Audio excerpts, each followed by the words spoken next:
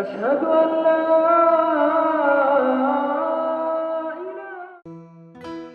Vincent Bagnall presents a tribute to William James.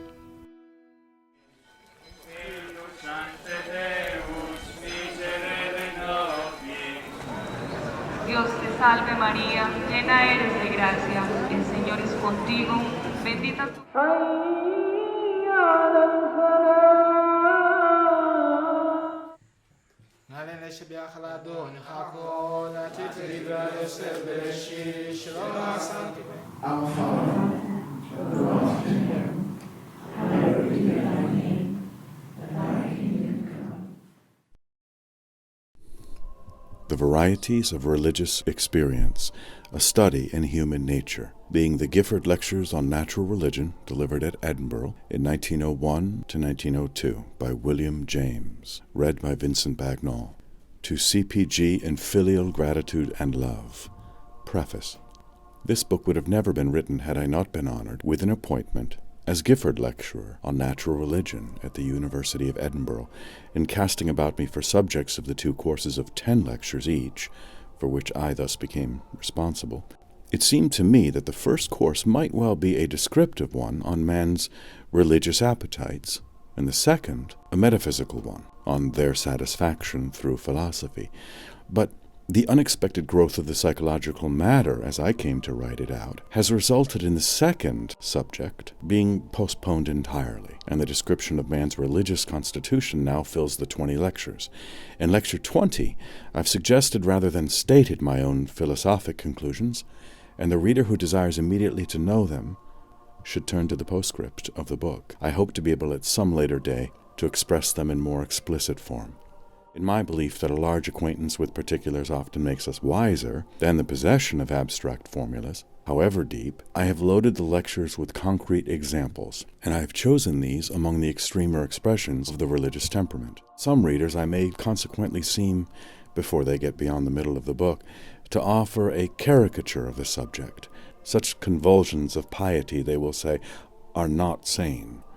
If, however, they will have the patience to read to the end, I believe that this unfavorable impression will disappear, for I there combine the religious impulses with other principles of common sense, which serve as correctives of exaggeration, and allow the individual reader to draw as moderate conclusions as he will. My thanks for help in writing these lectures are due to Edwin D. Starbuck of Stanford University, who made over to me his large collection of manuscript material, to Henry W. Rankin of East Northfield, a friend unseen but proved, to whom I owe precious information, to Theodore Flournoy of Geneva, to Canning Schiller of Oxford, and to my colleague Benjamin Rand, for documents to my colleague Dickinson S. Miller, and to my friends Thomas Wren Ward of New York and Wincenty Lutoslawski, late of Krakow, for important suggestions and advice.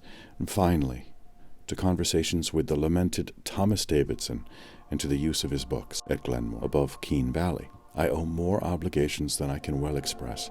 Harvard University, March 1902.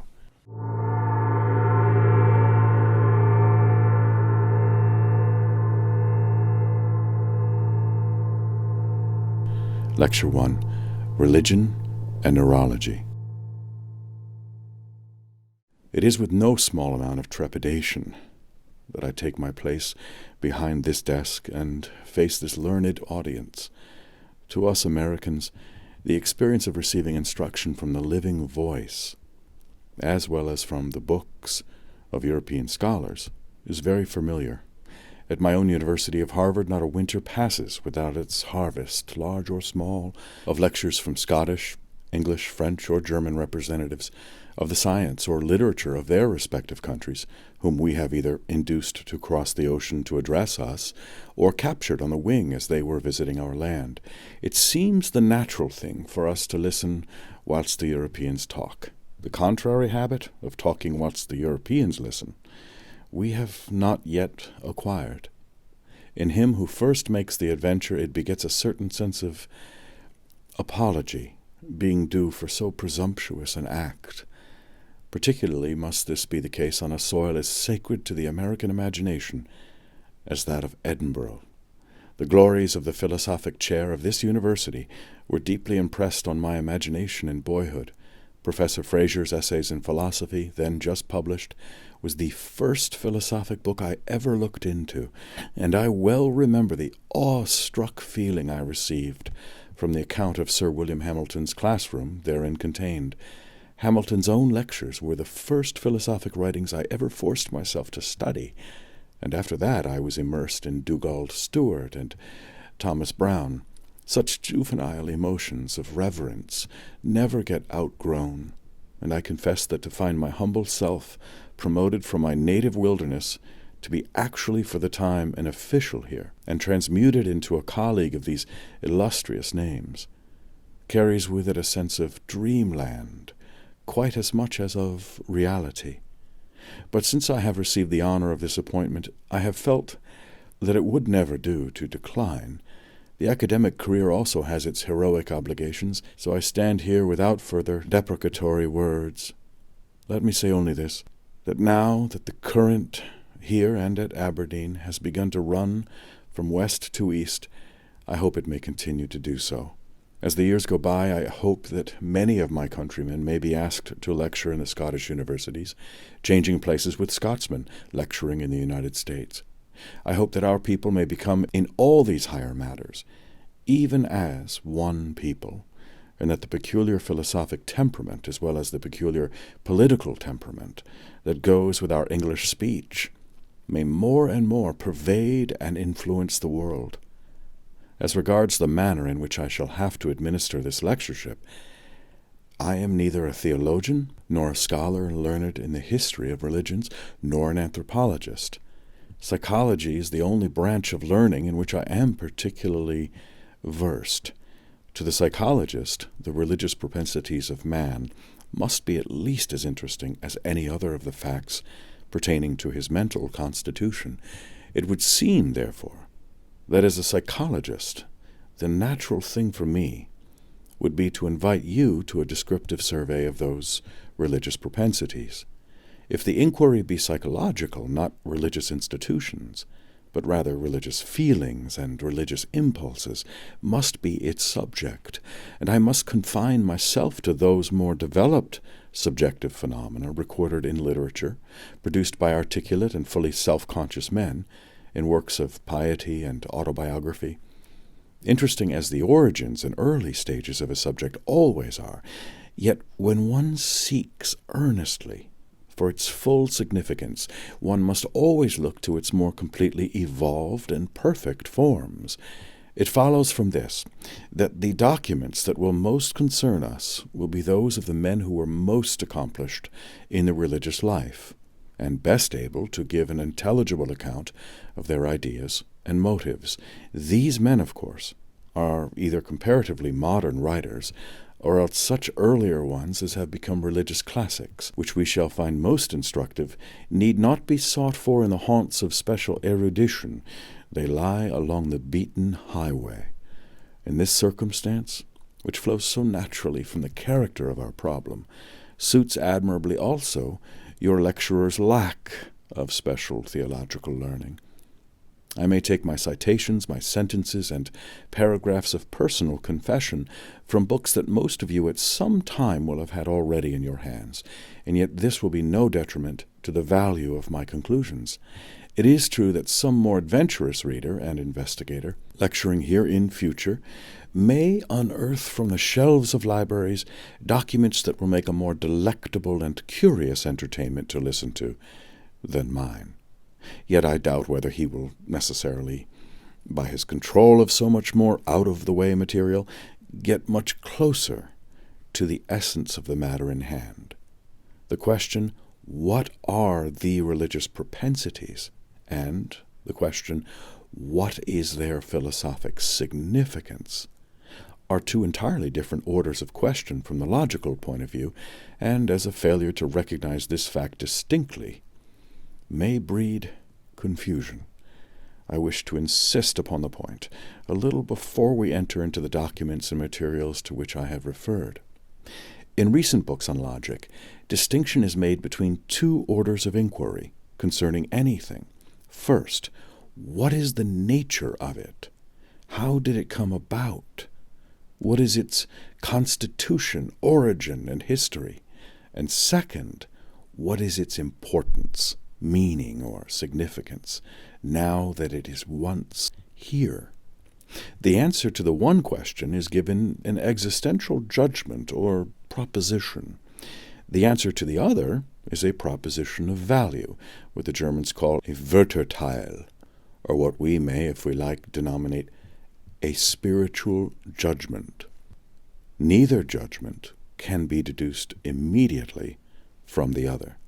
They proceed from diverse intellectual preoccupations, and the mind combines them only by making them first separately and then adding them together. In the matter of religions, it is particularly easy to distinguish the two orders of question. What is nowadays called the higher criticism of the Bible is only a study of the Bible from this existential point of view, neglected too much by the earlier church. Under just what biographic conditions did the sacred writers bring forth their various contributions to the holy volume, and what had they exactly in their several individual minds when they delivered their utterances? These are manifestly questions of historical fact, and one does not see how the answer to them can decide offhand the still further question of what use should such a volume, with its manner of coming into existence so defined, be to us as a guide to life and a revelation? To answer this other question, we must have already in our mind some sort of a general theory as to what the peculiarities in a thing should be which give it value for purposes of revelation. And this theory itself would be what I just called a spiritual judgment. Combining it with our existential judgment, we might indeed deduce another spiritual judgment as to the Bible's worth. Thus, if our theory of revelation value were to affirm that any book to possess it must have been composed automatically or not by the free caprice of the writer, or that it must exhibit no scientific and historic errors and express no local or personal passions, the Bible would probably fare ill at our hands. But if, on the other hand, our theory should allow that a book may well be a revelation in spite of errors and passions and deliberate human composition, if only it be a true record of the inner experiences of great-souled persons wrestling with the crises of their fate, then the verdict would be much more favorable. You see that the existential facts by themselves are insufficient for determining the value, and the best adepts of the higher criticism, accordingly, never confound the existential with the spiritual problem. With the same conclusions of fact before them, some take one view, and some another, of the Bible's value as a revelation, according as their spiritual judgment as to the foundation of values differs. I make these general remarks about the two sorts of judgment because there are many religious persons, some of you now present possibly are among them, who do not yet make a working use of the distinction, and who may therefore feel at first a little startled at the purely existential point of view from which in the following lectures the phenomena of religious experience must be considered. When I handle them biologically and psychologically as if they were mere curious facts of individual history, some of you may think it a degradation of so sublime a subject, and may even suspect me, until my purpose gets more fully expressed, of deliberately seeking to discredit the religious side of life. Such a result is, of course, absolutely alien to my intention, and since such a prejudice on your part would seriously obstruct the due effect of much of what I have to relate, I will devote a few more words to the point. There can be no doubt that as a matter of fact, a religious life exclusively pursued does tend to make the person exceptional and eccentric. I speak not now of your ordinary religious believer, who follows the conventional observances of his country, whether it be Buddhist, Christian, or Mohammedan. His religion has been made for him by others, communicated to him by tradition, determined to fixed forms by imitation, and retained by habit. It would profit us little to study this second-hand religious life. We must make search, rather, for the original experiences, which were the pattern setters to all this mass of suggested feeling and imitated conduct. These experiences we can only find in individuals for whom religious exists, not as a dull habit, but as an acute fever, rather. But such individuals are geniuses in the religious line, and like many other geniuses who have brought forth fruits effective enough for commemoration in the pages of biography, such religious geniuses have often shown symptoms of nervous instability, even more perhaps than other kinds of genius. Religious leaders have been subject to abnormal psychical visitations. Invariably, they have been creatures of exalted emotional sensibility. Often they have led a discordant inner life and had melancholy during a part of their career. They have known no measure, been liable to obsessions and fixed ideas, and frequently they have fallen into trances, heard voices, seen visions, and presented all sorts of peculiarities, which are ordinarily classed as pathological. Often, moreover, these pathological features in their career have helped to give them their religious authority and influence. If you ask for a concrete example, there can be no better one than is furnished by the person of George Fox. The Quaker religion which he founded is something which it is impossible to overpraise. In a day of shams, it was a religion of veracity, rooted in spiritual inwardness, and a return to something more like the original gospel truth than man had ever known in England. So far as our Christian sects today are evolving into liberality, they are simply reverting, in essence, to the position which Fox and the early Quakers so long ago assumed. No one can pretend for a moment that in point of spiritual sagacity and capacity, Fox's mind was unsound. Everyone who confronted him personally, from Oliver Cromwell down to county magistrates and jailers, seems to have acknowledged his superior power. Yet from the point of view of his nervous constitution, Fox was a psychopath or a détraqué of the deepest dye. His journal abounds in entries of this sort. As I was walking with several friends, I lifted up my head and saw 3 steeple-house spires, and they struck at my life. I asked them what place that was. They said, Lichfield. Immediately the word of the Lord came to me that I must go thither. Being come to the house we were going to, I wished the friends to walk into the house, saying nothing to them of whither I was to go. As soon as they were gone, I stepped away, and went by my eye over hedge and ditch, till I came within a mile of Lichfield, where in a great field shepherds were keeping their sheep. Then was I commanded by the Lord to pull off my shoes. I stood still, for it was winter, but the word of the Lord was like a fire in me. So I put off my shoes, and left them with the shepherds. And the poor shepherds trembled, and were astonished. Then I walked on about a mile, and as soon as I was got within the city, the word of the Lord came to me again, saying, Cry, woe to the bloody city of Lichfield. So I went up and down the streets, crying with a loud voice, Woe to the bloody city of Lichfield. It being market day, I went into the marketplace, and to and fro in the several parts of it, and made stands, crying as before, Woe to the bloody city of Lichfield. And no one laid hands on me. As I went thus crying through the streets, there seemed to me to be a channel of blood running down the streets, and the marketplace appeared like a pool of blood. When I had declared what was upon me, and felt myself clear, I went out of the town in peace, and returning to the shepherds, gave them some money, and took my shoes of them again. But the fire of the Lord was so on my feet and all over me, that I did not matter to put on my shoes again, and was at a stand whether I should or no, till I felt freedom from the Lord so to do. Then, after I had washed my feet, I put on my shoes again, After this, a deep consideration came upon me, for what reason I should be sent to cry against the city and call it the bloody city.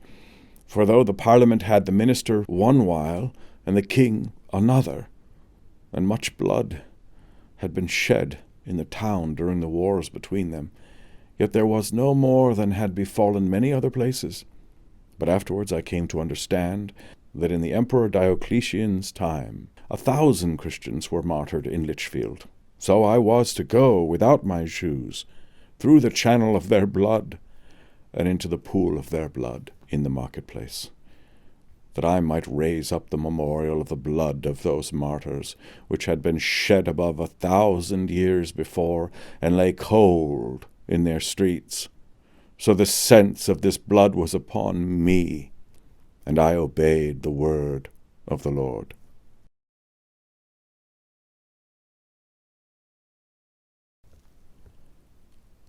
Bent as we are on studying religion's existential conditions, we cannot possibly ignore these pathological aspects of the subject. We must describe and name them, just as if they occurred in non-religious men. It is true that we instinctively recoil from seeing an object to which our emotions and affections are committed, handled by the intellect, as any other object is handled. The first thing the intellect does with an object is to class it along with something else. But any object that is infinitely important to us and awakens our devotion feels to us also as if it must be sui generis and unique. Probably a crab would be filled with a sense of personal outrage if it could hear us class it without ado or apology as a crustacean, and thus dispose of it. I am no such thing, it would say. I am myself alone. The next thing the intellect does is to lay bare the causes in which the thing originates. Spinoza says, I will analyze the actions and appetites of men as if it were a question of lines, of planes, and of solids. And elsewhere he remarks that he will consider our passions and their properties with the same eye with which he looks on all other natural things, since the consequences of our affections flow from their nature with the same necessity as it results from the nature of a triangle, that its 3 angles should be equal to 2 right angles. Similarly, M. Taine, in the introduction to his History of English Literature, has written, whether facts be moral or physical, it makes no matter. They always have their causes. There are causes for ambition, courage, veracity, just as there are for digestion, muscular movement, animal heat. Vice and virtue are products like vitriol and sugar. When we read such proclamations of the intellect, bent on showing the existential conditions of absolutely everything, we feel quite apart from our legitimate impatience at the somewhat ridiculous swagger of the program, in view of what the authors are actually able to perform, menaced and negated in the springs of our innermost life. Such cold-blooded assimilations threaten, we think, to undo our soul's vital secrets, as if the same breath which should succeed in explaining their origin would simultaneously explain away their significance and make them appear of no more preciousness either than the useful groceries of which M. Taine speaks.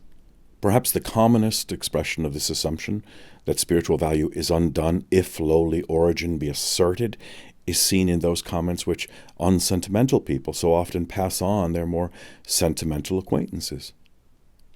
Alfred believes in immortality so strongly because his temperament is so emotional. Fanny's extraordinary conscientiousness is merely a matter of over-instigated nerves. William's melancholy about the universe is due to bad digestion. Probably his liver is torpid. Eliza's delight in her church is a symptom of her hysterical constitution. Peter would be less troubled about his soul if he would take more exercise in the open air, etc. A more fully developed example of the same kind of reasoning is the fashion, quite common nowadays among certain writers, of criticizing the religious emotions by showing a connection between them and the sexual life. Conversion is a crisis of puberty and adolescence. The macerations of saints and the devotion of missionaries are only instances of the parental instinct of self-sacrifice gone astray. For the hysterical nun, starving for natural life, Christ is but an imaginary substitute for a more earthly object of affection and the like. We are surely all familiar in a general way with this method of discrediting states of mind for which we have an antipathy. We all use it to some degree in criticizing persons whose states of mind we regard as overstrained. But when other people criticize our own more exalted soul flights by calling them nothing but expressions of our organic disposition, we feel outraged and hurt, for we know that whatever be our organism's peculiarities, our mental states have their substantive value as revelations of the living truth. And we wish that all this medical materialism could be made to hold its tongue. Medical materialism seems indeed a good appellation for the too simple-minded system of thought which we are considering. Medical materialism finishes up St. Paul by calling his vision on the road to Damascus a discharging lesion of the occipital cortex. He, being an epileptic, it snuffs out St. Teresa as an hysteric, St. Francis of Assisi as an hereditary degenerate, George Fox's discontent with the shams of his age and his pining for spiritual veracity it treats as a symptom of a disordered colon. Carlyle's organ tones of misery it accounts for by a gastro-duodenal catarrh. All such mental overtensions, it says, are, when you come to the bottom of the matter, mere affairs of diathesis, auto-intoxications most probably due to the perverted action of various glands, which physiology will yet discover. And medical materialism then thinks that the spiritual authority of all such personages is successfully undermined. Let us ourselves look at the matter in the largest possible way. Modern psychology, finding definite psychophysical connections to hold good, assumes as a convenient hypothesis that the dependence of mental states upon bodily conditions must be thoroughgoing and complete. If we adopt the assumption, then of course what medical materialism insists on must be true in a general way, if not in every detail. St. Paul certainly had once an epileptoid, if not an epileptic seizure. George Fox was an hereditary degenerate. Carlyle was undoubtedly auto-intoxicated by some organ or other, no matter which, and the rest. But now, I ask you, how can such an existential account of facts of mental history decide in one way or another upon their spiritual significance? According to the general postulate of psychology just referred to, there is not a single one of our states of mind, high or low, healthy or morbid, that has not some organic process as its condition. Scientific theories are organically conditioned just as much as religious emotions are, and if we only knew the facts intimately enough, we should doubtless see the liver determining the dicta of the sturdy atheist as decisively as it does those of the Methodist under conviction, anxious about his soul. When it alters, in one way, the blood that percolates it, we get the Methodist, when in another way we get the atheist form of mind. So of all our raptures and our drynesses, our longings and pantings, our questions and beliefs, they are equally organically founded, be they of religious or of non-religious content. To plead the organic causation of a religious state of mind, then in refutation of its claim to possess superior spiritual value, is quite illogical and arbitrary, unless one have already worked out in advance some psychophysical theory connecting spiritual values in general with determinate sorts of physiological change Otherwise, none of our thoughts and feelings, not even our scientific doctrines, not even our disbeliefs, could retain any value as revelations of the truth. For every one of them, without exception, flows from the state of their possessor's body at the time. It is needless to say that medical materialism draws, in point of fact, no such sweeping skeptical conclusion. It is sure, just as every simple man is sure, that some states of mind are inwardly superior to others, and reveal to us more truth, and in this it simply makes use of an ordinary spiritual judgment.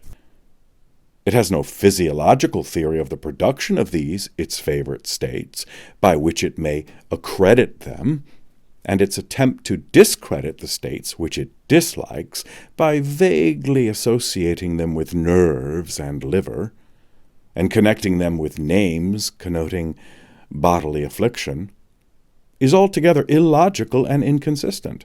Let us play fair in this whole matter and be quite candid with ourselves and with the facts. When we think certain states of mind superior to others, is it ever because of what we know concerning their organic antecedents? No. It is always for two entirely different reasons. It is either because we take an immediate delight in them, or else it is because we believe them to bring us good consequential fruits for life. Whether we speak disparagingly of feverish fancies, surely the fever process, as such, is not the ground of our disesteem. For aught we know to the contrary, 103 degrees or 104 degrees Fahrenheit might be a much more favorable temperature for truths to germinate and sprout in than the more ordinary blood heat of 97 or 98 degrees. It is either the disagreeableness itself of the fancies, or their inability to bear the criticisms of the convalescent hour. When we praise the thoughts which health brings, health's peculiar chemical metabolisms have nothing to do with determining our judgment. We know, in fact, almost nothing about these metabolisms. It is the character of inner happiness in the thoughts which stamps them as good, or else their consistency with our other opinions and their serviceability for our needs, which make them pass for true in our esteem. Now, the more intrinsic and the more remote of these criteria do not always hang together. Inner happiness and serviceability do not always agree. What immediately feels most good is not always most true when measured by the verdict of the rest of experience. The difference between Philip drunk and Philip sober is the classic instance in corroboration. If merely feeling good could decide, drunkenness would be the supremely valid human experience. But its revelations, however acutely satisfying at the moment, are inserted into an environment which refuses to bear them out for any length of time. The consequence of this discrepancy of the two criteria is the uncertainty which still prevails over so many of our spiritual judgments. There are moments of sentimental and mystical experience, we shall hereafter hear much of them, that carry an enormous sense of inner authority and illumination with them when they come. But they come seldom, and they do not come to everyone. And the rest of life makes either no connection with them or tends to contradict them more than it confirms them. Some persons follow more the voice of the moment in these cases. Some prefer to be guided by the average results. Hence the sad discordancy of so many of the spiritual judgments of human beings, a discordancy which will be brought home to us acutely enough before these lectures end. It is, however, a discordancy that can never be resolved by any merely medical test. A good example of the impossibility of holding strictly to the medical tests is seen in the theory of the pathological causation of genius promulgated by recent authors.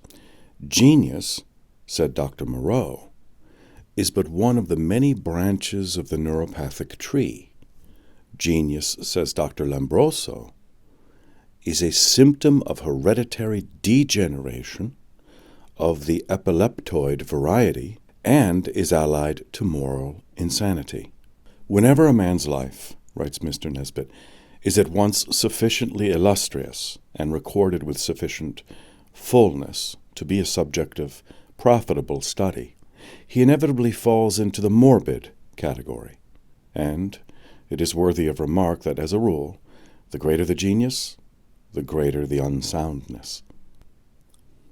Now, do these authors, after having succeeded in establishing to their own satisfaction that the works of genius are fruits of disease, consistently proceed thereupon to impugn the value of the fruits? Do they deduce a new spiritual judgment from their new doctrine of existential conditions? Do they frankly forbid us to admire the productions of genius from now onwards?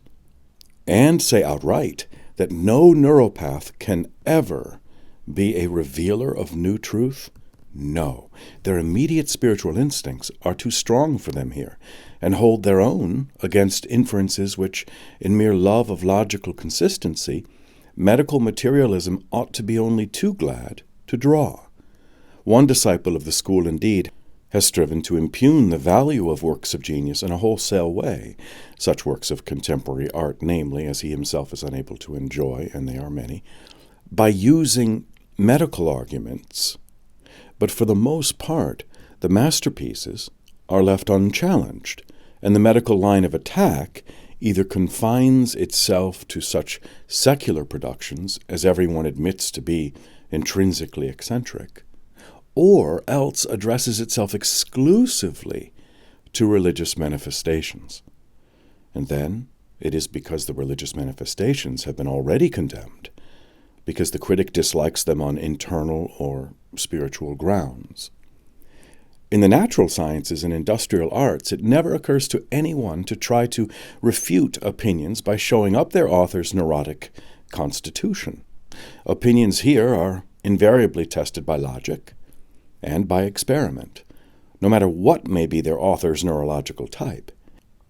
It should be no otherwise with religious opinions. Their value can only be ascertained by spiritual judgments directly passed upon them, judgments based on our own immediate feeling primarily, and secondarily on what we can ascertain of their experiential relations to our moral needs and to the rest of what we hold as true. Immediate luminousness, in short, philosophical reasonableness, and moral helpfulness are the only available criteria. St. Teresa might have had the nervous system of the placidest cow, and it would not now save her theology if the trial of the theology by these other tests should show it to be contemptible. And conversely, if her theology can stand these other tests, it will make no difference how hysterical or nervously off her balance St. Teresa may have been when she was with us here below. You see that at bottom we are thrown back upon the general principles by which the empirical philosophy has always contended that we must be guided in our search for truth. Dogmatic philosophies have sought for tests for truth, which might dispense us from appealing to the future, some direct mark by noting which we can be protected immediately and absolutely, now and forever, against all mistake. Such has been the darling dream of philosophic dogmatists. It is clear that the origin of the truth would be an admirable criterion of this sort. Such has been the darling dream of philosophic dogmatists. It is clear that the origin of the truth would be an admirable criterion of this sort, if only the various origins could be discriminated from one another from this point of view. And the history of dogmatic opinion shows that origin has always been a favorite test. Origin in immediate intuition, origin in pontifical authority, origin in supernatural revelation, as by vision, hearing, or unaccountable impression, origin in direct possession by a higher spirit, expressing itself in prophecy and warning, origin in automatic utterance generally. These origins have been stock warrants for the truth of one opinion after another which we find represented in religious history. The medical materialists are therefore only so many belated dogmatists, neatly turning the tables on their predecessors by using the criterion of origin in a destructive instead of an accreditive way. They are effective with their talk of pathological origin only so long as supernatural origin is pleaded by the other side, and nothing but the argument from origin is under discussion. But the argument from origin has seldom been used alone, for it is too obviously insufficient. Dr. Maudsley is perhaps the cleverest of the rebutters of supernatural religion on grounds of origin, yet he finds himself forced to write, "What right have we to believe nature under any obligation to do her work by means of complete minds only? She may find an incomplete mind a more suitable instrument for a particular purpose. It is the work that is done and the quality in the worker by which it was done that is alone of the moment. And it may be no great matter from a cosmical standpoint if in other qualities of character he was singularly defective, if indeed he were hypocrite, adulterer, eccentric, or lunatic. Home we come again, then, to the old and last resort of certitude, namely the common assent of mankind, or of the competent by instruction and training among mankind. In other words, not its origin, but the way in which it works on the whole is Dr. Maudsley's final test of a belief. This is our own empiricist criterion, and this criterion, the stoutest insisters on supernatural origin have also been forced to use in the end. Among the visions and messages, some have always been too patently silly. Among the trances and convulsive seizures, some have been too fruitless for conduct and character, to pass themselves off as significant, still less as divine. In the history of Christian mysticism, the problem how to discriminate between such messages and experiences as were really divine miracles, and such others as the demon in his malice was able to counterfeit, thus making the religious person twofold more the child of hell he was before, has always been a difficult one to solve, needing all the sagacity and experience of the best directors of conscience. In the end, it had to come to our empiricist criterion. By their fruits ye shall know them, not by their roots. Jonathan Edwards' treatise on religious affections is an elaborate working out of this thesis. The roots of a man's virtue are inaccessible to us. No appearances whatever are infallible proofs of grace. Our practice is the only sure evidence, even to ourselves, that we are genuinely Christians. In forming a judgment of ourselves now, Edwards writes, we should certainly adopt that evidence which our supreme judge will chiefly make use of when we come to stand before him at the last day. There is not one grace of the Spirit of God, of the existence of which in any professor of religion, Christian practice is not the most decisive evidence.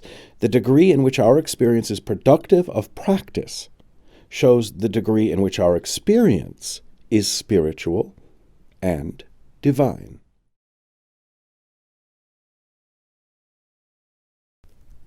Catholic writers are equally emphatic.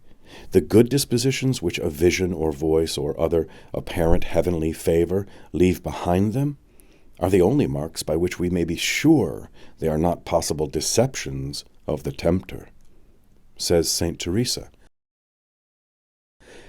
like imperfect sleep, which, instead of giving more strength to the head, doth but leave it the more exhausted.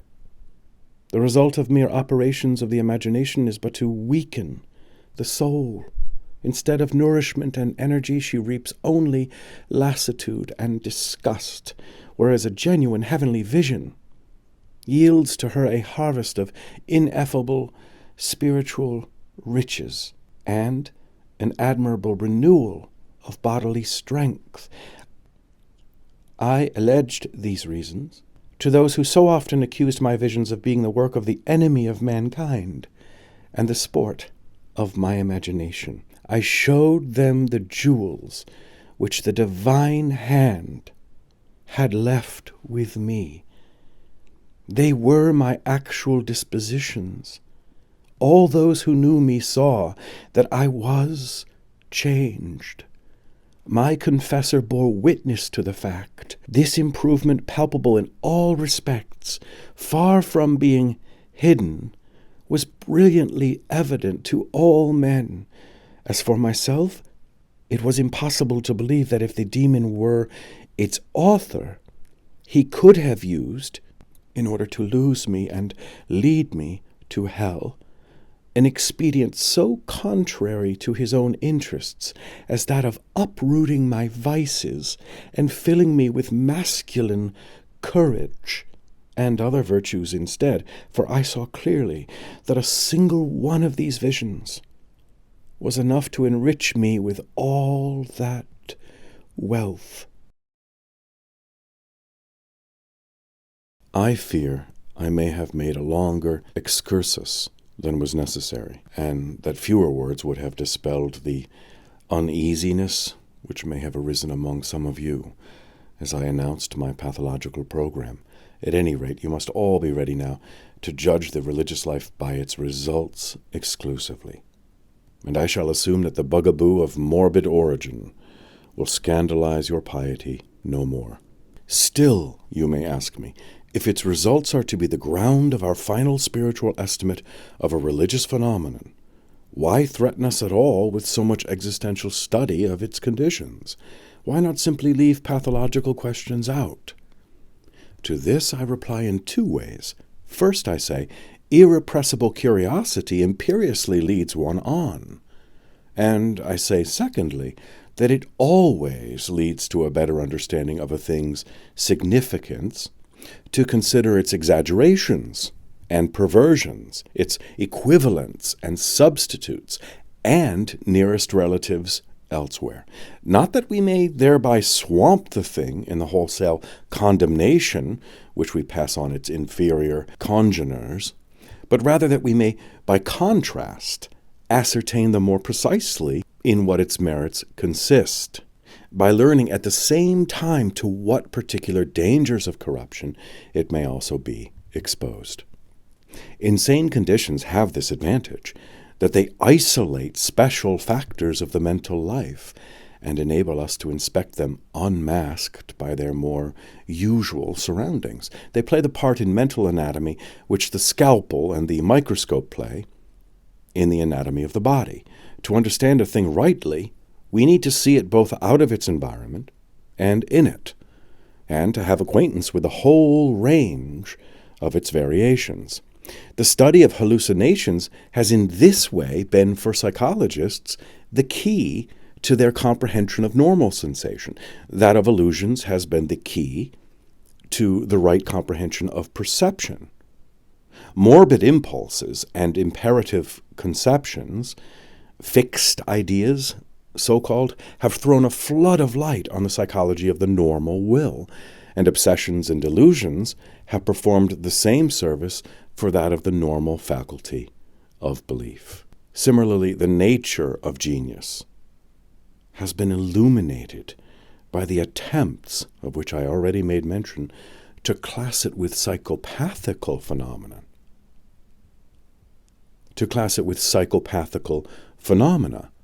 Borderland insanity, crankiness, insane temperament, loss of mental balance, psychopathic degeneration, to use a few of the many synonyms by which it has been called, has certain peculiarities and liabilities which, when combined with a superior quality of intellect in an individual, make it more probable that he will make his mark and affect his age than if his temperament were less neurotic. There is, of course, no special affinity between crankiness as such and superior intellect, for most psychopaths have feeble intellects, and superior intellects more commonly have normal nervous systems.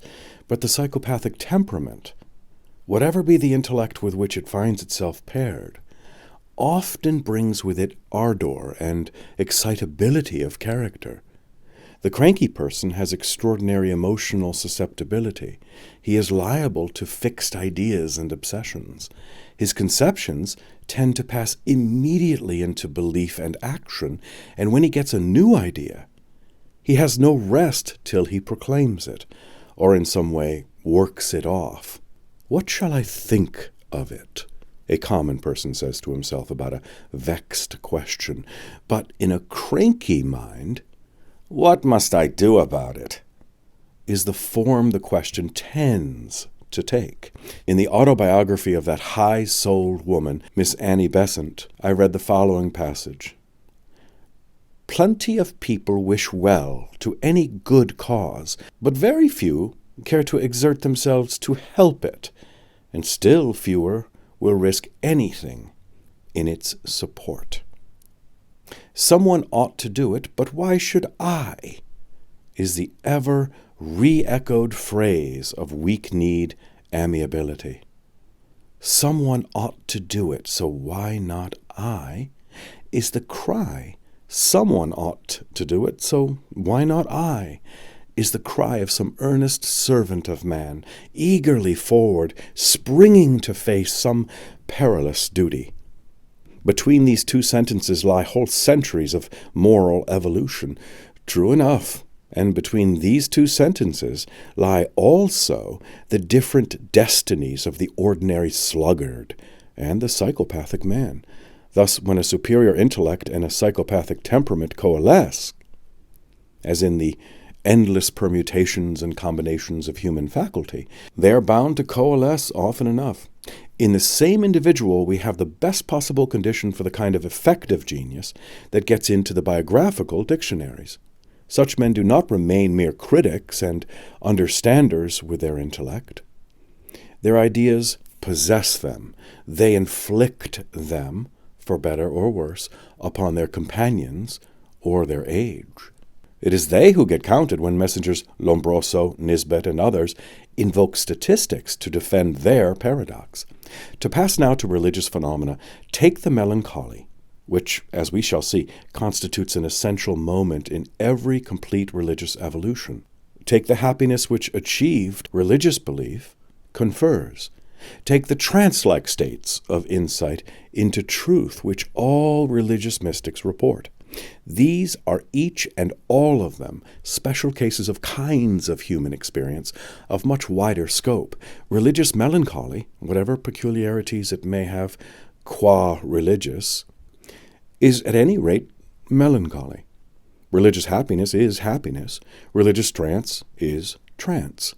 And the moment we renounce the absurd notion that a thing is exploded away as soon as it is classed with others, or its origin is shown, the moment we agree to stand by experimental results and inner quality in judging of values, who does not see that we are likely to ascertain the distinctive significance of religious melancholy and happiness, or of religious trances, far better by comparing them as conscientiously as we can with other varieties of melancholy, happiness, and trance, than by refusing to consider their place in any more general series, and treating them as if they were outside of nature's order altogether? I hope that the course of these lectures will confirm us in this supposition. As regards the psychopathic origin of so many religious phenomena, that would not be in the least surprising or disconcerting, even were such phenomena certified from on high to be the most precious of human experiences. No one organism can possibly yield to its owner the whole body of truth. Few of us are not in some way infirm or even diseased, and our very infirmities help us unexpectedly.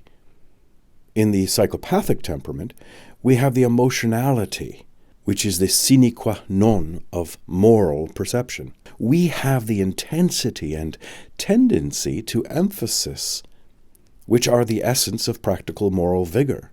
And we have the love of metaphysics and mysticism, which carry one's interests beyond the surface of the sensible world. What then is more natural than that this temperament should introduce one to regions of religious truth, to corners of the universe, which your robust Philistine type of nervous system, forever offering its biceps to be felt, thumping its breast, and thanking heaven that it hasn't a single morbid fiber in its composition, would be sure to hide forever from its self-satisfied possessors? If there were such a thing as inspiration from a higher realm, it might well be that the neurotic temperament would furnish the chief condition of the requisite receptivity. And having said thus much, I think that I may let the matter of religion and neuroticism drop.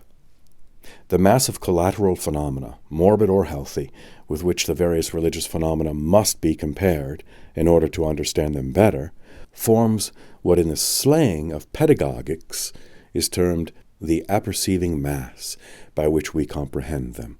The only novelty that I can imagine this course of lectures to possess lies in the breadth of the apperceiving mass. I may succeed in discussing religious experiences in a wider context than has been usual in university courses.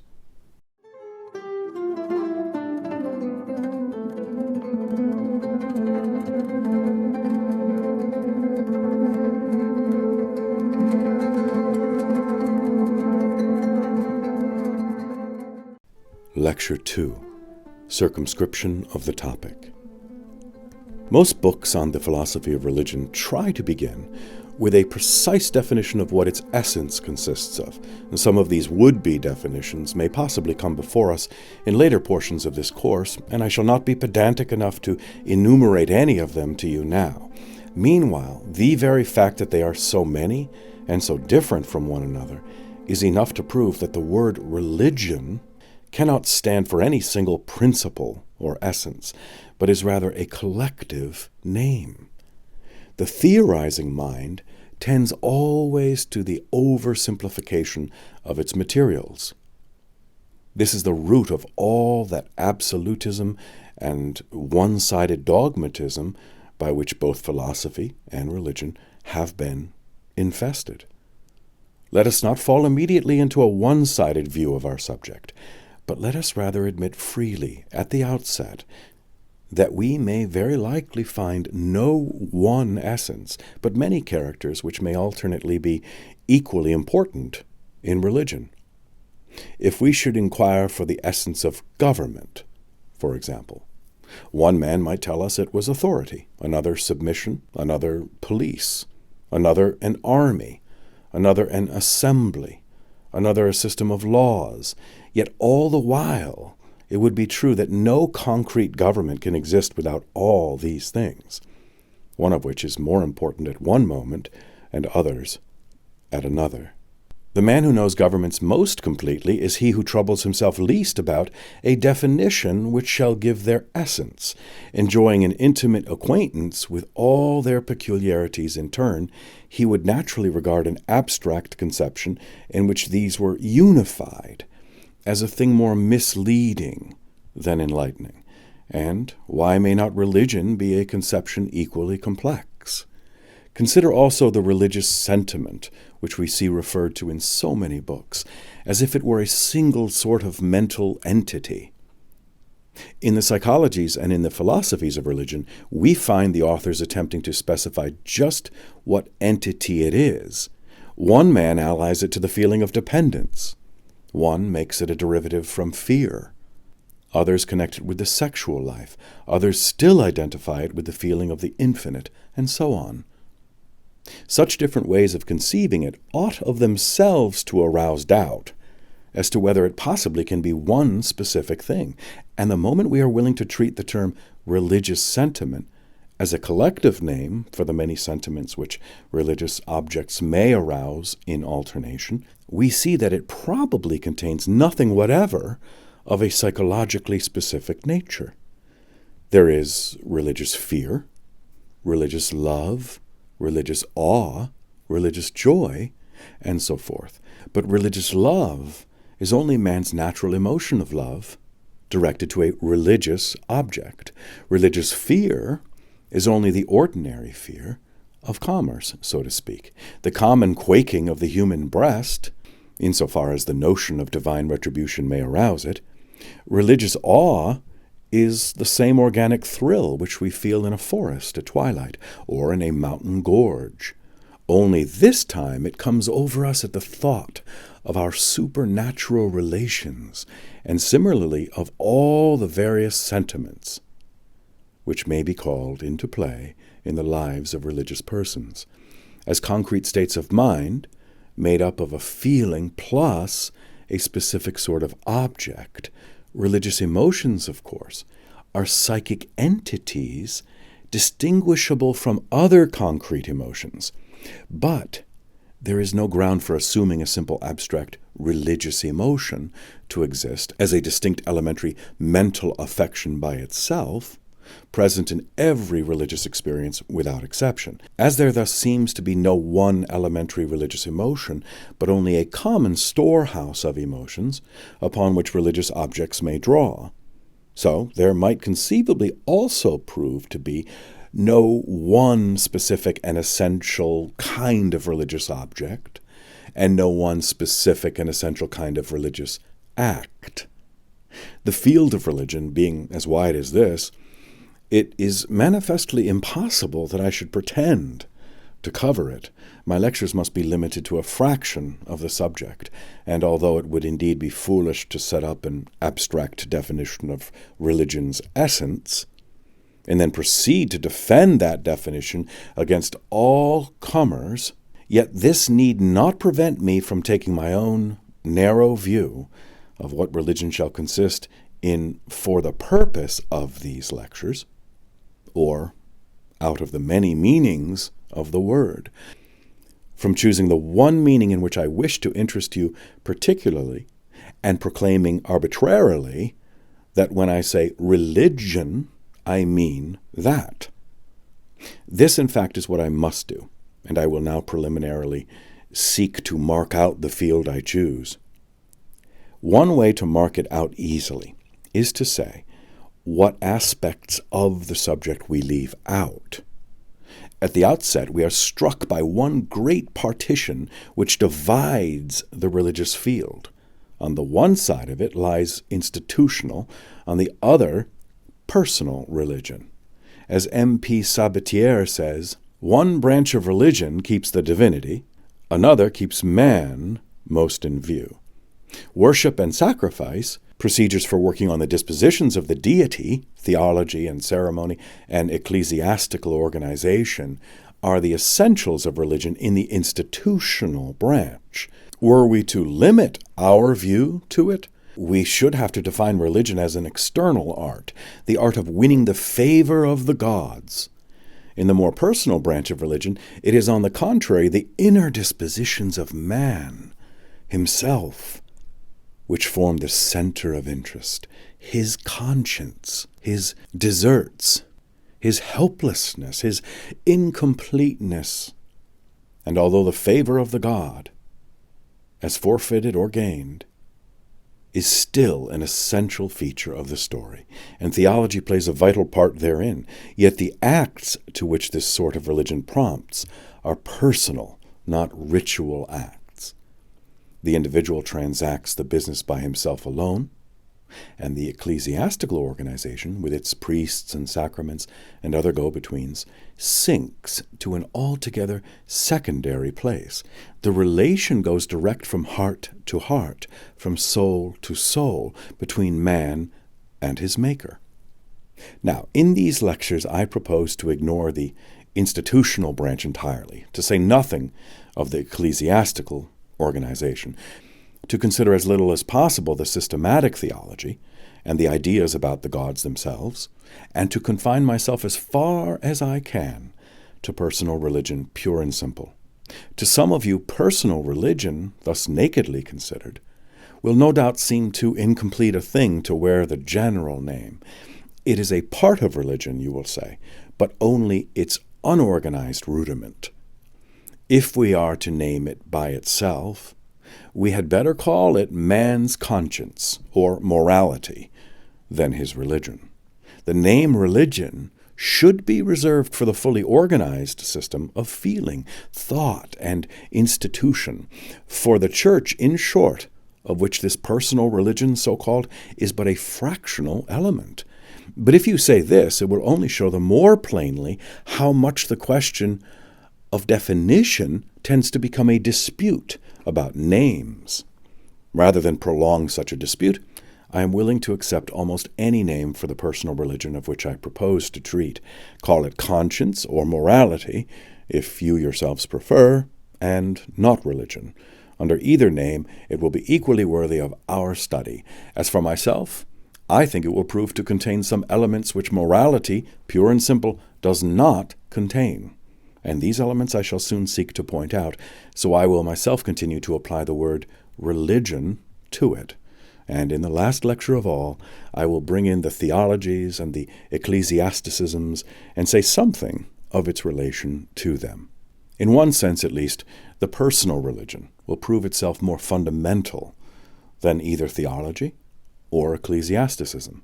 Churches, when once established, live at second hand upon tradition, but the founders of every church owed their power originally to the fact of their direct personal communion with the divine.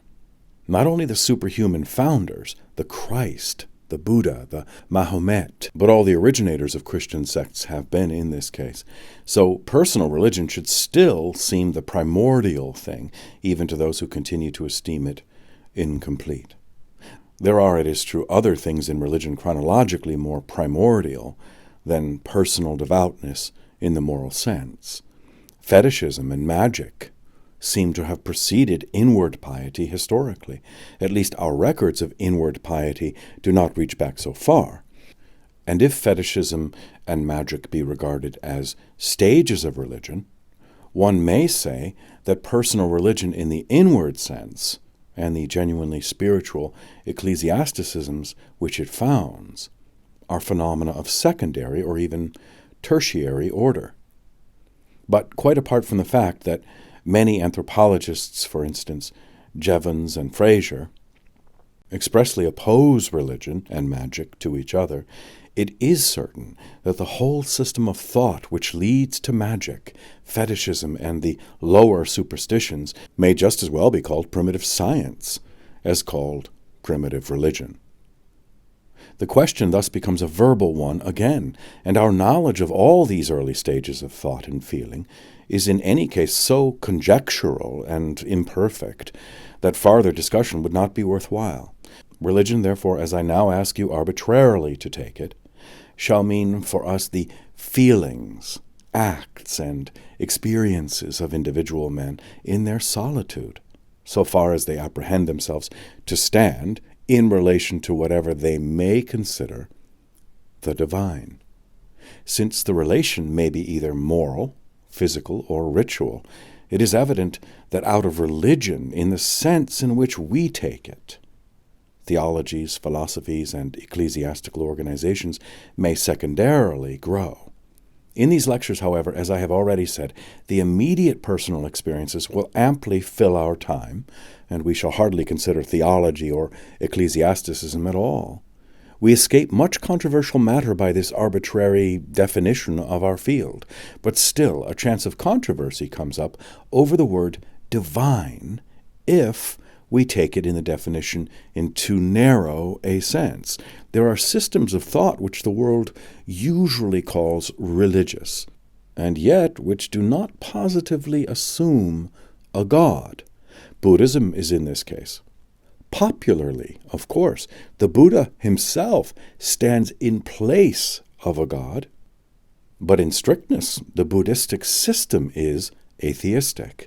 Modern transcendental idealism, Emersonianism, for instance, also seems to let God evaporate into abstract ideality. Not a deity in concreto, not a superhuman person, but the immanent divinity in things. The essentially spiritual structure of the universe is the object of the transcendentalist cult. In that address to the graduating class at Divinity College in 1838, which made Emerson famous, the frank expression of this worship of mere abstract laws was what made the scandal of the performance. "These laws," said the speaker, "execute themselves. They are out of time, out of space, and not subject to circumstance.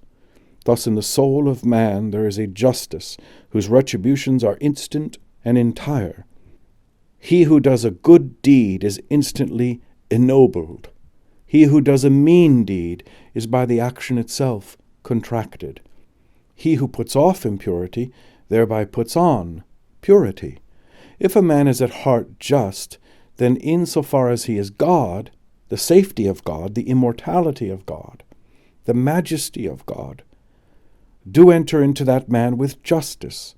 If a man dissemble, deceive, he deceives himself and goes out of acquaintance with his own being. Character is always known. Thefts never enrich. Alms never impoverish. Murder will speak out of stone walls. The least admixture of a lie, for example, the taint of vanity, any attempt to make a good impression, a favorable appearance, will instantly vitiate the effect.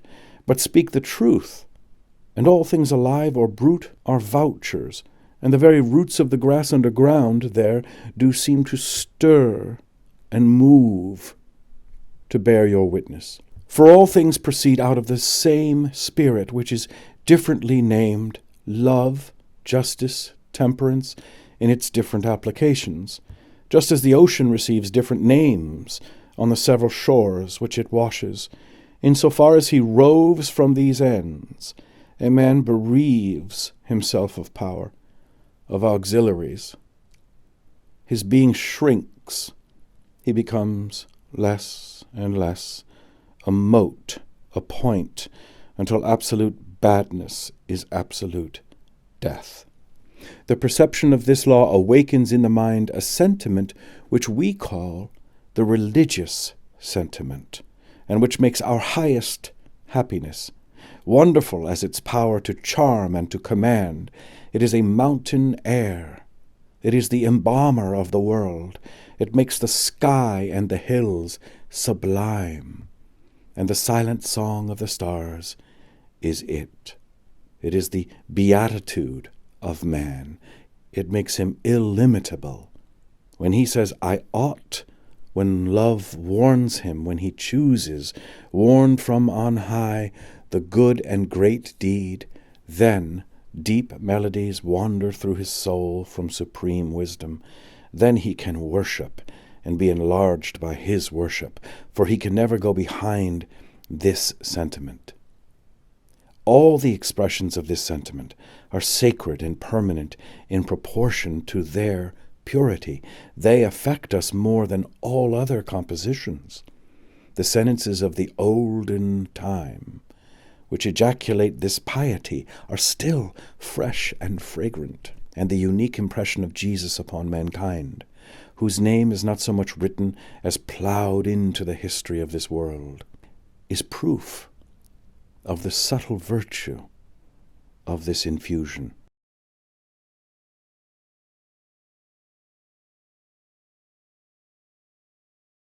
Such is the Emersonian religion. The universe has a divine soul of order, which soul is moral, being also the soul within the soul of man. But whether this soul of the universe be a mere quality, like the eye's brilliancy or the skin's softness, or whether it be a self-conscious life, like the eye's seeing or the skin's feeling, is a decision that never unmistakably appears in Emerson's pages. It quivers on the boundary of these things, sometimes leaning one way, sometimes the other, to suit the literary rather than the philosophic need. Whatever it is, though, it is active.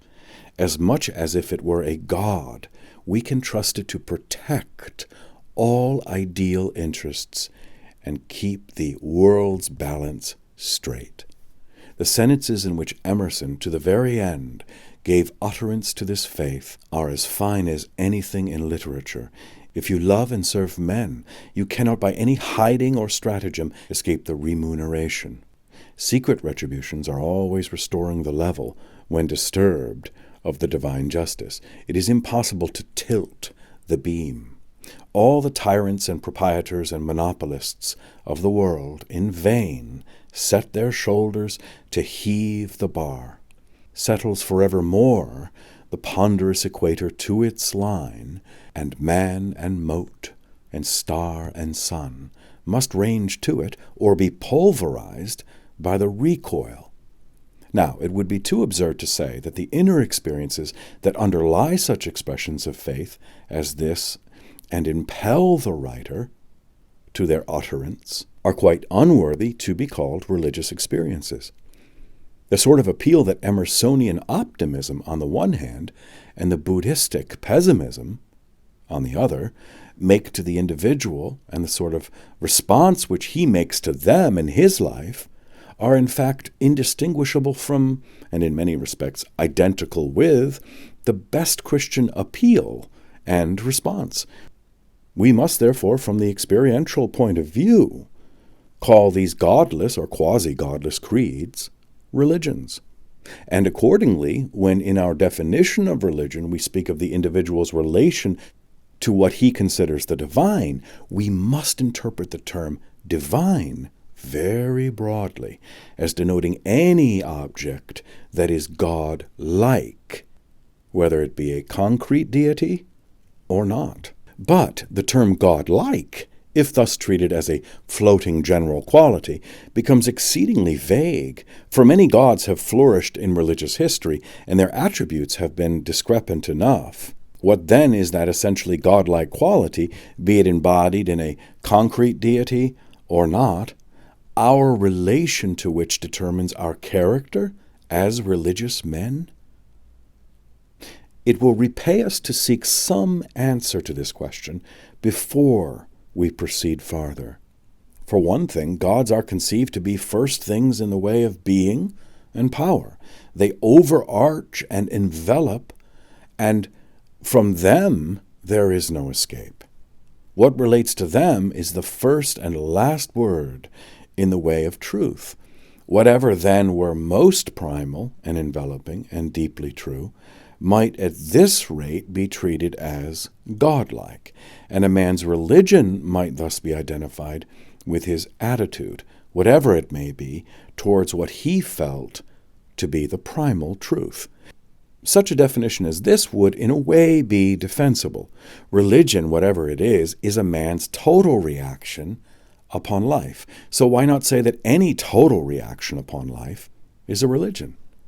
Total reactions are different from casual reactions, and total attitudes are different from usual or professional attitudes.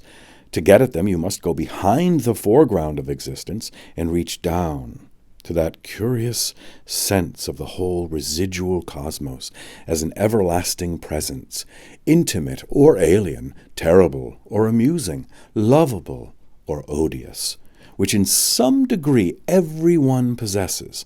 This sense of the world's presence, appealing as it does to our peculiar individual temperament, makes us either strenuous or careless, devout or blasphemous, gloomy or exultant about life at large, and our reaction, involuntary and inarticulate, and often half unconscious as it is the completest of all our answers to the question: what is the character of this universe in which we dwell?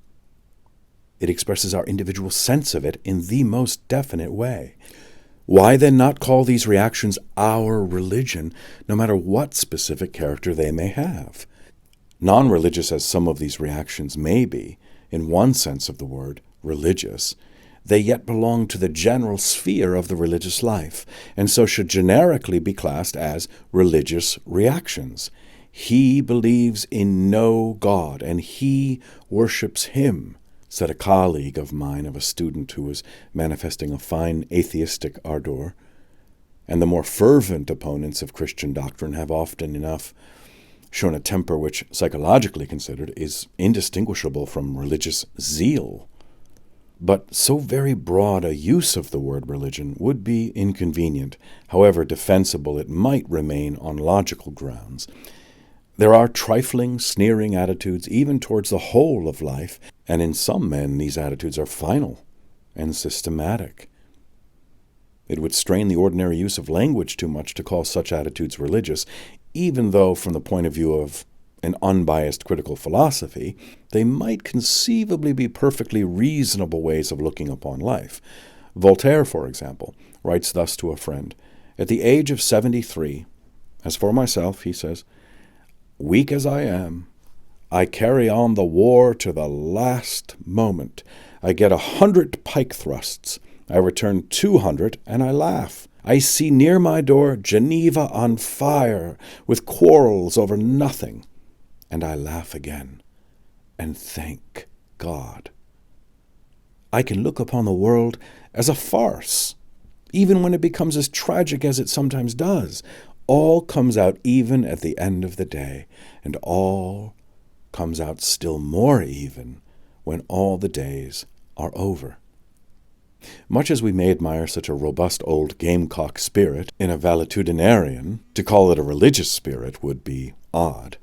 Yet it is for the moment Voltaire's reaction on the whole of life. "Je m'en fiche" is the vulgar French equivalent for our English ejaculation, "who cares?"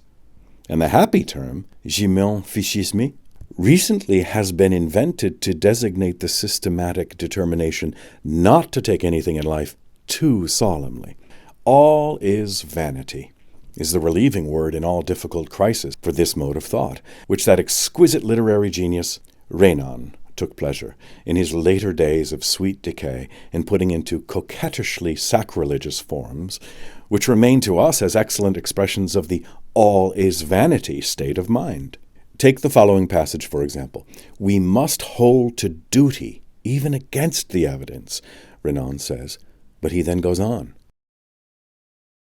"There are many chances that the world may be nothing but a fairy pantomime of which no God has care. We must therefore arrange ourselves so that on neither hypothesis we shall be completely wrong. We must listen to the superior voices, but in such a way that if the second hypothesis were true, we should not have been too completely duped.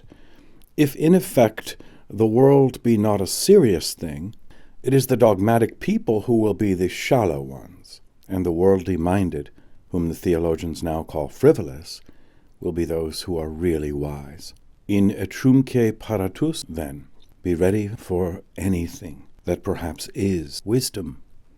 Give ourselves up according to the hour to confidence, to skepticism, to optimism, to irony, and we may be sure that at certain moments at least we shall be with the truth.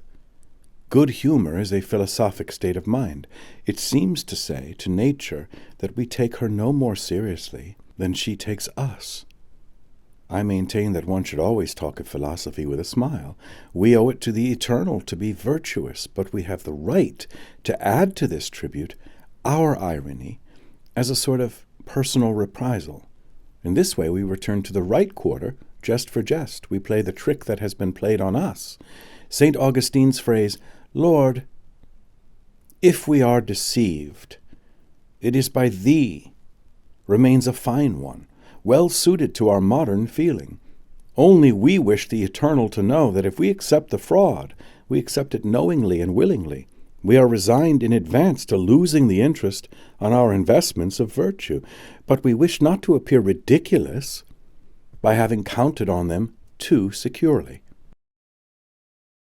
Surely all the usual associations of the word religion would have to be stripped away if such a systematic parti pris of irony were also to be denoted by the name. For common men, religion, whatever more special meanings it may have, signifies always a serious state of mind. If any one phrase could gather its universal message, that phrase would be, all is not vanity in this universe, whatever the appearances may suggest. If it can stop anything, religion as commonly apprehended can stop just such chafing talk as renons.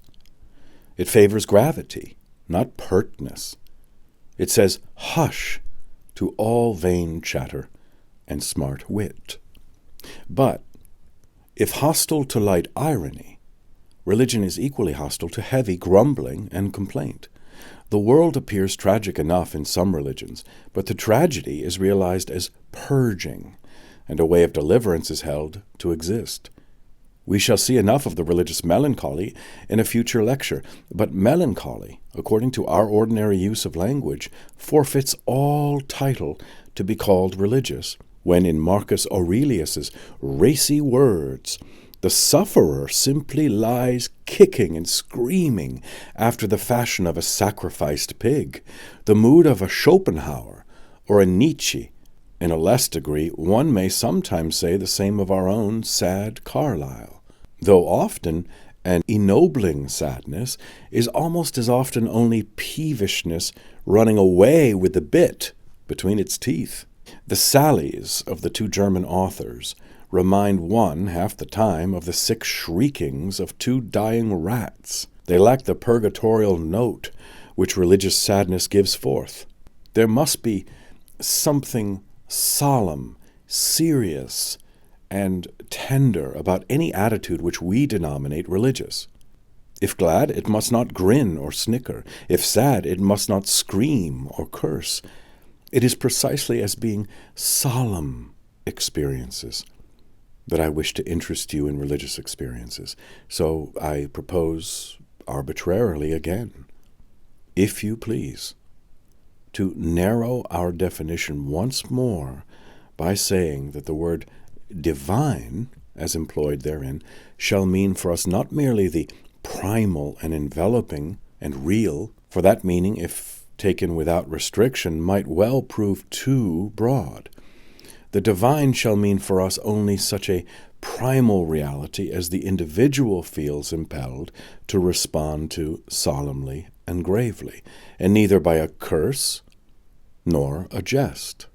But solemnity and gravity and all such emotional attributes admit of various shades, and do what we will with our defining, the truth must at last be confronted, that we are dealing with a field of experience where there is not a single conception that can be sharply drawn.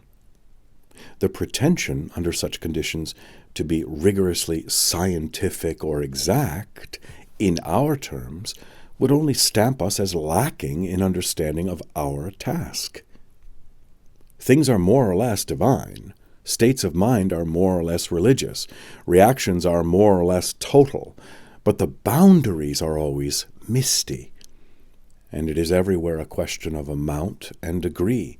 Nevertheless, at their extreme of development, there can never be any question as to what experiences are religious. The divinity of the object and the solemnity of the reaction are too well marked for doubt. Hesitation as to whether a state of mind is religious or irreligious or moral or philosophical is only likely to arise when the state of mind is weakly characterized. But in that case, it will be hardly worthy of our study at all. With states that can only be courtesy be called religious, we need have nothing to do, our only profitable business being with what nobody can possibly feel tempted to call anything else. I said in my former lecture that we learn most about a thing when we view it under a microscope, as it were, or in its most exaggerated form. This is as true of religious phenomena as of any other kind of fact. The only cases likely to be profitable enough to repay our attention will therefore be cases where the religious spirit is unmistakable and extreme, Its fainter manifestations we may tranquilly pass by.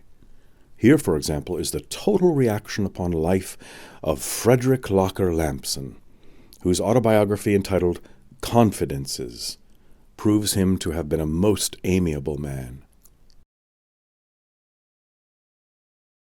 I am so far resigned to my lot that I feel small pain at the thought of having to be part from what has been called the pleasant habit of existence, the sweet fable of life. I would not care to live my wasted life over again, and so, to prolong my span, strange to say, I have but little wish to be younger. I submit with a chill at my heart. I humbly submit because it is the divine will and my appointed destiny. I dread the increase of infirmities that will make me a burden to those around me, those dear to me. No, let me slip away as quietly and comfortably as I can. Let the end come, if peace come with it. I do not know that there is a great deal to be said for this world, or our sojourn here upon it, but it has pleased God so to place us, and it must please me also. I ask you, what is human life? Is not it a maimed happiness? Care and weariness, weariness and care, with the baseless expectation, the strange cozenage of a brighter tomorrow? At best, it is but a froward child that must be played with and humoured to keep it quiet till it falls asleep, and then the care is over. This is a complex, a tender, a submissive, and a graceful state of mind.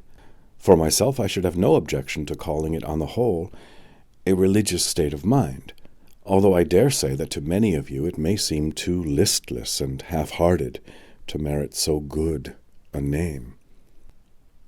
But what matters it in the end whether we call such a state of mind religious or not?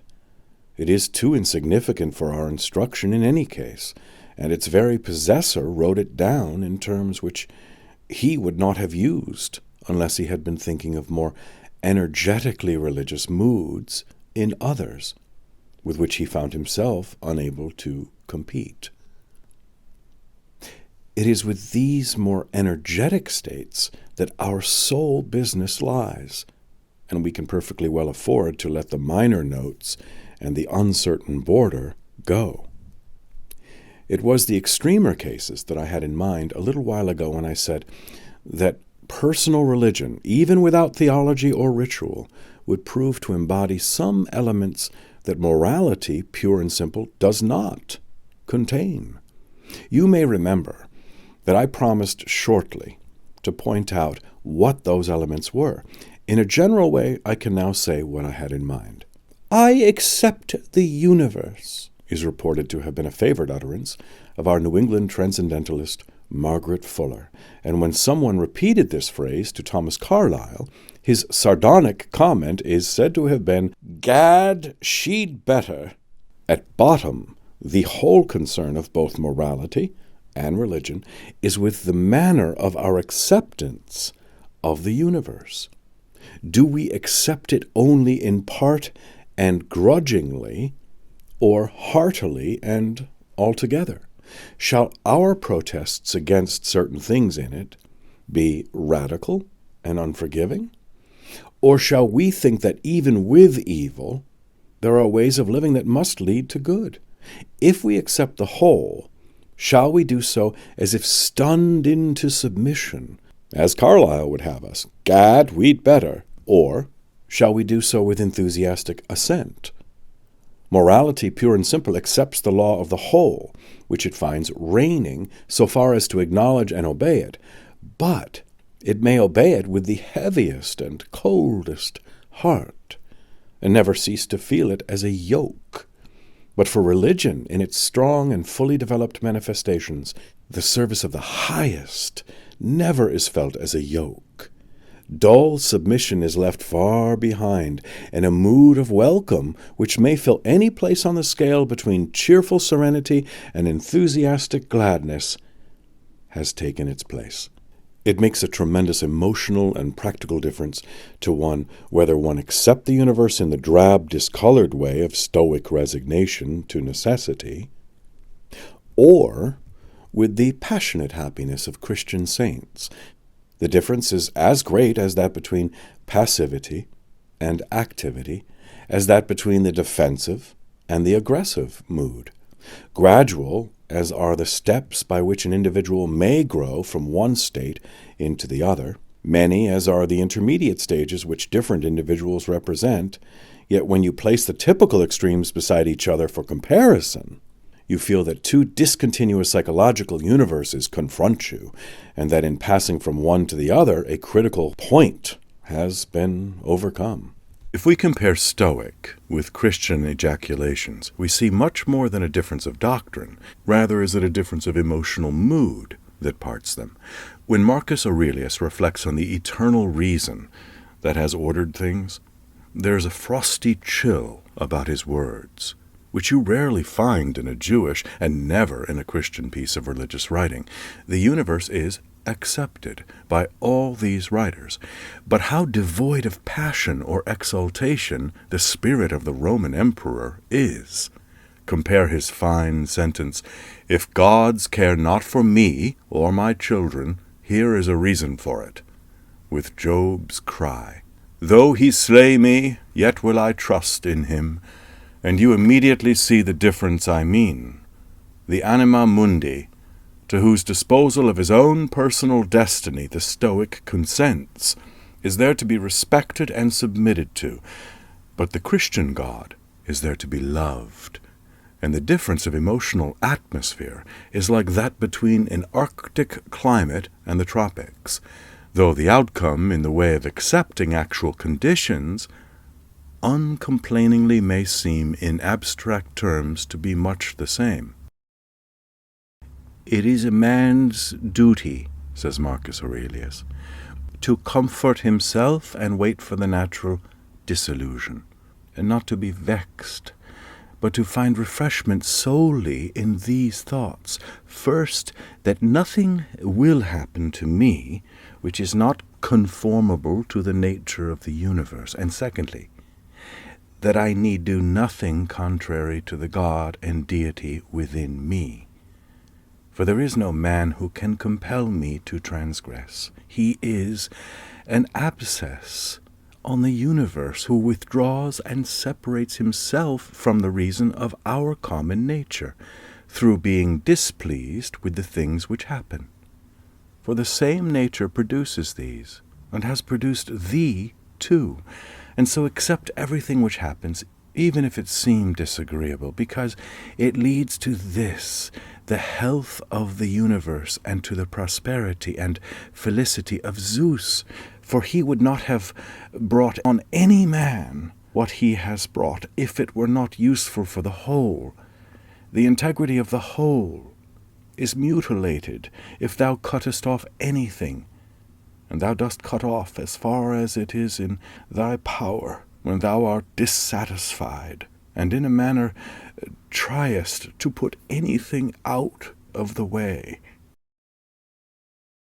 Compare now this mood with that of the old Christian author of the Theologia Germanica. Where men are enlightened with the true light, they renounce all desire and choice, and commit and commend themselves and all things to the eternal goodness, so that every enlightened man could say, I would fain be to the eternal goodness what his own hand is to a man. Such men are in a state of freedom, because they have lost the fear of pain or hell, and the hope of reward or heaven, and are living in pure submission to the eternal goodness, in the perfect freedom of fervent love. When a man truly perceiveth and considereth himself, who and what he is, and findeth himself utterly vile and wicked and unworthy, he falleth into such a deep abasement that it seemeth to him reasonable that all creatures in heaven and earth should rise up against him, and therefore he will not and dare not desire any consolation and release, but he is willing to be unconsoled and unreleased, and he doth not grieve over his sufferings, for they are right in his eyes, and he hath nothing to say against them.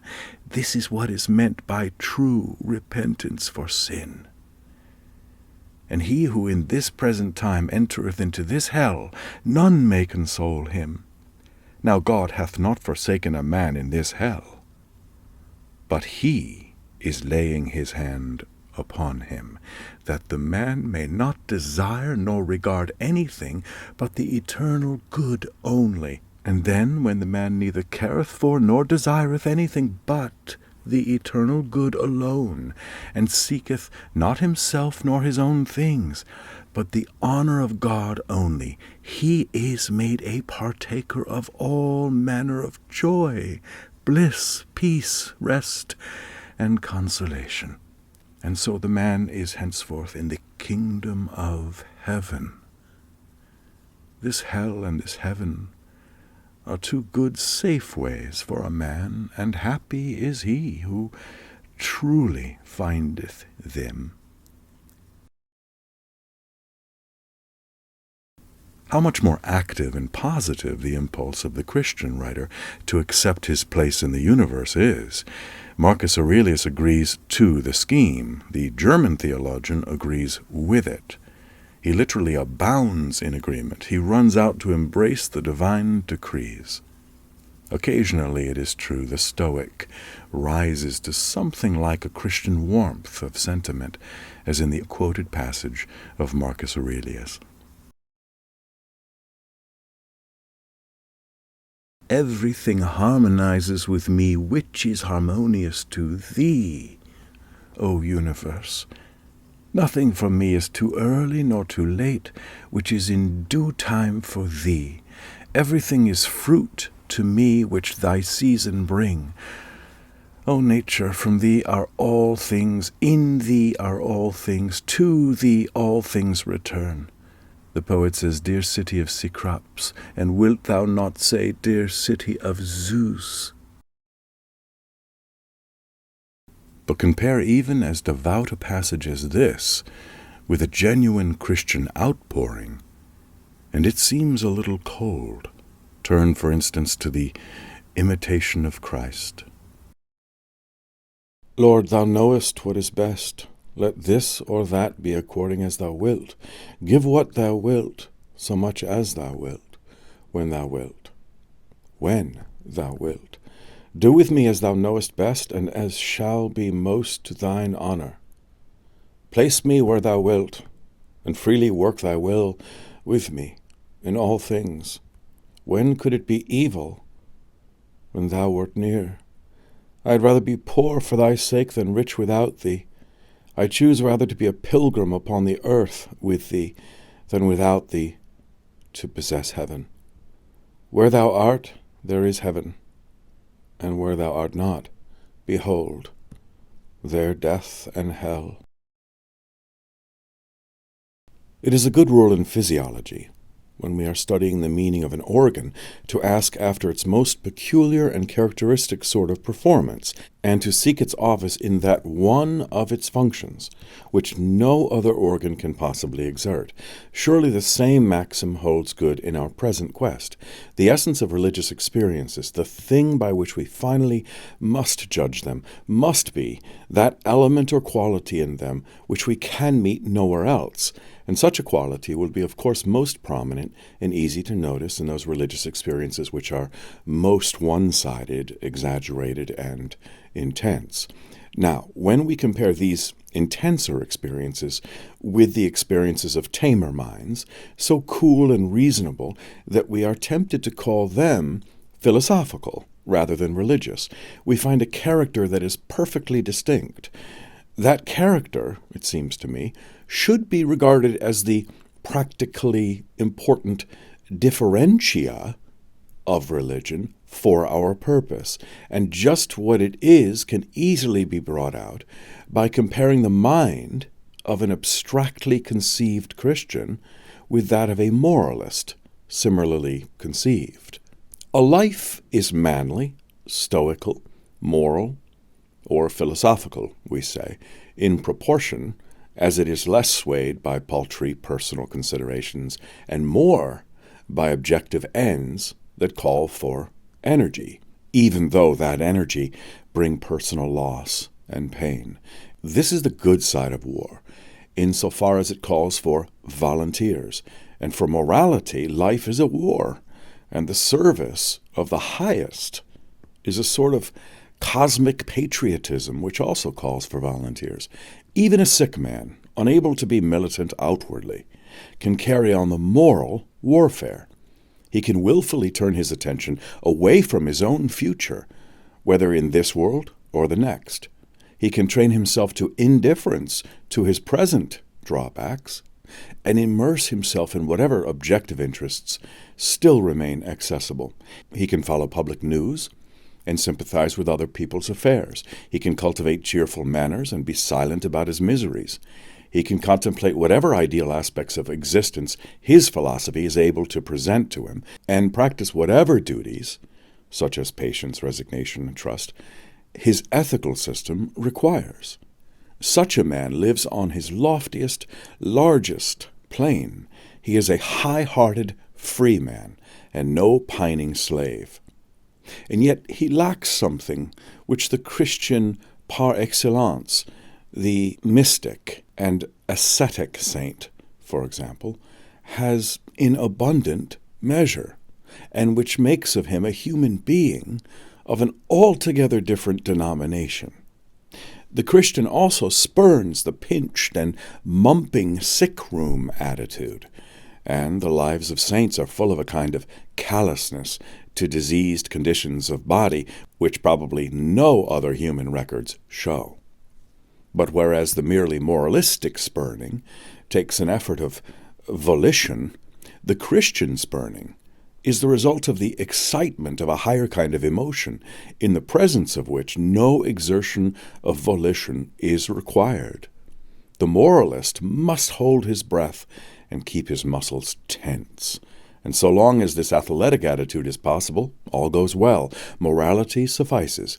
But the athletic attitude tends ever to break down, and it inevitably does break down even in the most stalwart, when the organism begins to decay, or when morbid fears invade the mind.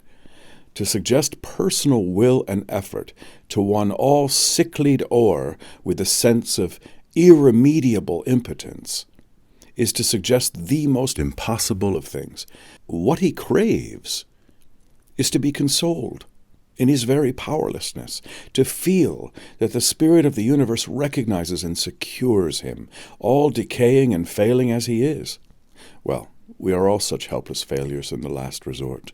The sanest and best of us are of one clay, with lunatics and prison inmates, and death finally runs the robustest of us down. And whenever we feel this, such a sense of the vanity and provisionality of our voluntary career comes over us, that all our morality appears but as a plaster hiding a sore it can never cure, and all our well-doing as the hollowest substitute for that well-being that our lives ought to be grounded in, but alas, are not. And here religion comes to our rescue and takes our fate into her hands. There is a state of mind known to religious men, but to no others, in which the will to assert ourselves and hold our own has been displaced by a willingness to close our mouths and be as nothing in the floods and waterspouts of God.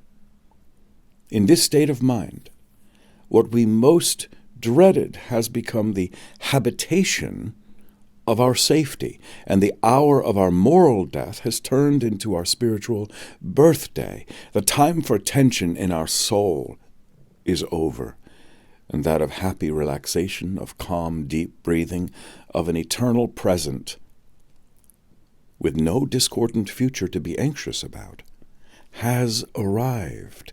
Fear is not held in abeyance, as it is by mere morality.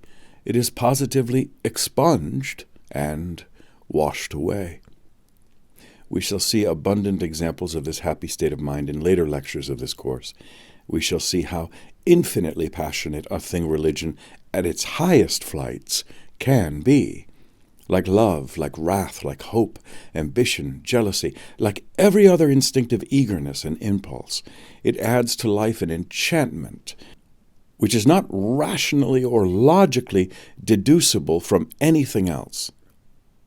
This enchantment, coming as a gift, when it does come, a gift of our organism, the physiologists will tell us a gift of God's grace, the theologians say, is either there or not there for us.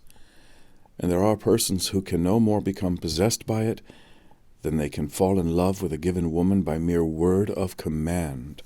Religious feeling is thus an absolute addition to the subject's range of life.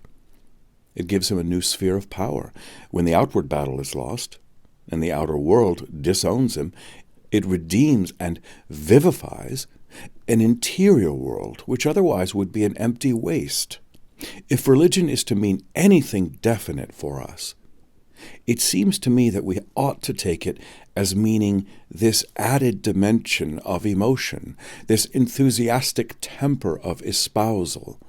In regions where morality, strictly so-called, can at best but bow its head and acquiesce. It ought to mean nothing short of this new reach of freedom for us, with the struggle over, the key note of the universe sounding in our ears, an everlasting possession spread before our eyes. This sort of happiness, in the absolute and everlasting, is what we find nowhere but in religion. It is parted off from all mere animal happiness, all mere enjoyment of the present, by that element of solemnity of which I have already made so much account. Solemnity is a hard thing to define abstractly, but certain of its marks are patent enough. A solemn state of mind is never crude or simple. It seems to contain a certain measure of its own opposite in solution. A solemn joy preserves a sort of bitter in its sweetness. A solemn sorrow is one to which we intimately consent.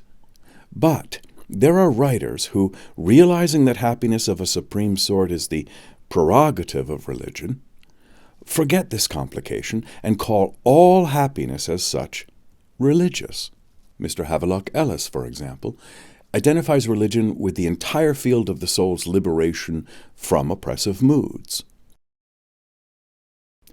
The simplest functions of physiological life, he writes, may be its ministers. Everyone who is at all acquainted with the Persian mystics knows how wine may be regarded as an instrument of religion.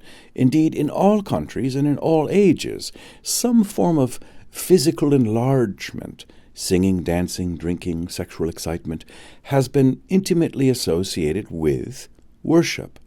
Even the momentary expansion of the soul in laughter is, to however slight an extent, a religious exercise. Whenever an impulse from the world strikes against the organism, and the resultant is not discomfort or pain, not even the muscular contraction of strenuous manhood, but a joyous expansion or aspiration of the whole soul, there is religion.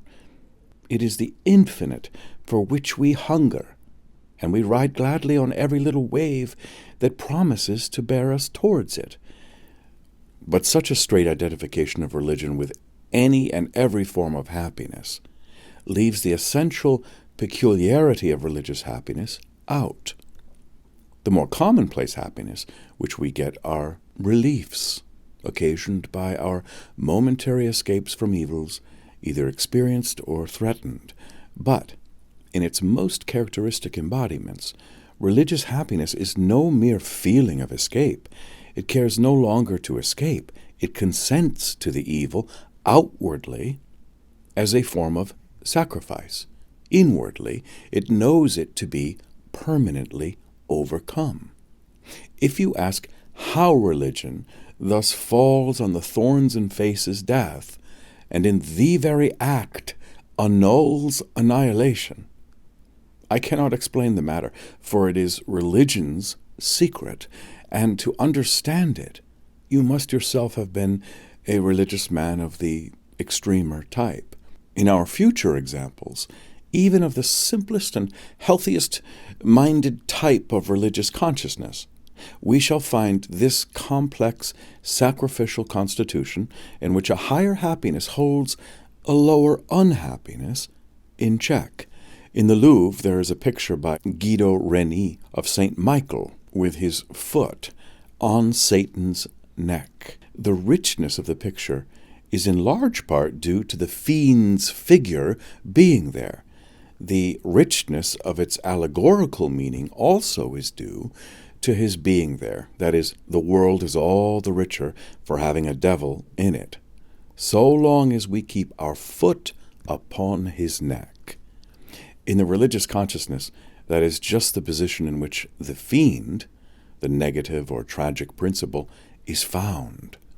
And for that very reason, the religious consciousness is so rich from the emotional point of view.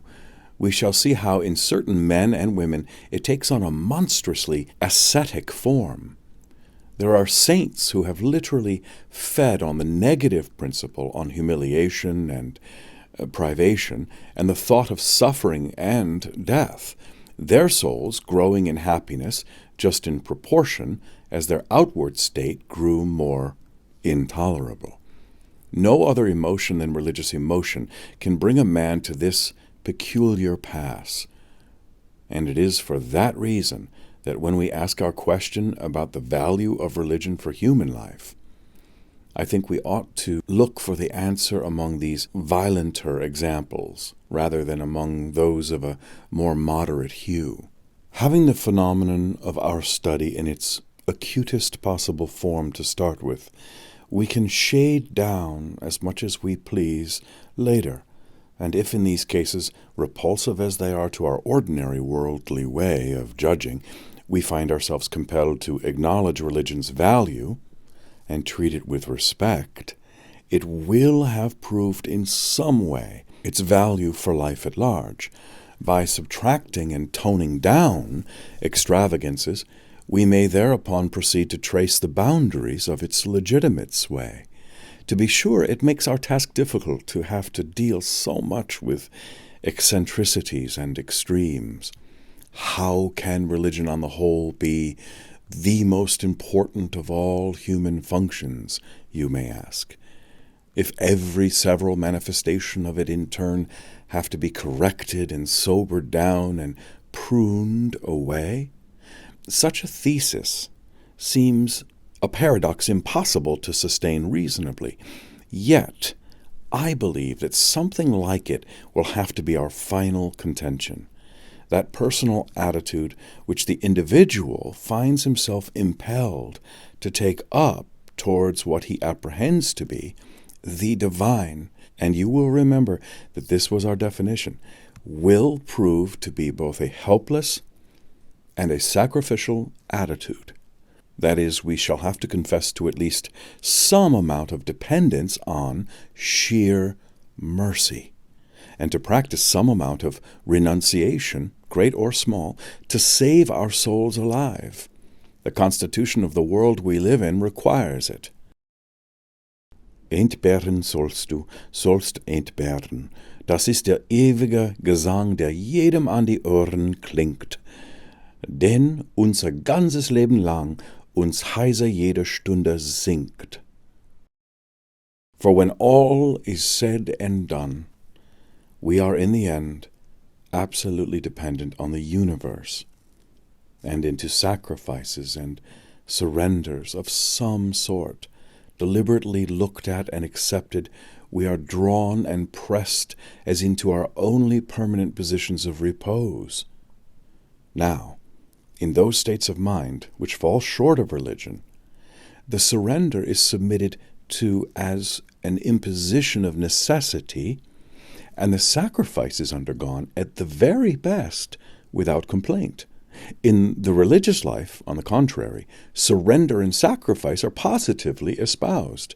Even unnecessary givings up are added in order that the happiness may increase. Religion thus makes easy and felicitous what in any case is necessary. And if it be the only agency that can accomplish this result, its vital importance as a human faculty stands vindicated beyond dispute. It becomes an essential organ of our life, performing a function which no other portion of our nature can so successfully fulfill.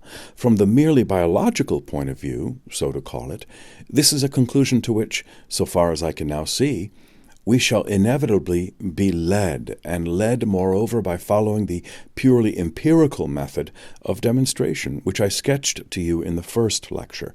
Of the farther office of religion as a metaphysical revelation, I will say nothing now, but to foreshadow the terminus of one's investigations is one thing, and to arrive there safely is another. In the next lecture, abandoning the extreme generalities which have engrossed us hitherto, I propose that we begin our actual journey by addressing ourselves directly to the concrete facts.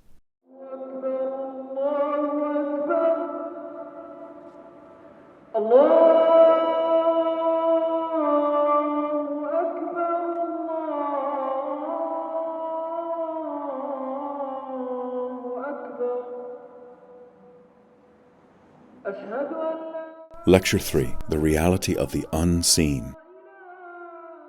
Were one asked to characterize the life of religion in the broadest and most general terms possible, one might say that it consists of the belief that there is an unseen order, and that our supreme good lies in harmoniously adjusting ourselves thereto. This belief and this adjustment are the religious attitude in the soul. I wish during this hour to call your attention to some of the psychological peculiarities of such an attitude as this, of belief in an object which we cannot see. All our attitudes, moral, practical, or emotional, as well as religious, are due to the objects of our consciousness, the things which we believe to exist, whether really or ideally, along with ourselves. Such objects may be present to our senses, or they may be present only to our thought. In either case, they elicit from us a reaction. And the reaction due to things of thought is notoriously, in many cases, as strong as that due to sensible presences. It may be even stronger. The memory of an insult may make us angrier than the insult did when we received it. We are frequently more ashamed of our blunders afterwards than we were at the moment of making them. And in general, our whole higher prudential and moral life is based on the fact that material sensations actually present may have a weaker influence on our action than ideas of remoter facts. The more concrete objects of most men's religion, the deities whom they worship, are known to them only in idea. It has been vouchsafed, for example, to very few Christian believers to have had a sensible vision of their Savior, though enough appearances of this sort are on record, by way of miraculous exception, to merit our attention later. The whole force of the Christian religion, therefore, so far as belief in the divine personages determines the prevalent attitude of the believer, is in general exerted by the instrumentality of pure ideas, of which nothing in the individual's past experience directly serves as a model. But in addition to these ideas of the more concrete religious objects, religion is full of abstract objects which prove to have an equal power. God's attributes as such, his holiness, his justice, his mercy, his absoluteness, his infinity, his omniscience, his triunity, the various mysteries of the redemptive process, the operation of the sacraments, etc., have proved fertile wells of inspiring meditation for Christian believers. We shall see later that the absence of definite sensible images is positively insisted on by the mystical authorities in all religions as the sine qua non of a successful orison, or contemplation of the higher divine truths. Such contemplations are expected, and abundantly verify the expectation, as we shall also see, to influence the believer's subsequent attitude very powerfully for good. Immanuel Kant held a curious doctrine about such objects of belief as God, the design of creation, the soul, its freedom, and the life hereafter. These things, he said, are properly not objects of knowledge at all. Our conceptions always require a sense content to work with, and as the words soul, God, immortality cover no distinctive sense content whatever, it follows that theoretically speaking they are words devoid of any significance, yet strangely enough, they have a definite meaning for our practice. We can act as if there were a God, feel as if we were free, consider nature as if she were full of special designs, lay plans as if we were to be immortal, and we find then that these words do make a genuine difference in our moral life. Our faith that these unintelligible objects actually exist proves thus to be a full equivalent in praktischer Hinsicht, as Kant calls it, or from the point of view of our action, for a knowledge of what they might be, in case we were permitted positively to conceive them. So we have the strange phenomenon, as Kant assures us, of a mind believing with all its strength in the real presence of a set of things of no one of which can form any notion whatsoever. My object in thus recalling Kant's doctrine to your mind is not to express any opinion as to the accuracy of this particularly uncouth part of his philosophy, but only to illustrate the characteristic of human nature which we are considering, by an example so classical in its exaggeration. The sentiment of reality can indeed attach itself so strongly to our object of belief that our whole life is polarized through and through, so to speak, by its sense of the existence of the thing believed in. And yet that thing, for purpose of definite description, can hardly be said to be present to our mind at all. It is as if a bar of iron, without touch or sight, with no representative faculty whatever, might nevertheless be strongly endowed with an inner capacity for magnetic feeling, and as if through the various arousals of its magnetism by magnets coming and going in its neighborhood, it might be consciously determined to different attitudes and tendencies. Such a bar of iron could never give you an outward description of the agencies that had the power of stirring it so strongly, yet of their presence and of their significance for its life, it would be intensely aware through every fiber of its being.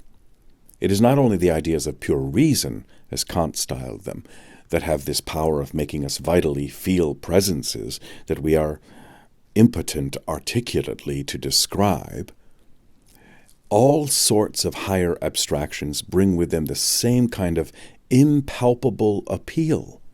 Remember those passages from Emerson which I read at my last lecture. The whole universe of concrete objects, as we know them, swims, not only for such a transcendentalist writer, but for all of us, in a wider and higher universe of abstract ideas that lend it its significance. As time, space, and the ether soak through all things, so, we feel, do abstract and essential goodness, beauty, strength, significance, justice soak through all things good, strong, significant, and just. Such ideas, and others equally abstract, form the background for all our facts, the fountainhead of all the possibilities we conceive of. They give its nature, as we call it, to every special thing. Everything we know is what it is by sharing in the nature of one of these abstractions.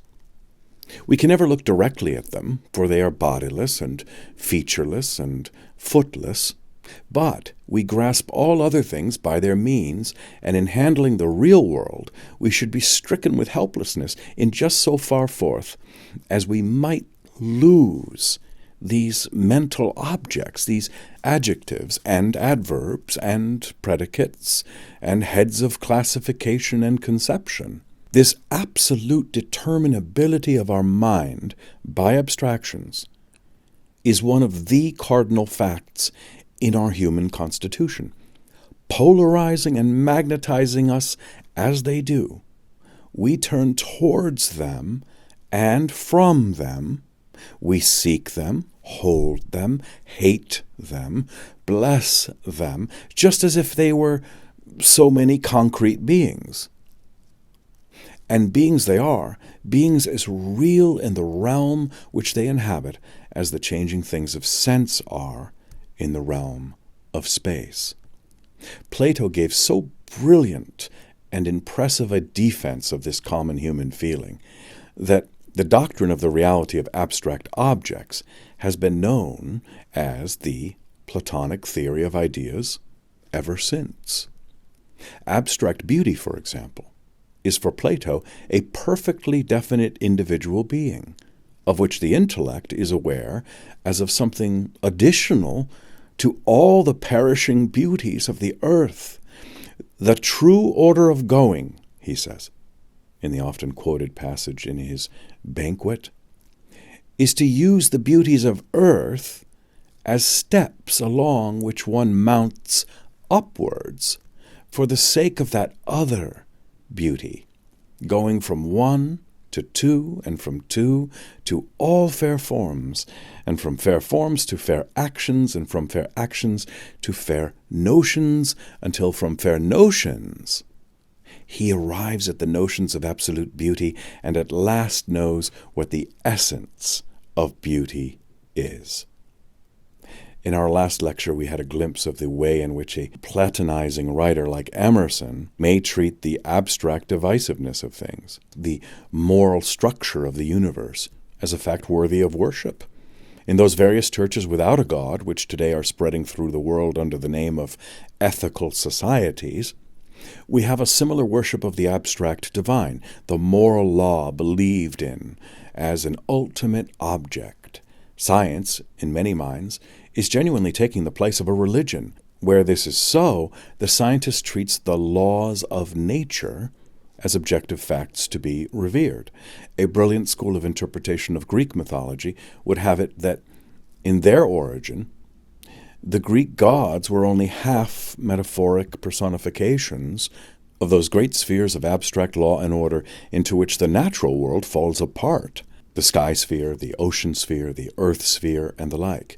Just as even now we may speak of the smile of the morning, the kiss of the breeze, or the bite of the cold, without really meaning that these phenomena of nature actually wear a human face.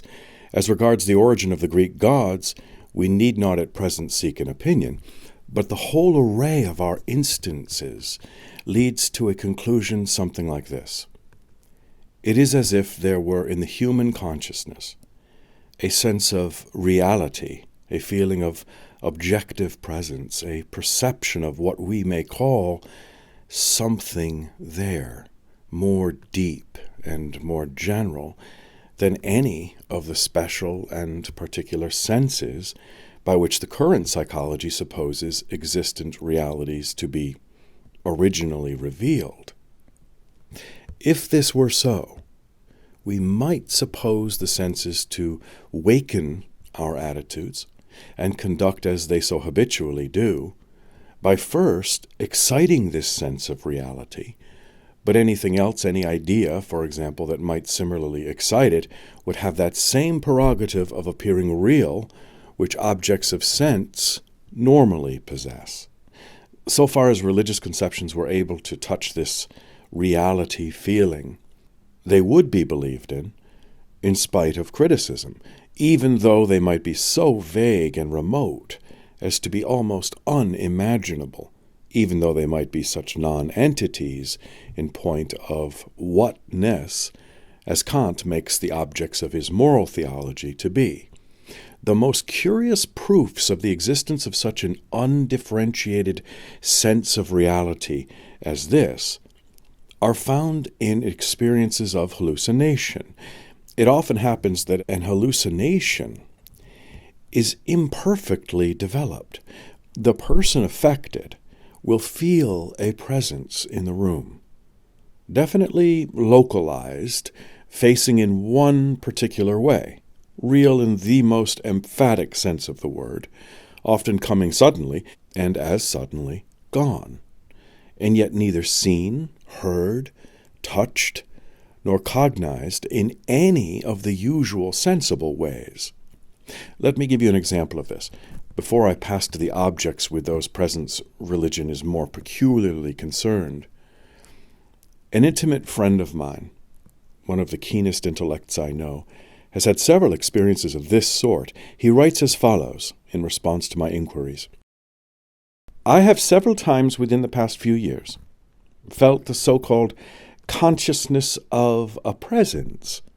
The experiences which I have in mind are clearly distinguishable from another kind of experience, which I have had very frequently, and which I fancy many persons would also call the consciousness of a presence.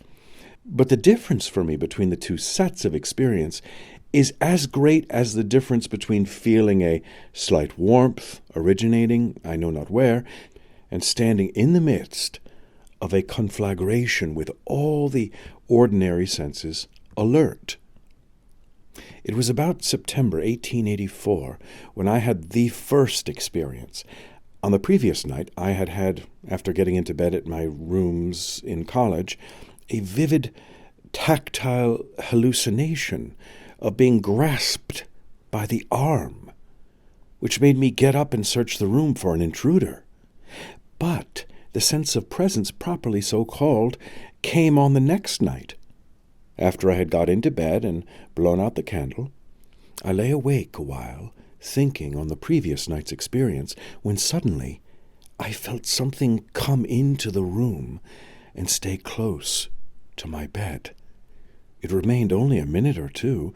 I did not recognize it by any ordinary sense, and yet there was a horribly unpleasant sensation connected with it. It stirred something more at the roots of my being than any ordinary perception. The feeling had something of a quality of a very large, tearing, vital pain, spreading chiefly over the chest, but within the organism, and yet the feeling was not pain so much as abhorrence. At all events, something was present with me, and I knew its presence far more surely than I have ever known the presence of any fleshly, living creature. I was conscious of its departure as of its coming, an almost instantaneously swift going through the door, and the horrible sensation disappeared. On the third night, when I retired, my mind was absorbed in some lectures which I was preparing, and I was still absorbed in these when I became aware of the actual presence, though not of the coming, of the thing that was there the night before, and of the horrible sensation. I then mentally concentrated all my effort to charge this thing, if it was evil, to depart, if it was not evil, to tell me who or what it was, and if it could not explain itself, to go, and that I would compel it to go. It went as on the previous night, and my body quickly recovered its normal state. On 2 other occasions in my life, I have had precisely the same horrible sensation. Once it lasted a full quarter of an hour. In all three instances, the certainty that there, in outward space, there stood something was indescribably stronger than the ordinary certainty of companionship when we are in the close presence of ordinary living people. The something seemed close to me and intensely more real than any ordinary perception, although I felt it to be like unto myself, so to speak, or finite, small, and distressful as it were. I didn't recognize it as any individual being or person. Of course, such an experience as this does not connect itself with the religious sphere, yet it may, upon occasion, do so, and the same correspondent informs me that at more than one other conjuncture he had the sense of presence developed with equal intensity and abruptness, only when it was filled with a quality of joy. There was not a mere consciousness of something there, but fused in the central happiness of it, a startling awareness of some ineffable good, not vague either, not like the emotional effect of some poem or scene or blossom of music, but the sure knowledge of the close presence of a sort of mighty person. And after it went, the memory persisted as the one perception of reality. Everything else might be a dream, but not that. My friend, as it oddly happens, does not interpret these latter experiences theistically, as signifying the presence of God. But it would clearly not have been unnatural to interpret them as a revelation of the deity's existence. When we reach the subject of mysticism, we shall have much more to say upon this head. Lest the oddity of these phenomena should disconcert you, I will venture to read you a couple of similar narratives, much shorter, merely to show that we are dealing with a well-marked, natural kind of fact. In the first case, which I take from the Journal of the Society for Physical Research, the sense of presence developed in a few moments into a distinctly visualized hallucination, but I leave that part of the story out. I had read, the narrator says, some 20 minutes or so, was thoroughly absorbed in the book. My mind was perfectly quiet, and for the time being, my friends were quite forgotten, when suddenly, without a moment's warning, my whole being seemed roused to the highest state of tension or aliveness, and I was aware with an intenseness not easily imagined by those who had never experienced it, that another being or presence was not only in the room, but quite close to me. I put my book down, and although my excitement was great, I felt quite collected and not conscious of any sense of fear. Without changing my position and looking straight at the fire, I knew somehow that my friend A.H. was standing at my left elbow, but so far behind me as to be hidden by the armchair in which I was leaning back. Moving my eyes round slightly without otherwise changing my position, the lower portion of one leg became visible, and I instantly recognized the gray-blue material of trousers he often wore. But the stuff appeared semi-transparent, reminding me of tobacco smoke in consistency, and hereupon the visual hallucination came. Another informant writes, "Quite early in the night I was awakened. I felt as if I had been aroused intentionally, and at first thought someone was breaking into the house. I then turned on my side to go to sleep again, and immediately felt a consciousness of a presence in the room. And singular to state, it was not the consciousness of a live person, but of a spiritual presence. This may provoke a smile, but I can only tell you the facts as they occurred to me. I do not know how to better describe my sensations than by simply stating that I felt a consciousness of a spiritual presence. I felt also at the same time a strong feeling of superstitious dread, as if something strange and fearful were about to happen." Professor Flournoy of Geneva gives me the following testimony of a friend of his, a lady, who has the gift of automatic or involuntary writing. Whenever I practice automatic writing, which makes me feel that it is not due to a subconscious self, is the feeling I always have of a foreign presence, external to my body. It is sometimes so definitely characterized that I could point to its exact position. This impression of presence is impossible to describe. It varies in intensity and clearness according to the personality from whom the writing professes to come. If it is someone whom I love, I feel it immediately, before any writing has come. My heart seems to recognize it. In an earlier book of mine, I have cited at full length a curious case of presence felt by a blind man. The presence was that of the figure of a gray-bearded man dressed in a pepper and salt suit, squeezing himself under the crack of the door and moving across the floor of the room towards a sofa. The blind subject of this quasi-hallucination is an exceptionally intelligent reporter. He is entirely without internal visual imagery and cannot represent light or colors to himself, and is positive that his other senses, hearing, etc., were not involved in this false perception. It seems to have been an abstract conception, rather, with the feelings of reality and spatial outwardness directly attached to it. In other words, a fully objectified and exteriorized idea. Such cases, taken along with others which would be too tedious for quotation, seem sufficiently to prove the existence in our mental machinery of a sense of present reality more diffused and general than that which our special senses yield. For the psychologists, the tracing of the organic seat of such a feeling would form a pretty problem. Nothing could be more natural than to connect it with the muscular sense, with the feeling that our muscles were innervating themselves for action.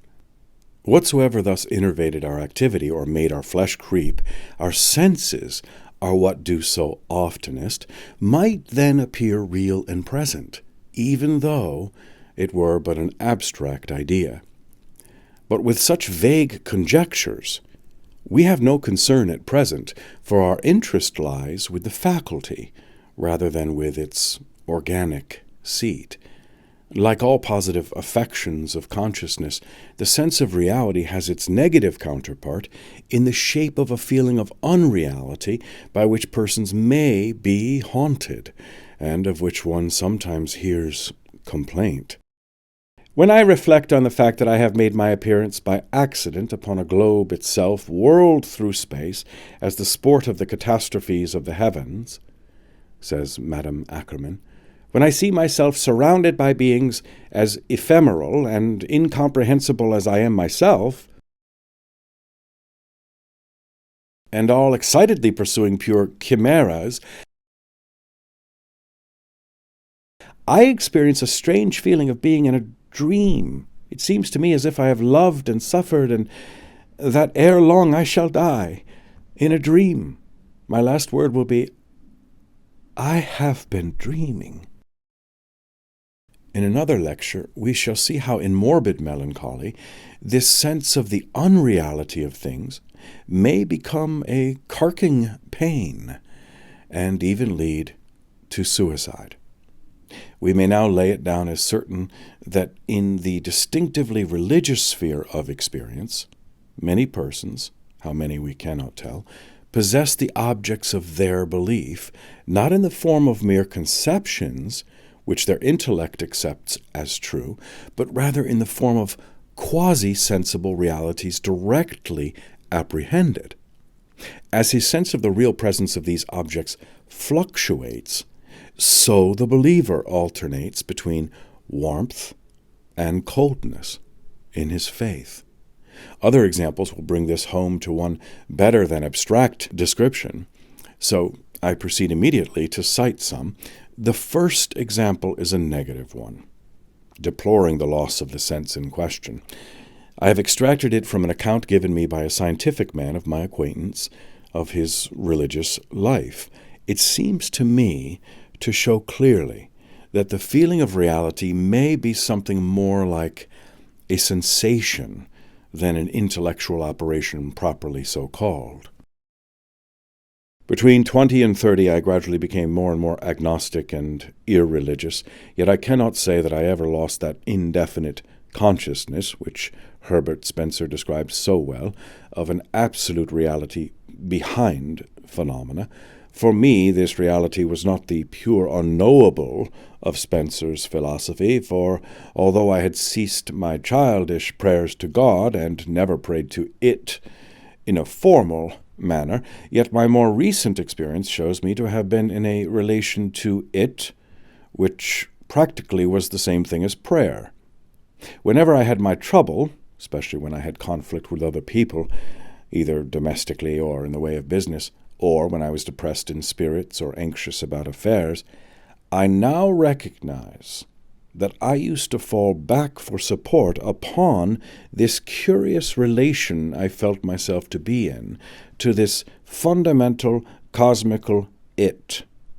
It was on my side, or I was on its side, however you please to term it, in the particular trouble, and it always strengthened me and seemed to give me endless vitality to feel its underlying and supporting presence.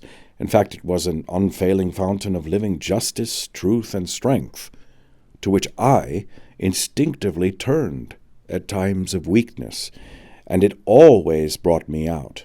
I know now that it was a personal relation I was in to it, because of late years, the power of communicating with it has left me, and I am conscious of a perfectly definite loss. I used never to fail to find it when I turned to it. Then came a set of years when sometimes I found it, and then again I would be wholly unable to make connection with it. I remember many occasions on which at night in bed I would be unable to get to sleep on account of worry.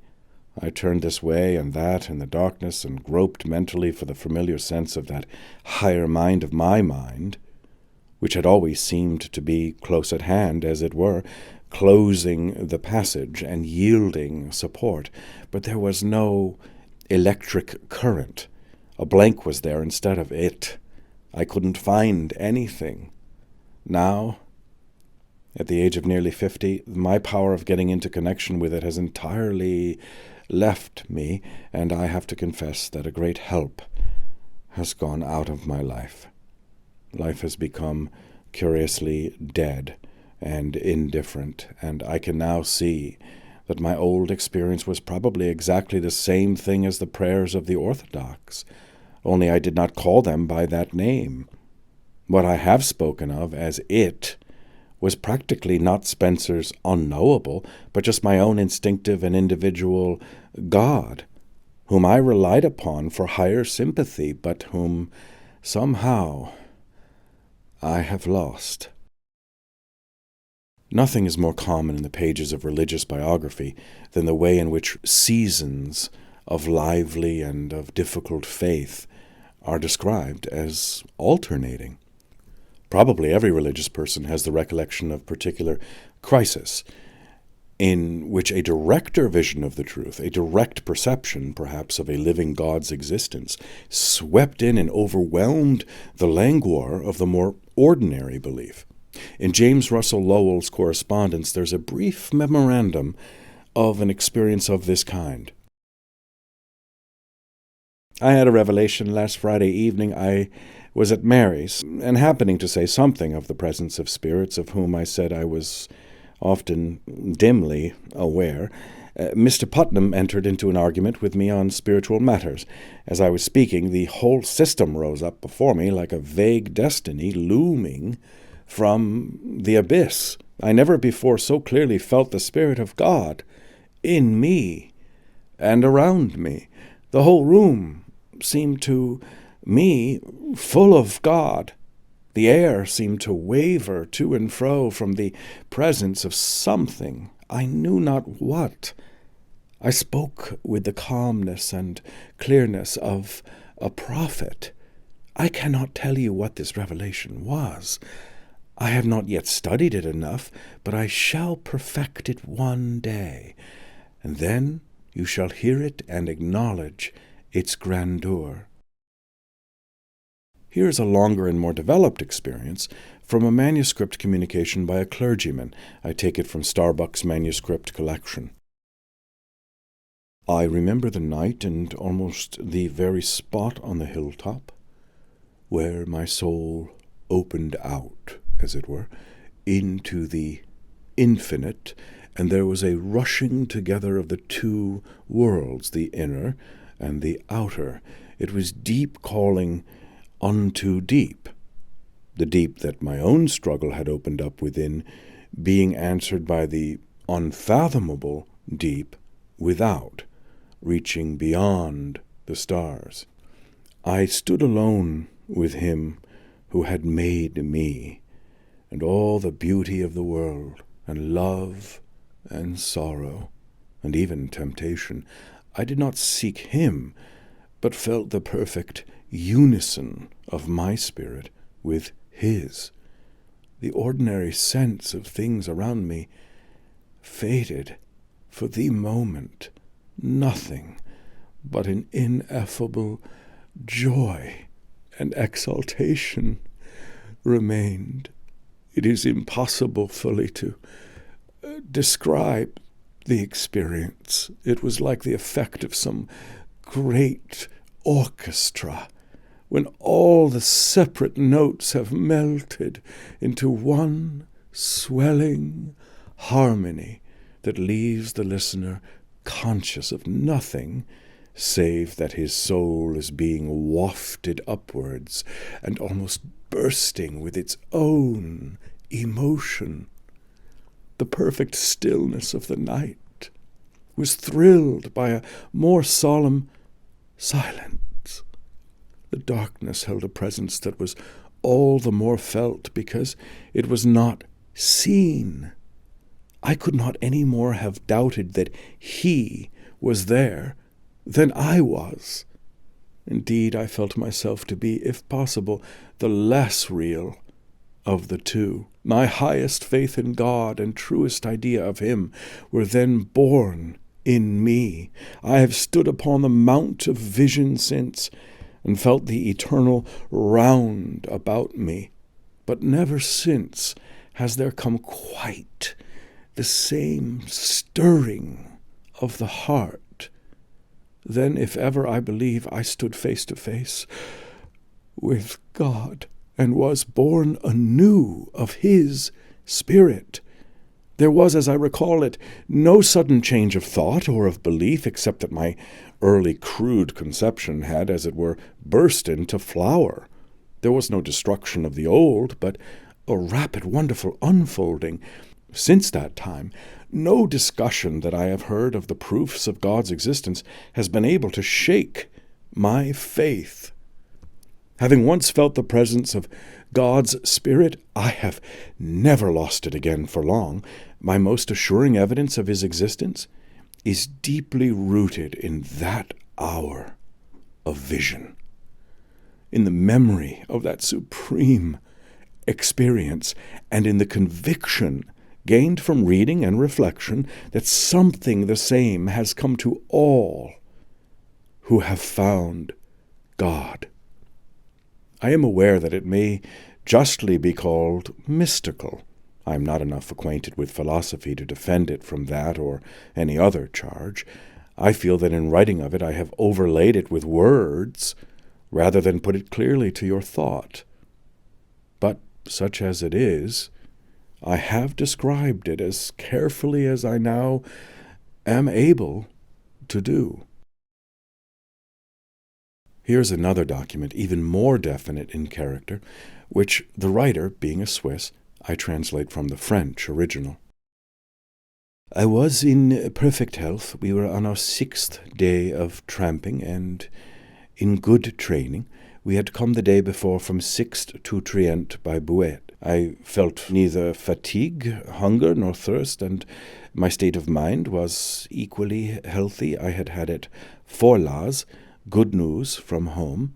I was subject to no anxiety, either near or remote, for we had a good guide, and there was not a shadow of uncertainty about the road we should follow. I can best describe the condition in which I was by calling it a state of equilibrium, when all at once I experienced a feeling of being raised above myself. I felt the presence of God. I tell of the thing just as I was conscious of it, as if His goodness and His power were penetrating me altogether. The throb of emotion was so violent that I could barely tell the boys to pass on and not wait for me. I then sat down on a stone, unable to stand any longer, and my eyes overflowed with tears. I thanked God that in the course of my life He had taught me to know Him, that He sustained my life and took pity both on the insignificant creature and on the sinner that I was. I begged Him ardently that my life might be consecrated to the doing of His will. I felt His reply, which was that I should do His will from day to day, in humility and poverty, leaving Him, the Almighty God, to be judge of whether I should sometime be called to bear witness more conspicuously. Then slowly the ecstasy left my heart. That is, I felt that God had withdrawn the communion which He had granted, and I was able to walk on, but very slowly. So strongly was I still possessed by the interior emotion. Besides, I had wept uninterruptedly for several minutes. My eyes were swollen, and I did not wish my companions to see me. The state of ecstasy may have lasted 4 or 5 minutes, although it seemed at the time to last much longer. My comrades waited for me 10 minutes at the cross of bearing, but I took about 25 or 30 minutes to join them, for as well as I can remember, they said that I had kept them back for about half an hour. The impression had been so profound that in climbing slowly the slope, I asked myself if it were possible that Moses on Sinai could have had a more intimate communication with God. I think it well to add that in this ecstasy of mine, God had neither form, color, odor, nor taste. Moreover, that the feeling of His presence was accompanied with no determinate localization. It was rather as if my personality had been transformed by the presence of a spiritual spirit. But the more I seek words to express this intimate intercourse, the more I feel the impossibility of describing the thing by any of our usual images. At bottom, the expression most apt to render what I felt is this: God was present, though invisible. He fell under no one of my senses, yet my consciousness, it perceived Him. The adjective mystical is technically applied most often to states that are of brief duration. Of course, such hours of rapture as the last 2 persons describe are mystical experiences, of which in a later lecture I shall have much to say. Meanwhile, here is the abridged record of another mystical or semi-mystical experience in a mind evidently framed by nature for ardent piety. I owe it to Starbuck's collection. The lady who gives the account is the daughter of a man well known in his time as a writer against Christianity.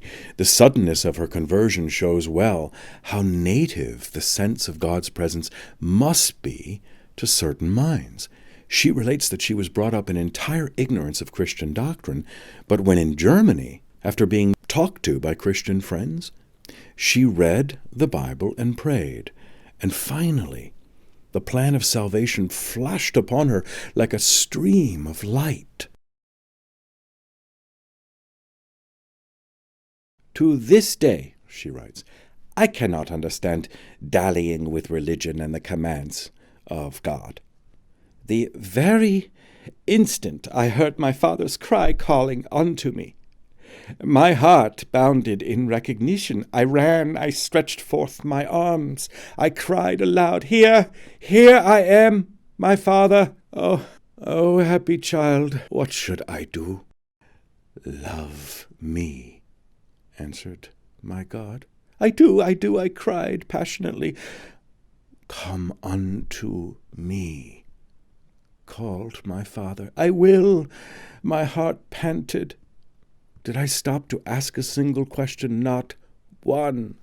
It never occurred to me to ask whether I was good enough, or to hesitate over my unfitness, or to find out what I thought of his church, or to wait until I should be satisfied. Satisfied? I was satisfied. Had I not found my God and my Father? Did he not love me? Had he not called me? Was there not a church into which I might enter? Since then I have had direct answers to prayer, so significant as to be almost like talking with God and hearing his answer. The idea of God's reality has never left me for one moment. Here is still another case, the writer being a man aged 27, in which the experience, probably almost as characteristic, is less vividly described.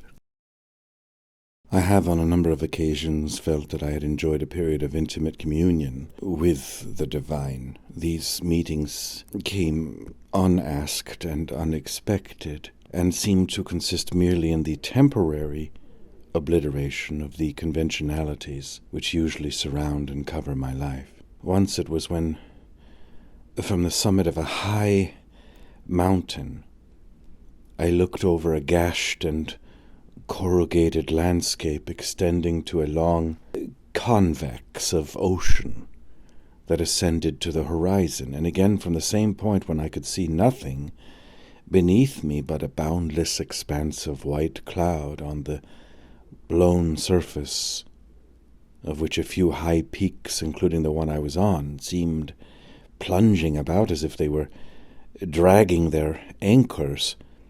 What I felt on these occasions was a temporary loss of my own identity, accompanied by an illumination which revealed to me a deeper significance than I had been wont to attach to life. It is in this that I find my justification for saying that I have enjoyed communication with God. Of course, the absence of such a being as this would be chaos. I cannot conceive of life without its presence. Of the more habitual and, so to speak, chronic sense of God's presence, the following sample from Professor Starbuck's manuscript collection may serve to give an idea. It is from a man aged 49. Probably thousands of unpretending Christians would write an almost identical account. God is more real to me than any thought or thing or person. I feel his presence positively, and the more I live in closer harmony with his laws as written in my body and mind. I feel him in the sunshine or rain, and awe, mingled with a delicious restfulness, most nearly describes my feelings. I talk to him as to a companion in prayer and praise, and our communion is delightful. He answers me again and again, often in words so clearly spoken that it seems my outer ear must have carried the tone, but generally in strong mental impressions, usually a text of Scripture unfolding some new view of him and his love for me and care for my safety. I could give hundreds of instances in school matters, social matters, financial difficulties, etc., that he is mine and I am his, never leaves me. It is an abiding joy. Without it, life would be a blank, a desert, a shoreless, trackless waste. I subjoin some more examples from writers of different ages and sexes. They are also from Professor Starbuck's collection, and their number might be greatly multiplied. The first is from a man 27 years old. God is quite real to me. I talk to him and often get answers. Thoughts sudden and distinct from any I have been entertaining come to my mind after asking God for his direction. Something over a year ago I was for some weeks in the direst perplexity. When the trouble first appeared before me, I was dazed, but before long, 2 or 3 hours, I could hear distinctly a passage of Scripture. "My grace is sufficient for thee." Every time my thoughts turned to the trouble, I could hear this quotation. I don't think I ever doubted the existence of God or had him drop out of my consciousness. God has frequently stepped into my affairs very perceptibly, and I feel that he directs many little details all the time, but on 2 or 3 occasions he has ordered ways for me very contrary to my ambitions and plans. Another statement, none the less valuable psychologically for being so decidedly childish, is that of a boy of 17. Sometimes as I go to church, I sit down, join in the service, and before I go out, I feel as if God was with me, right side of me, singing and reading the Psalms with me. And then again, I feel as if I could sit beside him, put my arms around him, kiss him, etc. When I am taking Holy Communion at the altar, I try to get with him and generally feel his presence. I let a few other cases follow at random. God surrounds me like the physical atmosphere. He is closer to me than my own breath. In him, literally, I live and move and have my being. There are times when I seem to stand in his very presence, to talk with him. Answers to prayer have come, sometimes direct and overwhelming in their revelation of his presence and powers. There are times when God seems far off. But this is always my own fault. I have the sense of a presence, strong, and at the same time soothing, which hovers over me. Sometimes it seems to enwrap me with sustaining arms. Such is the human ontological imagination, and such is the convincingness of what it brings to birth. Unpicturable beings are realized, and realized with an intensity almost like that of an hallucination. They determine our vital attitude as decisively as the vital attitude of lovers is determined by the habitual sense by which each is haunted of the other being in the world. A lover has notoriously this sense of the continuous being of his idol, even when his attention is addressed to other matters and he no longer represents her features. He cannot forget her. She uninterruptedly affects him through and through. I spoke of the convincingness of these feelings of reality, and I must dwell a moment longer on that point. They are as convincing to those who have them as any direct sensible experiences can be, and they are, as a rule, much more convincing than results established by mere logic ever are. One may indeed be entirely without them. Probably more than one of you here present is without them in any marked degree.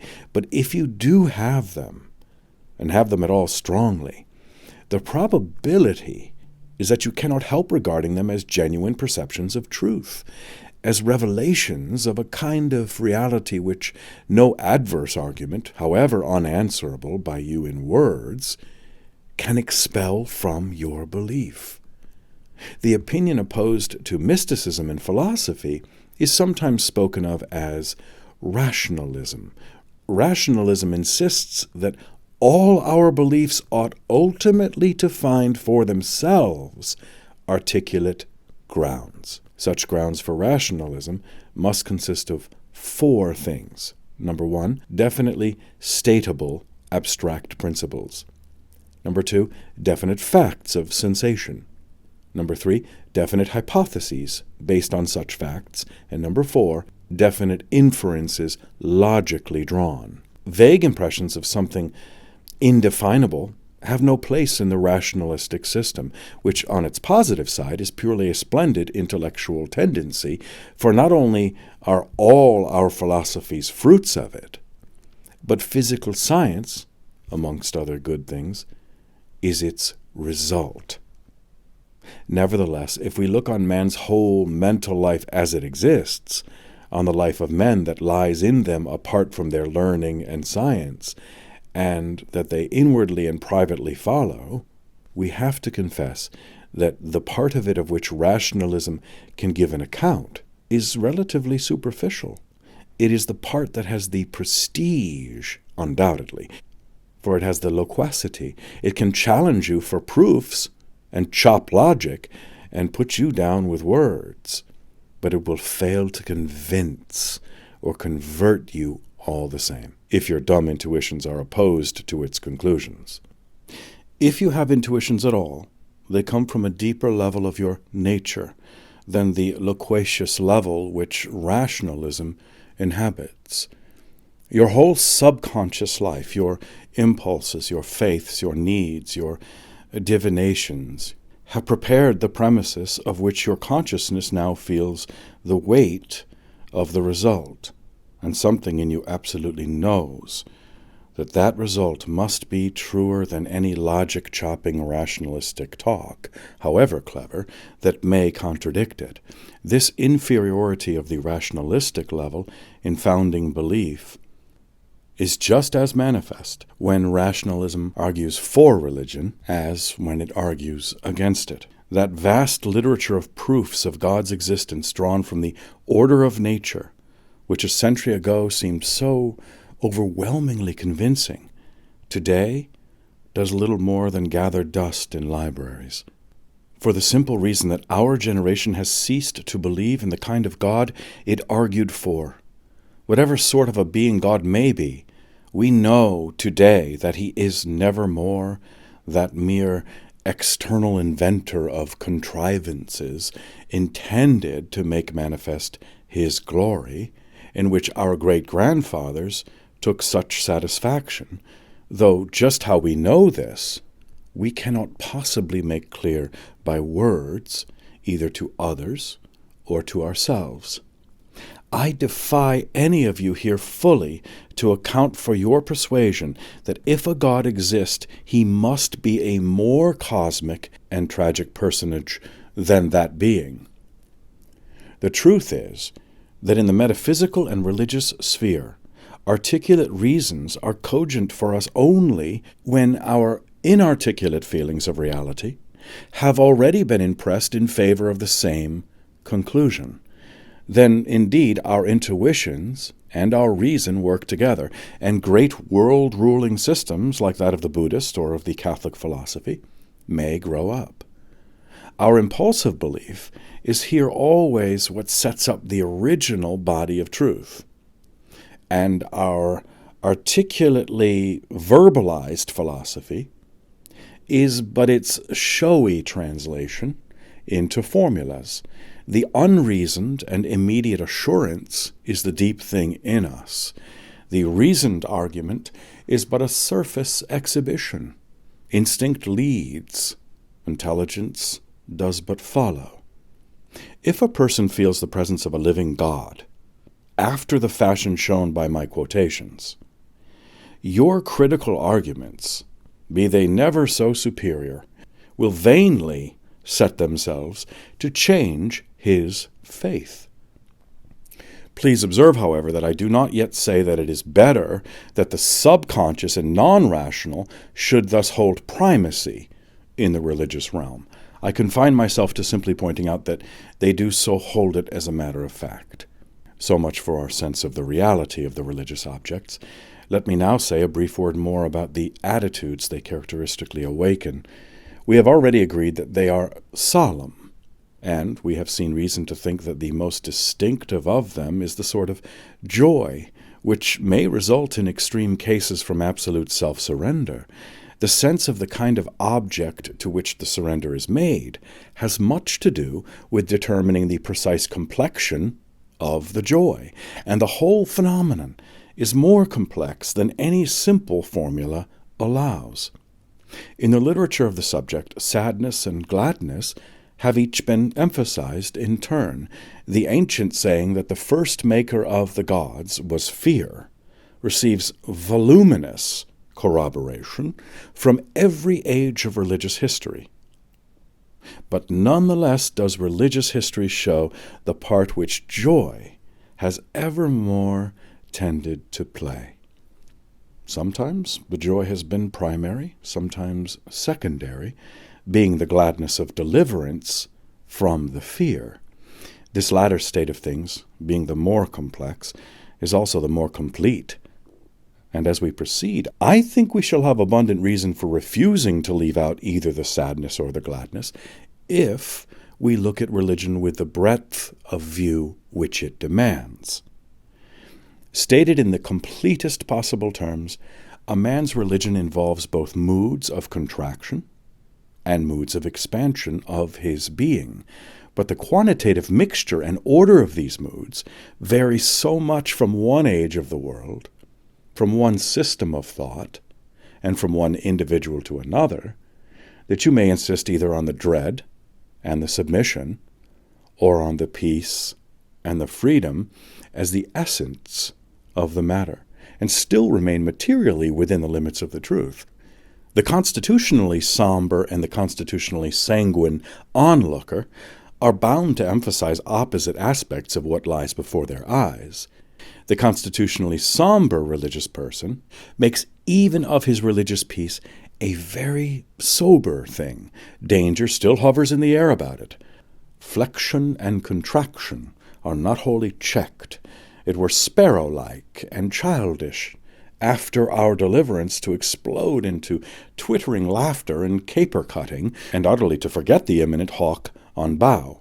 Lie low, rather, lie low, for you are in the hands of a living God. In the book of Job, for example, the impotence of man and the omnipotence of God is the exclusive burden of its author's mind. It is as high as heaven. What canst thou do? Deeper than hell. What canst thou know? There is an astringent relish about the truth of this conviction which some men can feel, and which for them is as near an approach as can be made to the feeling of religious joy. In Job, says that coldly truthful writer, the author of Mark Rutherford, God reminds us that man is not the measure of his creation. The world is immense, constructed on no plan or theory which the intellect of man can grasp. It is transcendent everywhere. This is the burden of every verse, and is the secret, if there be one, of the poem. Sufficient or insufficient, there is nothing more. God is great. We know not his ways. He takes from us all we have, but yet if we possess our souls in patience, we may pass the valley of the shadow and come out in sunlight again. We may or we may not. What more have we to say now than God said from the whirlwind over 2,500 years ago? If we turn to the sanguine onlooker, on the other hand, we find that deliverance is felt as incomplete unless the burden be altogether overcome and the danger forgotten. Such onlookers give us definitions that seem to the somber minds of whom we have just been speaking to leave out all the solemnity that makes religious peace so different from merely animal joys. In the opinion of some writers, an attitude might be called religious, though no touch were left in it of sacrifice or submission, no tendency to flexion, no bowing of the head, any habitual and regulated admiration, says Professor J.R. Seeley, is worthy to be called a religion. And accordingly, he thinks that our music, our science, and our so-called civilization, as these things are now organized and admiringly believed in, form the more genuine religions of our time. Certainly the unhesitating and unreasoning way in which we feel that we must inflict our civilization upon lower races by means of Hotchkiss guns, etc., reminds one of nothing so much as of the early spirit of Islam, spreading its religion by the sword. In my last lecture, I quoted to you the ultra-radical opinion of Mr. Havelock Ellis, that laughter of any sort may be considered a religious exercise, for it bears witness to the soul's emancipation. I quoted this opinion in order to deny its adequacy, but we must now settle our scores more carefully with this whole optimistic way of thinking. It is far too complex to be decided offhand. I propose accordingly that we make of religious optimism the theme of the next 2 lectures.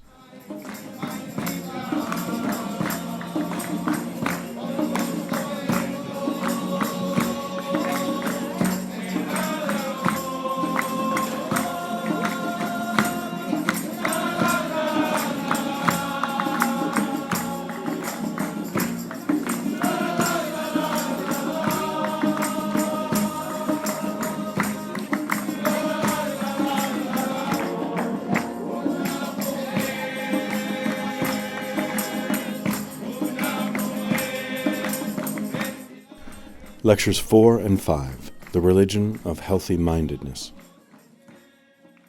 If we were to ask the question, what is human life's chief concern?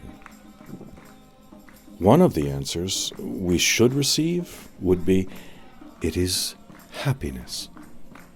How to gain, how to keep, how to recover happiness is in fact for most men at all times the secret motive of all they do and of all they are willing to endure. The hedonistic school in ethics deduces the moral life wholly from the experiences of happiness and unhappiness which different kinds of conduct bring, and even more in the religious life than in the moral life.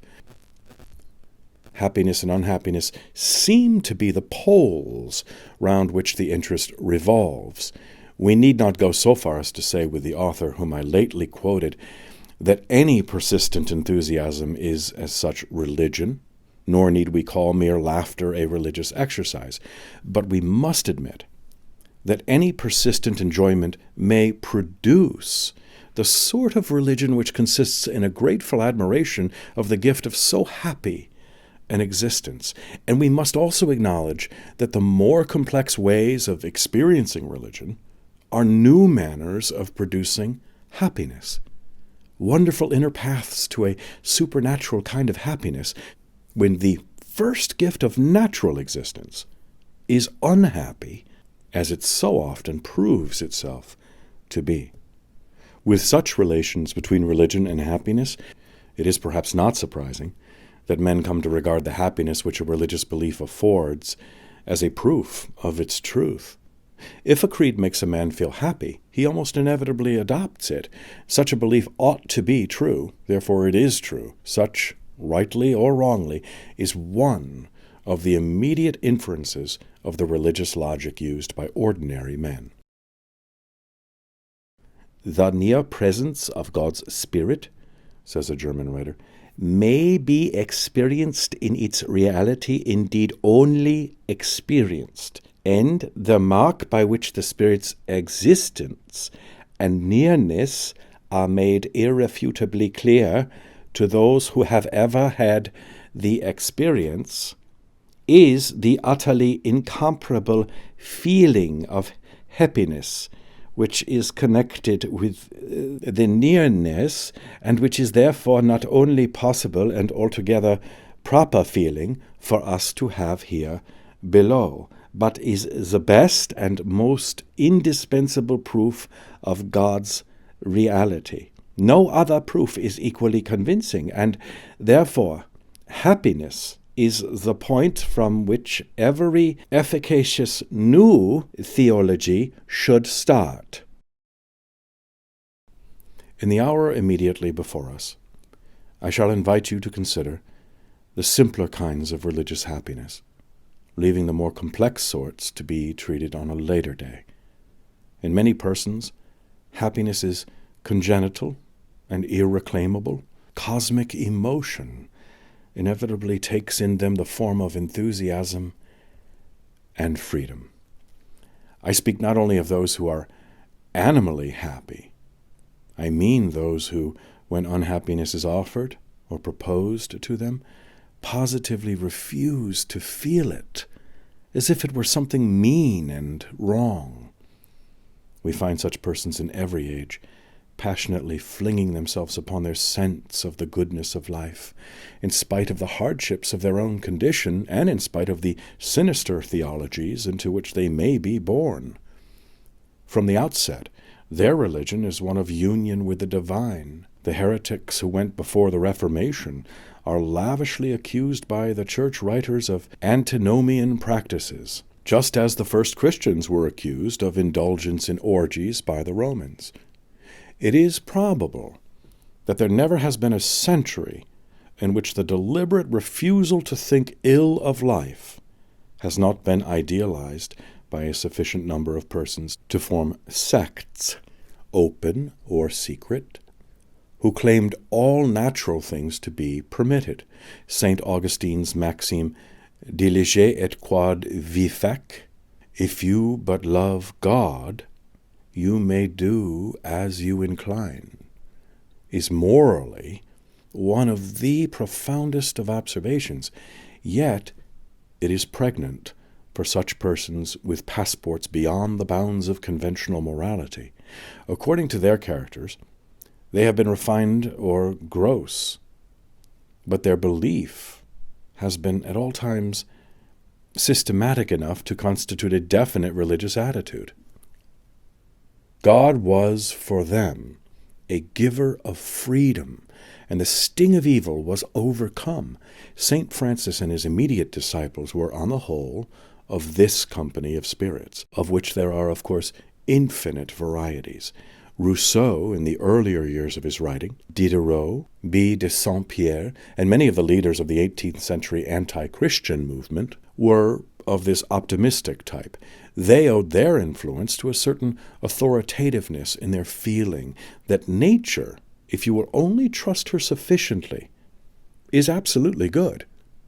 It is to be hoped that we all have some friend, perhaps more often feminine than masculine, and young than old, whose soul is of this sky-blue tint, whose affinities are rather with flowers and birds and all enchanting innocencies than with dark human passions, who can think no ill of man or God, and in whom religious gladness, being in possession from the outset, needs no deliverance from any antecedent burden. God has two families of children on this earth, says Francis W. Newman, the once-born and the twice-born. And the once-born he describes as follows: they see God not as a strict judge, not as a glorious potentate, but as the animating spirit of a beautiful, harmonious world, beneficent and kind, merciful as well as pure. The same characters generally have no metaphysical tendencies. They do not look back into themselves, hence they are not distressed by their own imperfections. Yet it would be absurd to call them self-righteous, for they hardly think of themselves at all. This childlike quality of their nature makes the opening of religion very happy to them, for they no more shrink from God than a child from an emperor before whom the parent trembles. In fact, they have no vivid conception of any of the qualities in which the severer majesty of God consists. He is to them the impersonation of kindness and beauty. They read his character not in the disordered world of man, but in romantic and harmonious nature.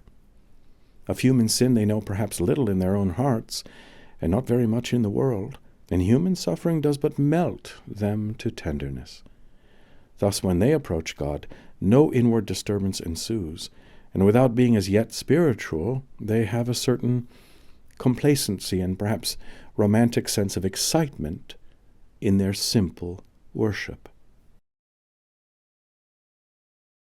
In the Romish Church, such characters find a more congenial soil to grow in than in Protestantism, whose fashions of feeling have been set by minds of a decidedly pessimistic order. But even in Protestantism, they have been abundant enough, and in its recent liberal developments of Unitarianism and latitudinarianism, generally Minds of this order have played and still are playing leading and constructive parts.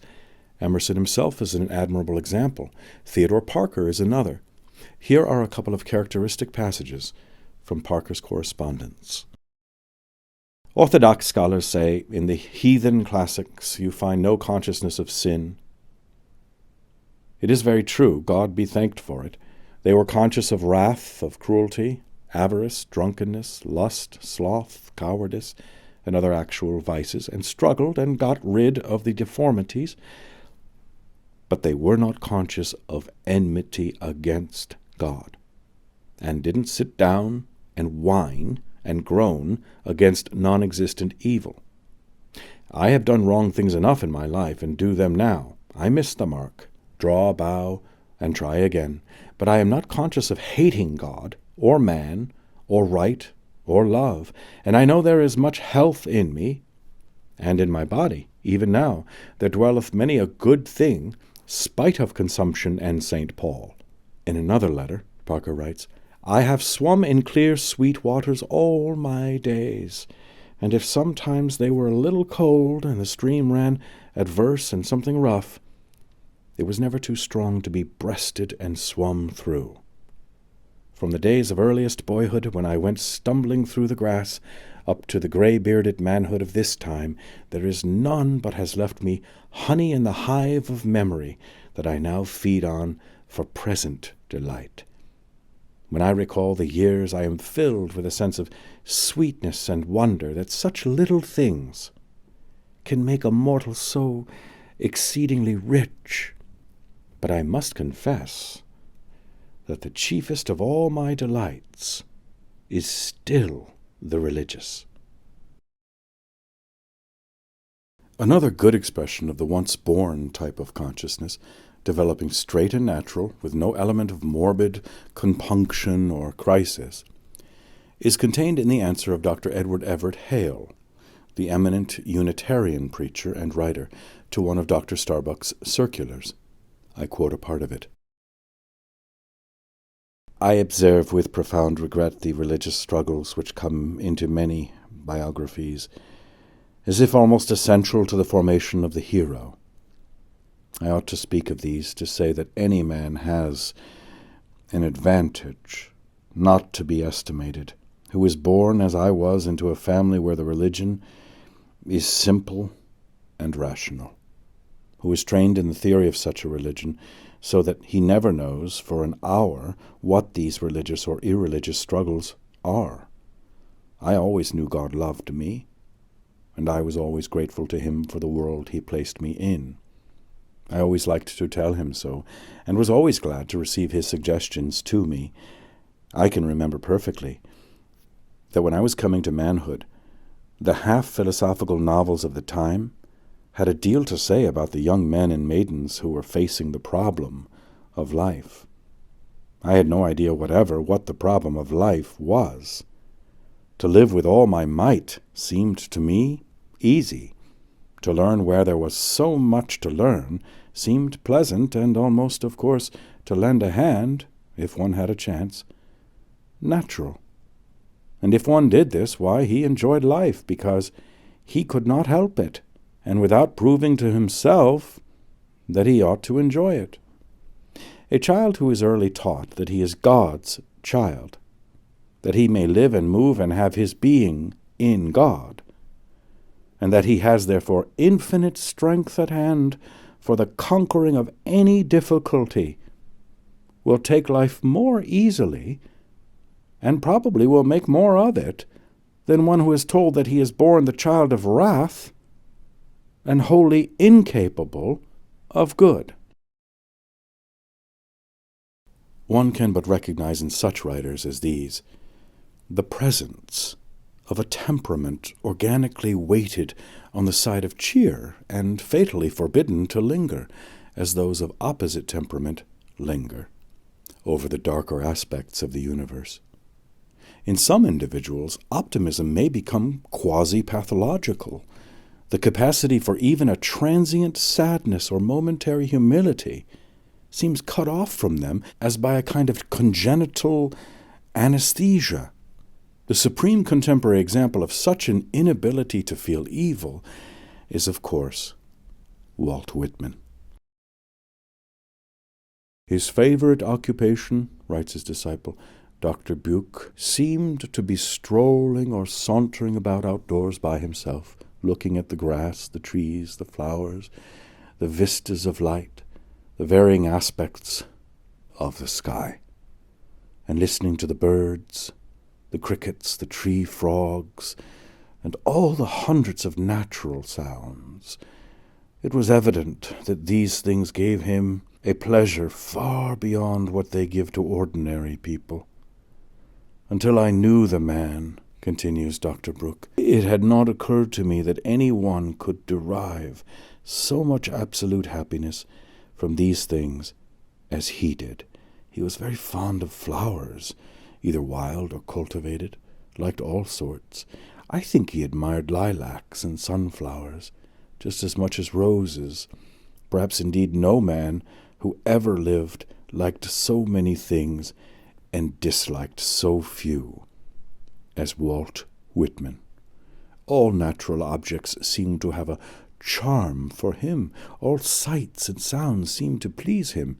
He appeared to like, and I believe he did like, all the men, women, and children he saw, though I never knew him to say that he liked any one. But each who knew him felt that he liked him or her, and that he liked others also. I never knew him to argue or dispute, and he never spoke about money. He always justified, sometimes playfully, sometimes quite seriously, those who spoke harshly of himself or his writings, and I often thought he even took pleasure in the opposition of enemies. When I first knew him, I used to think that he watched himself and would not allow his tongue to give expression to fretfulness, antipathy, complaint, and remonstrance. It did not occur to me as possible that these mental states could be absent in him. After long observation, however, I satisfied myself that such absence or unconsciousness was entirely real. He never spoke deprecatingly of any nationality or class of men or time in the world's history, or against any trades or occupations, not even against any animals, insects, or inanimate things, nor any of the laws of nature, nor any of the results of those laws, such as illness, deformity, and death. He never complained or grumbled either at the weather, pain, illness, or anything else. He never swore.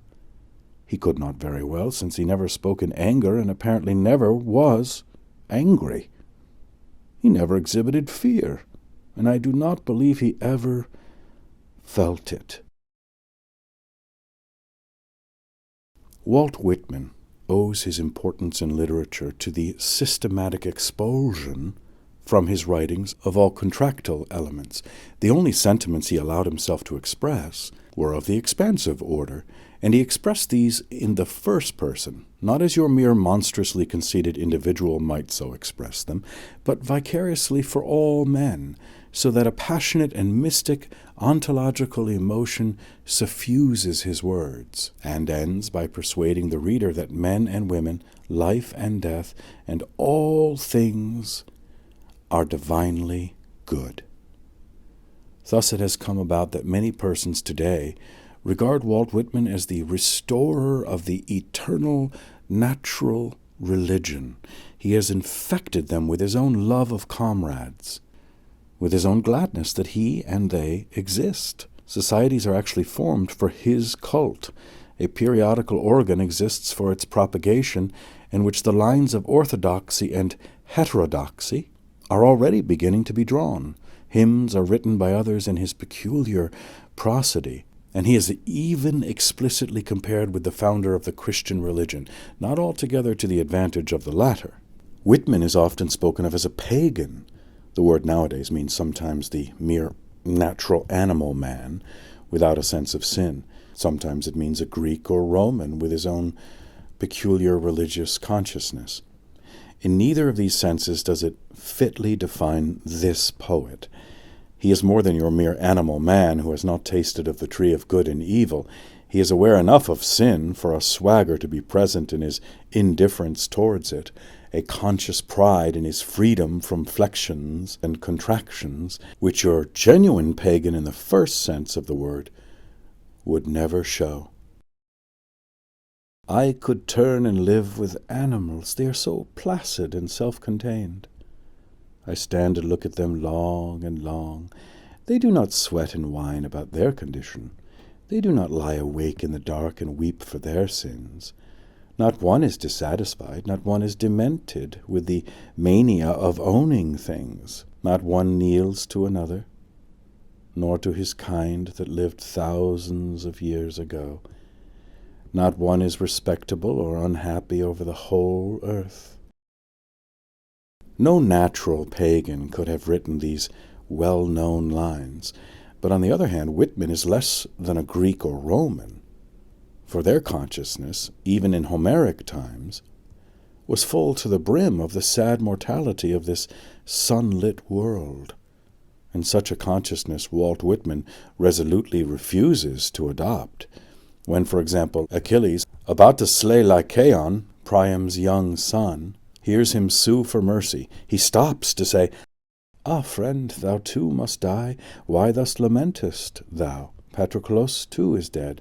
Who is better far than thou? Over me too hang death and forceful fate. There cometh morn or eve or some noonday when my life too some man shall take in battle, whether with spear he smite or arrow from the string." Then Achilles savagely severs the poor boy's neck with his sword, heaves him by the foot into the Scamander, and calls to the fishes of the river to eat the white fat of Lycaon. Just as here the cruelty and the sympathy each ring true, and do not mix or interfere with one another, so did the Greeks and Romans keep all their sadnesses and gladnesses unmingled and entire.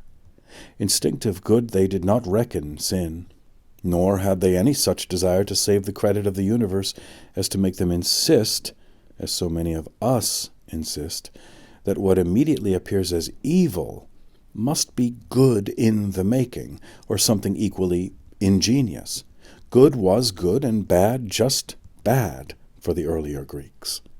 They neither denied the ills of nature, Walt Whitman's verse, "What is called good is perfect, and what is called bad is just as perfect," would have been mere silliness to them, nor did they, in order to escape from those ills, invent another and a better world of the imagination in which, along with the ills, the innocent goods of sense would also find no place. This integrity of the instinctive reactions, this freedom from all moral sophistry and strain, gives a pathetic dignity to ancient pagan feeling, and this quality Whitman's outpourings have not got. His optimism is too voluntary and defiant. His gospel has a touch of bravado and an affected twist, and this diminishes its effect on many readers who yet are well disposed towards optimism, and on the whole quite willing to admit that in important respects Whitman is of the genuine lineage of the prophets. If then we give the name of healthy-mindedness to the tendency which looks on all things and sees that they are good, we find that we must distinguish between a more involuntary and a more voluntary or systematic way of being healthy-minded. In its involuntary variety, healthy-mindedness is a way of feeling happy about things immediately. In its systematic variety, it is an abstract way of conceiving things as good. Every abstract way of conceiving things selects some one aspect of them as their essence for the time being, and disregards the other aspects. Systematic healthy-mindedness, conceiving good as the essential and universal aspect of being, deliberately excludes evil from its field of vision. And although, when thus nakedly stated, this might seem a difficult feat to perform for one who is Intellectually sincere with himself and honest about facts, a little reflection shows that the situation is too complex to lie open to so simple a criticism. In the first place, happiness, like every other emotional state, has blindness and insensibility to opposing facts, given it as its instinctive weapon for self-protection against disturbance. When happiness is actually in possession, the thought of evil can no more acquire the feeling of reality than the thought of good can gain reality when melancholy rules. To the man actively happy, from whatever cause, evil simply cannot then and there be believed in. He must ignore it. And to the bystander, he may then seem perversely to shut his eyes to it and hush it up. But more than this, the hushing of it up may, in a perfectly candid and honest mind, grow into a deliberate religious policy or parti pris. Much of what we call evil is due entirely to the way men take the phenomenon. It can so often be converted into a bracing and tonic good by a simple change of the sufferer's inner attitude from one of fear to one of fight. Its sting so often departs and turns into a relish when, after vainly seeking to shun it, we agree to face about and bear it cheerfully. That a man is simply bound in honor with reverence to many of the facts that seem at first to disconcert his peace, to adopt this way of escape, refuse to admit their badness, despise their power, ignore their presence, turn your attention the other way, and so far as you yourself are concerned at any rate, though the facts may still exist, their evil character exists no longer. Since you make them evil or good by your own thoughts about them, it is the ruling of your thoughts which proves to be your principal concern. The deliberate adoption of an optimistic turn of mind thus makes its entrance into philosophy, and once in, it is hard to trace its lawful bounds. Not only does the human instinct for happiness, bent on self-protection by ignoring, keep working in its favor, but higher inner ideals have weighty words to say. The attitude of unhappiness is not only painful, it is mean and ugly. What can be more base and unworthy than the pining, pooling, mumping mood, no matter by what outward ills it may have been engendered? What is more injurious to others? What less helpful as a way out of the difficulty? It but fastens and perpetuates the trouble which occasioned it, and increases the total evil of the situation. At all costs, then, we ought to reduce the sway of that mood. We ought to scout it in ourselves and others, and never show it tolerance. But it is impossible to carry on this discipline in the subjective sphere without zealously emphasizing the brighter and minimizing the darker aspects of the objective sphere of things at the same time. And thus our resolution not to indulge in misery, beginning at a comparatively small point within ourselves, may not stop until it has brought the entire frame of reality under a systematic conception, optimistic enough to be congenial with its needs. In all this I say nothing of any mystical insight or persuasion that the total frame of things absolutely must be good. Such mystical persuasion plays an enormous part in the history of the religious consciousness, and we must look at it later with some care, but we need not go so far at present. More ordinary, non-mystical conditions of rapture suffice for my immediate contention. All invasive moral states and passionate enthusiasms make one feelingless to evil in some direction. The common penalties cease to deter the patriot. The usual prudences are flung by the lover to the winds. When the passion is extreme, Suffering may actually be gloried in, provided it be for the ideal cause. Death may lose its sting, the grave its victory. In these states, the ordinary contrast of good and ill seems to be swallowed up in a higher denomination, an omnipotent excitement which engulfs the evil and which the human being welcomes as the crowning experience of his life. This, he says, is truly to live, and I exult in the heroic opportunity and adventure. The systematic cultivation of healthy-mindedness as a religious attitude is therefore consonant with important currents in human nature, and is anything but absurd. In fact, we all do cultivate it more or less, even when our professed theology should, in consistency, forbid it. We divert our attention from disease and death as much as we can, and the slaughterhouses and indecencies without end on which our life is founded are huddled out of sight and never mentioned, so that the world we recognize officially in literature and in society is a poetic fiction far handsomer and cleaner and better than the world that really is. The advance of liberalism, so-called, in Christianity during the past 50 years may fairly be called a victory of healthy-mindedness within the Church over the morbidness with which the old hellfire theology was more harmoniously related. We have now whole congregations whose preachers, far from magnifying our consciousness of sin, seem devoted rather to making little of it. They ignore or even deny eternal punishment and insist on the dignity rather than on the depravity of man.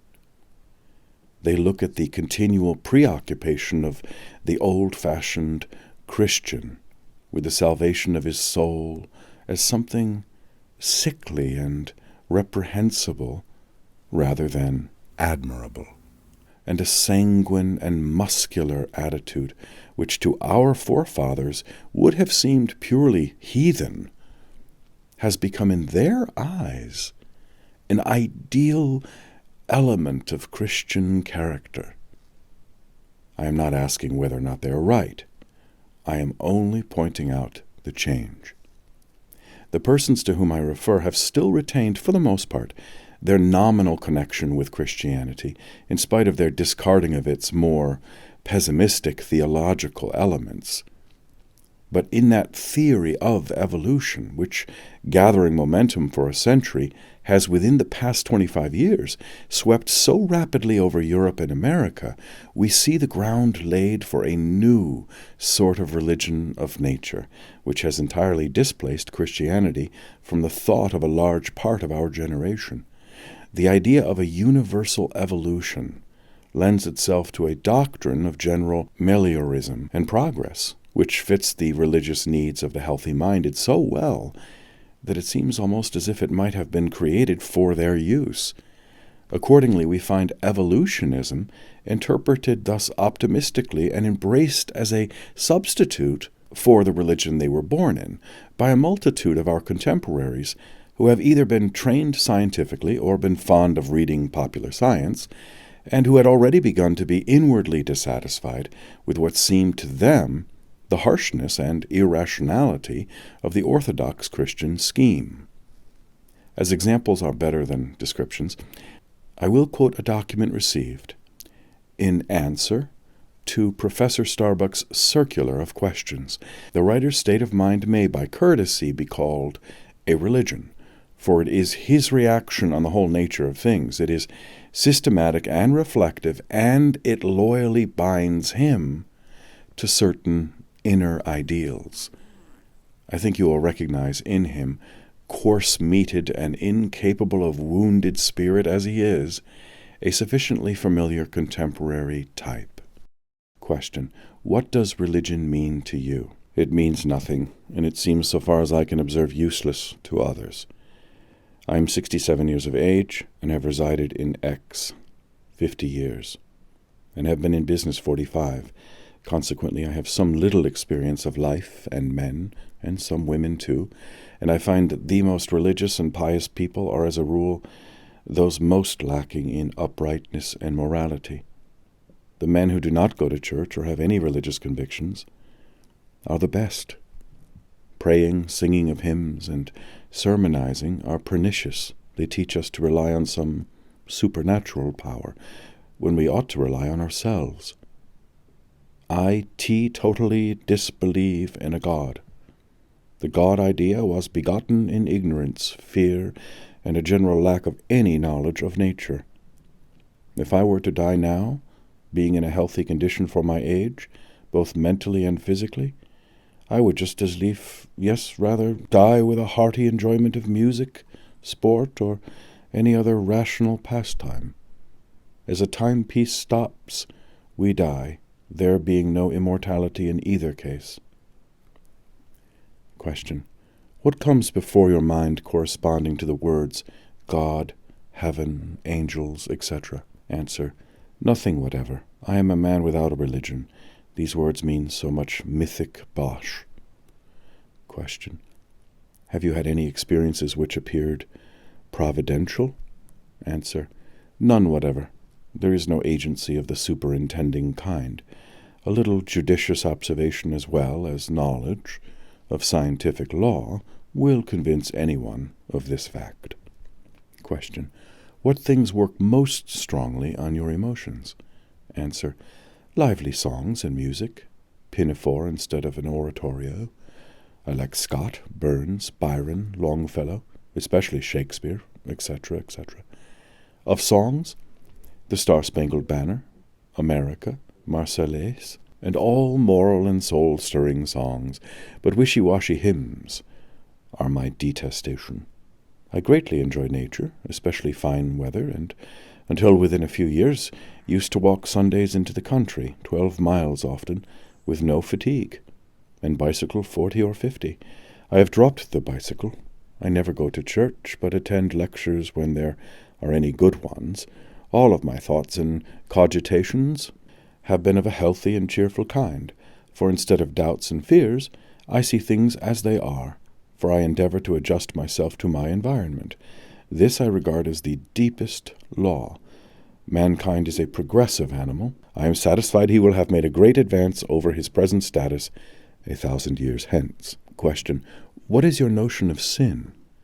Answer. It seems to me that sin is a condition, a disease, incidental to man's development not being yet advanced enough. Morbidness over it increases the disease. We should think that 1,000,000 of years hence equity, justice, and mental and physical good order will be so fixed and organized that no one will have any idea of evil or sin. Question. What is your temperament? Answer. Nervous, active, wide awake, mentally and physically. Sorry that nature compels us to sleep at all. If we are in search of a broken and contrite heart, clearly we need not look to this brother. His contentment with the finite encases him like a lobster shell and shields him from all morbid repining at his distance from the infinite. We have in him an excellent example of the optimism which may be encouraged by popular science. To my mind, a current far more important and interesting religiously than that which sets in from the natural science towards healthy-mindedness is that which has recently poured over America and seems to be gathering force every day. I am ignorant what foothold it may yet have acquired in Great Britain, and to which, for the sake of having a brief designation, I will give the title of the Mind Cure Movement. There are various sects of this new thought, to use another of the names by which it calls itself, but their agreements are so profound that their differences may be neglected for my present purpose, and I will treat the movement, without apology, as if it were a simple thing. It is a deliberately optimistic scheme of life, with both a speculative and a practical side. In its gradual development during the last quarter of a century, it has taken up into itself a number of contributory elements. and it must now be reckoned with as a genuine religious power. It has reached the stage, for example, when the demand for its literature is great enough for insincere stuff, mechanically produced for the market, to be to a certain extent supplied by publishers, a phenomenon never observed, I imagine, until a religion has got well past its earliest insecure beginnings. One of the doctrinal sources of mind cure is the Four Gospels. Another is Emersonianism, or New England Transcendentalism. Another is Berkeleyan idealism. Another is Spiritism, with its messages of law and progress and development. Another, the optimistic popular science evolutionism, of which I have recently spoken. And finally, Hinduism has contributed a strain. But the most characteristic feature of the mind cure movement is an inspiration much more direct. The leaders in this faith have had an intuitive belief in the all-saving power of healthy-minded attitudes as such, in the conquering efficacy of courage, hope, and trust, and a correlative contempt for doubt, fear, worry, and all nervously precautionary states of mind. Their belief has in a general way been corroborated by the practical experience of their disciples, and this experience forms today a mass imposing in amount. The blind have been made to see, the halt to walk. Lifelong invalids have had their health restored. The moral fruits have been no less remarkable. The deliberate adoption of a healthy-minded attitude has proved possible to many who never supposed they had it in them. Regeneration of character has gone on an extensive scale, and cheerfulness has been restored to countless homes. The indirect influence of this has been great. The mind cure principles are beginning so to pervade the air that one catches their spirit at second hand. One hears of the gospel of relaxation, of the don't worry movement, of people who repeat to themselves youth, health, vigor when dressing in the morning as their motto for the day.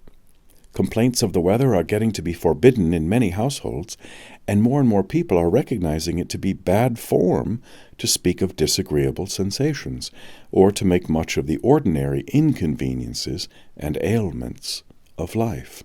These general tonic effects on public opinion would be good even if the more striking results were non-existent, but the latter abound so that we can afford to overlook the innumerable failures and self-deceptions that are mixed in with them, for in everything human failure is a matter of course.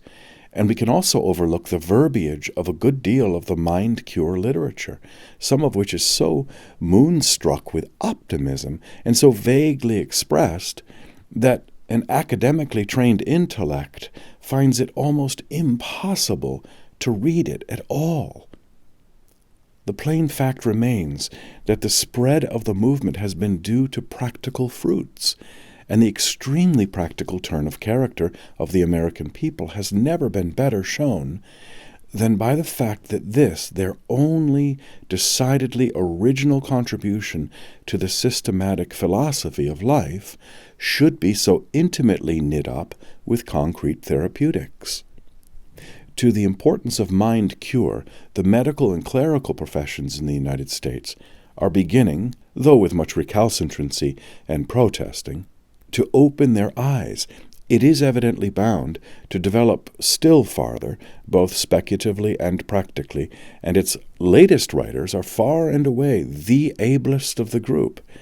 It matters nothing that just as there are hosts of persons who cannot pray, so there are greater hosts who cannot by any possibility be influenced by the mind curer's ideas. For our immediate purpose, the important point is that so large a number should exist who can be so influenced. They form a psychic type to be studied with respect. To come now to a little closer quarters with their creed. The fundamental pillar on which it rests is nothing more than the general basis of all religious experience, the fact that man has a dual nature and is connected with two spheres of thought, a shallower and a profounder sphere, in either of which he may learn to live more habitually. The shallower and lower sphere is that of the fleshly sensations, instincts and desires of egotism, doubt, and the lower personal interests. But whereas Christian theology has always considered frowardness to be the essential vice of this part of human nature, the mind-curers say that the mark of the beast in it is fear. And this is what gives such an entirely new religious turn to their persuasion. Fear, to quote a writer of the school, has had its uses in the evolutionary process and seems to constitute the whole of forethought in most animals. But that it should remain any part of the mental equipment of human civilized life is an absurdity. I find that the fear element of forethought is not stimulating to those more civilized persons to whom duty and attraction are the natural motives, but is weakening and deterrent. As soon as it becomes unnecessary, fear becomes a positive deterrent and should be entirely removed, as dead flesh is removed from living tissue. To assist in the analysis of fear and in the denunciation of its expressions, I have coined the word fear thought to stand for the unprofitable element of forethought, and have defined the word worry as fear thought in contradistinction to forethought. I have also defined fear thought as the self-imposed or self-permitted suggestion of inferiority, in order to place it where it really belongs, in the category of harmful, unnecessary, and therefore not respectable things. The misery habit, the martyr habit, engendered by the prevalent fear thought, get pungent criticism from the mind-cure writers. Consider for a moment the habits of life into which we are born. There are certain social conventions or customs and alleged requirements. There is a theological bias, a general view of the world. There are conservative ideas in regard to our early training, our education, marriage, and occupation in life. Following close upon this, there is a long series of anticipations, namely that we shall suffer certain children's diseases, diseases of middle age and of old age, the thought that we shall grow old, lose our faculties, and again become childlike, while crowning all is the fear of death. Then there is a long line of particular fears and trouble-bearing expectations, such, for example, as ideas associated with certain articles of food, the dread of the east wind, the terrors of hot weather, the aches and pains associated with cold weather, the fear of catching cold if one sits in a drought, the coming of hay fever upon the 14th of August in the middle of the day, and so on through a long list of fears, dreads, worriments, anxieties, anticipations, expectations, pessimisms, morbidities, and the whole ghostly train of fateful shapes which our fellow men, and especially physicians, are ready to help us conjure up, an array worthy to rank with Bradley's unearthly ballet of bloodless categories. Yet this is not all. This vast array is swelled by innumerable volunteers from daily life, the fear of accident, the possibility of calamity, the loss of property, the chance of robbery, of fire, or the outbreak of war, and it is not deemed sufficient to fear for ourselves. When a friend is taken ill, we must forthwith fear the worst and apprehend death. If one meets with sorrow, sympathy means to enter into and increase the suffering. Man, to quote another writer, often has fear stamped upon him before his entrance into the outer world. He is reared in fear. All his life is passed in bondage to fear of disease and death, and thus his whole mentality becomes cramped, limited, and depressed, and his body follows its shrunken pattern and specification. Think of the millions of sensitive and responsive souls among our ancestors who have been under the dominion of such a perpetual nightmare. Is it not surprising that health exists at all? Nothing but the boundless divine love, exuberance, and vitality constantly poured in, even though unconsciously to us, could in some degree neutralize such an ocean of morbidity. although the disciples of the mind cure often use Christian terminology. One sees from such quotations how widely their notion of the fall of man diverges from that of ordinary Christians. Their notion of man's higher nature is hardly less divergent, being decidedly pantheistic. The spiritual in man appears in the mind cure philosophy as partly conscious, but chiefly subconscious. And through the subconscious part of it, we are already one with the divine, without any miracle of grace or abrupt creation of a new inner man. As this view is variously expressed by different writers, we find it in traces of Christian mysticism, of transcendental idealism, of Vedantism, and of the modern psychology of the subliminal self. A quotation or two will put us at the central point of view. The great central fact of the universe is that spirit of infinite life and power that is back of all, that manifests itself in and through all. This spirit of infinite life and power that is back of all is what I call God. I care not what term you may use, be it kindly, light, providence, the oversoul, omnipotence, or whatever term may be most convenient, so long as we are agreed in regard to the great central fact itself. God then fills the universe alone, so that all is from him and in him, and there is nothing that is outside. He is the life of our very life itself. We are partakers of the life of God, and though we differ from him in that we are individualized spirits, while he is the infinite spirit, including us as well as all else beside, yet in essence the life of God and the life of man are identically the same, and so are one. They differ not in essence or quality, they differ in degree.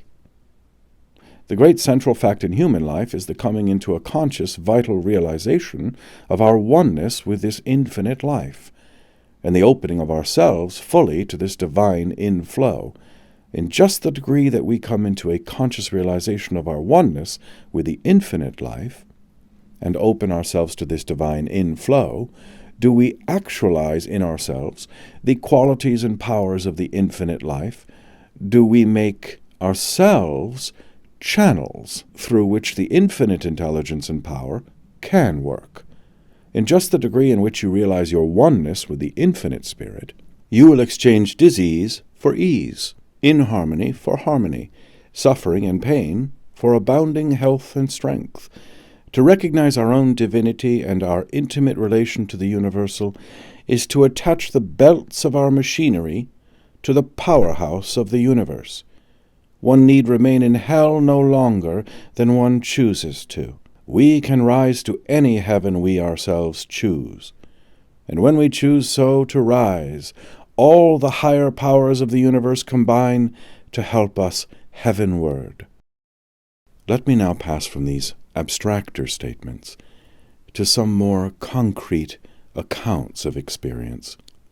With the mind cure religion, I have many answers from correspondents. The only difficulty is to choose. The first two, whom I shall quote, are my personal friends. One of them, a woman, writing as follows, expresses well the feeling of continuity with the infinite power, by which all mind cure disciples are inspired. The first underlying cause of all sickness, weakness, or depression is the human sense of separateness from that divine energy which we call God. The soul, which can feel and affirm in serene but jubilant confidence, as did the Nazarene, I and my Father are one, has no further need of healer or of healing. This is the whole truth in a nutshell, and other foundation for wholeness can no man lay than this fact of impregnable divine union. Disease can no longer attack one whose feet are planted on this rock, who feels hourly, momently, if one with omnipotence. How can weariness enter into the consciousness? How illness assail that indomitable spark? This possibility of annulling forever the law of fatigue has been abundantly proven in my own case, for my earlier life bears a record of many, many years of bedridden invalidism, with spine and lower limbs paralyzed. My thoughts were no more impure than they are today, although my belief in the necessity of illness was dense and unenlightened. But since my resurrection in the flesh, I have worked as a healer unceasingly for 14 years without a vacation, and can truthfully assert that I have never known a moment of fatigue or pain, although coming in touch constantly with excessive weakness, illness, and disease of all kinds.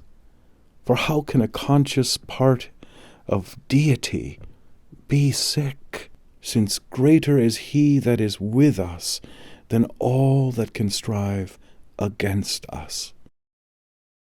My second correspondent, also a woman, sends me the following statement. Life seemed difficult to me at one time. I was always breaking down and had several attacks of what is called nervous prostration, with terrible insomnia, being on the verge of insanity, besides having many other troubles, especially of the digestive organs.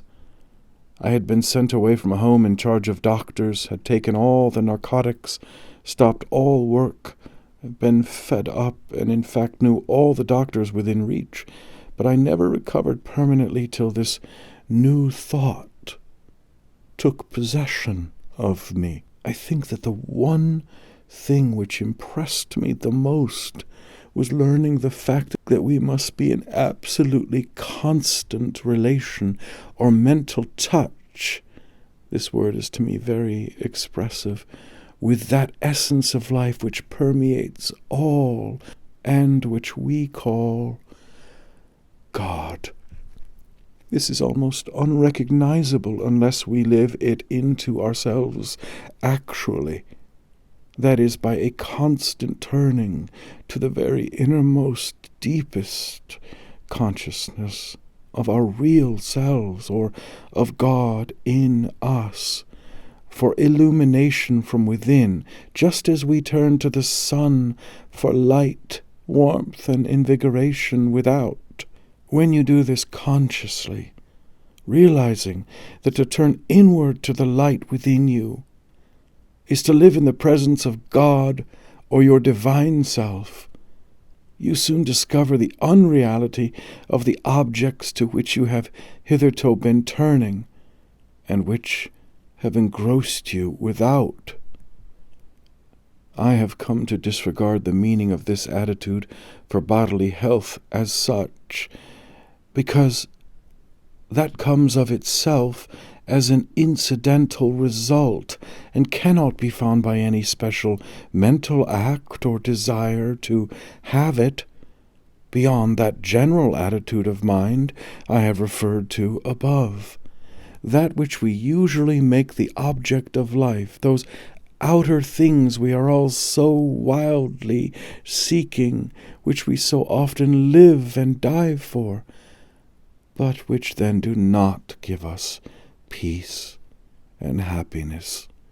They should all come of themselves as accessory, and as the mere outcome or natural result of a far higher life sunk deep in the bosom of the Spirit. This life is the real seeking of the kingdom of God, the desire for his supremacy in our hearts, so that all else comes as that which shall be added unto you, as quite incidental and as a surprise to us, perhaps, and yet it is the proof of the reality of the perfect poise in the very center of our being. When I say that we commonly make the object of our life that which we should not work for primarily, I mean many things which the world considers praiseworthy and excellent, such as success in business, fame as author or artist, physician or lawyer, or renown in philanthropic undertakings. Such things should be results, not objects. I would also include pleasures of many kinds which seem harmless and good at the time, and are pursued because many accept them. I mean, conventionalities, sociabilities, and fashions in their various development, these being mostly approved by the masses, although they may be unreal and even unhealthy superfluities. Here's another case, more concrete, also that of a woman. I read you these cases without comment. They express so many varieties of the state of mind we are studying. I had been a sufferer from my childhood till my 40th year. Details of ill health are given which I omit. I had been in Vermont several months hoping for good from the change of air, but steadily growing weaker. When one day during the latter part of October, while resting in the afternoon, I suddenly heard, as it were, these words, "You will be healed, and do a work you never dreamed of." These words were impressed upon my mind with such power, I said at once, that only God could have put them there. I believed them in spite of myself and of my suffering and weakness, which continued until Christmas, when I returned to Boston. Within 2 days, a young friend offered to take me to a mental healer. This was January 7th, 1881. The healer said, "There is nothing but mind. We are expressions of the one mind. Body is only a mortal belief. As a man thinketh, so is he." I could not accept all she said, but I translated all that was there for me in this way. There is nothing but God. I am created by Him, and am absolutely dependent upon Him. Mind is given me to use, and by just so much of it as I will put upon the thought of right action in body, I shall be lifted out of bondage to my ignorance and fear and past experience. That day I commenced accordingly to take a little of every food provided for the family, constantly saying to myself, the power that created the stomach must take care of what I have eaten. By holding these suggestions through the evening, I went to bed and fell asleep saying, I am soul, spirit, just one with God's thought of me, and slept all night without waking.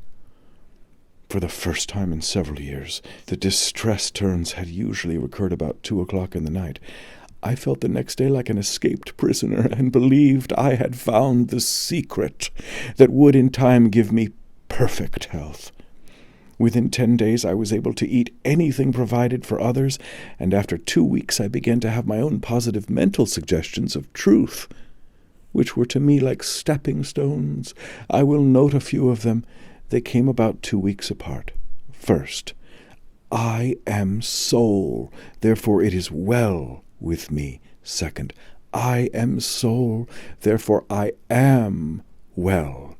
Third, a sort of inner vision of myself as a 4-footed beast with a protuberance on every part of my body where I had suffering, with my own face begging me to acknowledge it as myself. I resolutely fixed my attention on being well, and refused to even look at my old self in this form.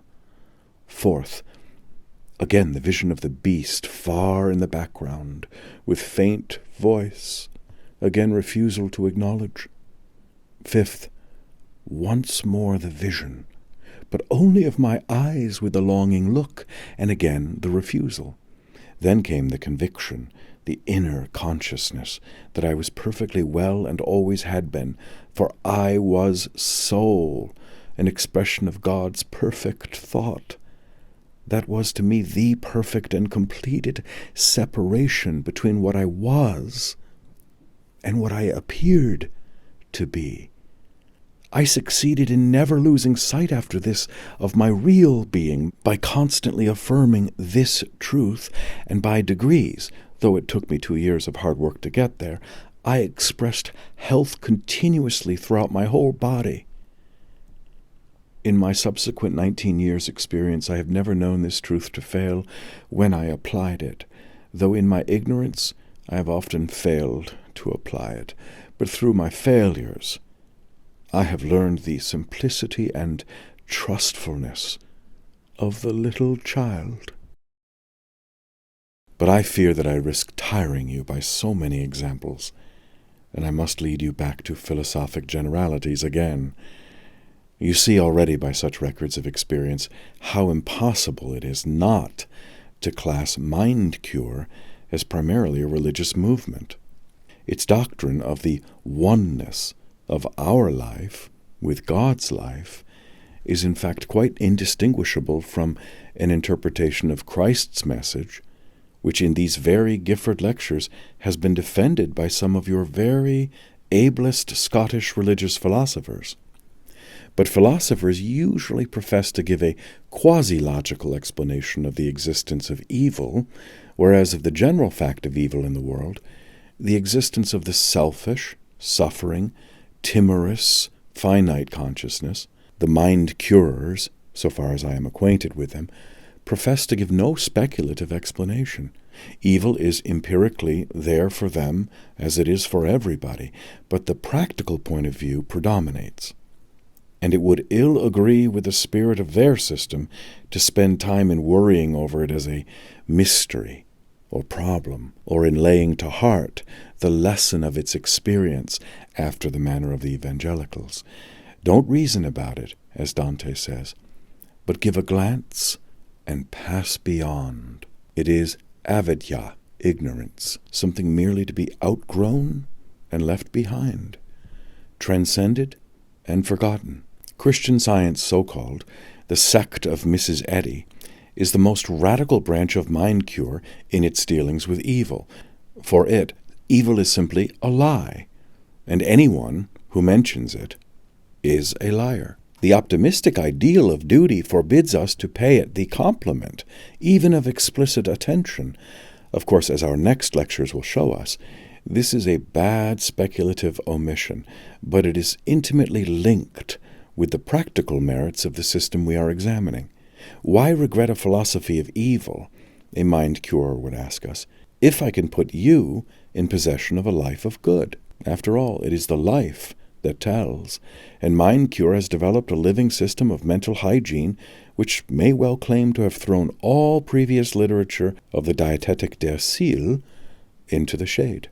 This system is wholly and exclusively compacted of optimism. Pessimism leads to weakness. Optimism leads to power.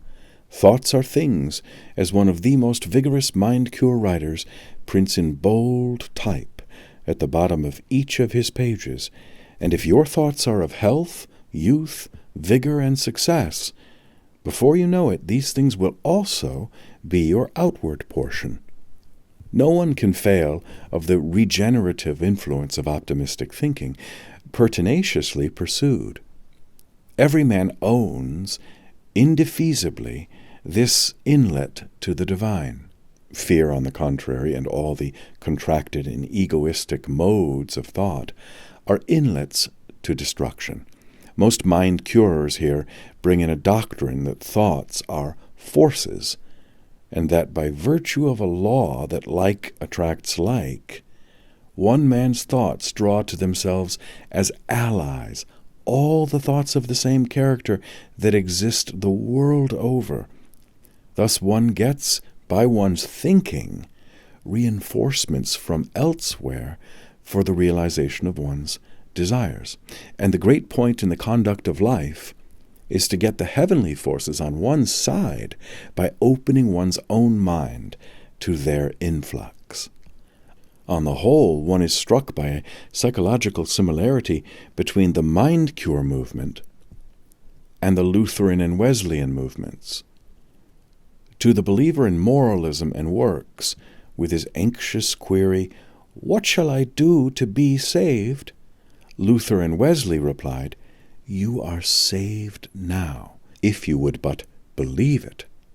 And the mind curers come with precisely similar words of emancipation. They speak, it is true, to persons for whom the conception of salvation has lost its ancient theological meaning, but who labor nevertheless with the same eternal human difficulty. Things are wrong with them, and What shall I do to be clear, right, sound, whole, well? Is the form of their question. And the answer is, you are well, sound, and clear already, if you did but know it. The whole matter may be summed up in one sentence, says one of the authors whom I have already quoted. God is well, and so are you. You must awaken to the knowledge of your real being. The adequacy of their message to the mental needs of a large fraction of mankind is what gave force to those earlier Gospels. Exactly the same adequacy holds in the case of the mind cure message. Foolish as it may sound upon its surface, and seeing its rapid growth and influence and its therapeutic triumphs, one is tempted to ask whether it may not be destined, probably by very reason of the crudity and extravagance of many of its manifestations, to play a part almost as great in the evolution of the popular religion of the future as did those earlier movements in their day. But I here fear that I may begin to jar upon the nerves of some of the members of this academic audience. Such contemporary vagaries, you may think, should hardly take so large a place in dignified Gifford Lectures. I can only beseech you to have patience. The whole outcome of these lectures will, I imagine, be the emphasizing to your mind of the enormous diversities which the spiritual lives of different men exhibit, their wants, their susceptibilities, and their capacities all vary and must be classed under different heads. The result is that we have really different types of religious experience, and seeking in these lectures closer acquaintance with the healthy-minded type, we must take it where we find it, in most radical form. The psychology of individual types of character has hardly begun even to be sketched as yet. Our lectures may possibly serve as a crumb-like contribution to the structure, the first thing to bear in mind, especially if we ourselves belong to the clerico-academic, scientific type, the officially and conventionally correct type, the deadly respectable type, for which to ignore others is a besetting temptation, is that nothing can be more stupid than to bar out phenomena from our notice merely because we are incapable of taking part in anything like them ourselves. Now, the history of Lutheran salvation by faith, of Methodistic conversions, and of what I call the mind cure movement seems to prove the existence of numerous persons in whom, at any rate at a certain stage in their development, a change of character for the better, so far from being facilitated by the rules laid down by official moralists, will take place all the more successfully if those rules be exactly reversed. Official moralists advise us never to relax our strenuousness. Be vigilant day and night, they adjure us. Hold your passive tendencies in check. Shrink from no effort. Keep your will like a bow always bent. But the persons I speak of find that all this conscious effort leads to nothing but failure and vexation in their hands, and only makes them twofold more the children of hell they were before. The tense and voluntary attitude becomes in them an impossible fever and torment. Their machinery refuses to run at all when the bearings are made so hot and the belts so tight. Under these circumstances, the way to success, as vouched for by innumerable authentic personal narrations, is by an anti-moralistic method, by the surrender of which I spoke in my second lecture. Passivity, not activity, relaxation, not intentness, should be now the rule. Give up the feeling of responsibility, let go your hold, resign the care of your destiny to higher powers, be genuinely indifferent as to what becomes of it all, and you will find not only that you gain a perfect inward relief, but often also, in addition, the particular goods you sincerely thought you were renouncing. This is the salvation through self-despair, the dying to be truly born of Lutheran theology, the passage into nothing of which Jacob Behmen writes. To get to it, a critical point must usually be passed, a corner turned within one. Something must give way, a native hardness must break down and liquefy, and this event, as we shall abundantly see hereafter, is frequently sudden and automatic, and leaves on the subject an impression that he has been wrought on by an external power. Whatever its ultimate significance may prove to be, this is certainly one fundamental form of human experience. Some say that the capacity or incapacity for it is what divides the religious from the merely moralistic character. With those who undergo it in its fullness, no criticism avails to cast doubt on its reality. They know, for they have actually felt the higher powers in giving up the tension of their personal will. A story which revivalist preachers often tell is that of a man who found himself at night slipping down the slide of a precipice. At last, he caught a branch which stopped his fall, and remained clinging to it in misery for hours. But finally his fingers had to lose their hold, and with a despairing farewell to life, he let himself drop. He fell just 6 inches. If he had given up the struggle earlier, his agony would have been spared. As the Mother Earth received him, so, the preachers tell us, will the everlasting arms receive us if we confide absolutely in them and give up the hereditary habit of relying on our personal strength, with its precautions that cannot shelter and safeguards that never save. The mind curers have given the widest scope to this sort of experience. They have demonstrated that a form of regeneration by relaxing, by letting go, psychologically indistinguishable from the Lutheran justification by faith and the Wesleyan acceptance of free grace, is within the reach of persons who have no conviction of sin and care nothing for the Lutheran theology. It is but giving your little private convulsive self a rest, and finding that a greater self is there. The results, slow or sudden, or great or small, of the combined optimism and expectancy, the regenerative phenomena which ensue on the abandonment of effort, remain firm facts of human nature, no matter whether we adopt a theistic, a pantheistic, idealistic, or a medical materialistic view of their ultimate causal explanation. When we take up the phenomena of revivalistic conversion, we shall learn something more about all this. Meanwhile, I will say a brief word about the mind curers' methods. They are, of course, largely suggestive.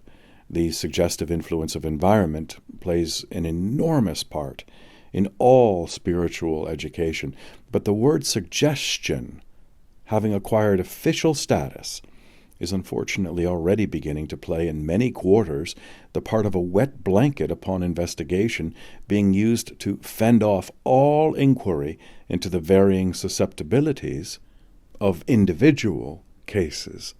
Suggestion is only another name for the power of ideas, so far as they prove efficacious over belief and conduct. Ideas, efficacious over some people, prove inefficacious over others. Ideas efficacious at some times and in some human surroundings are not so at other times and elsewhere. The ideas of Christian churches are not efficacious in the therapeutic direction today, whatever they may have been in earlier centuries, and when the whole question is as to why the salt has lost its savor here or gained it there, the mere blank waving of the word suggestion, as if it were a banner, gives no light.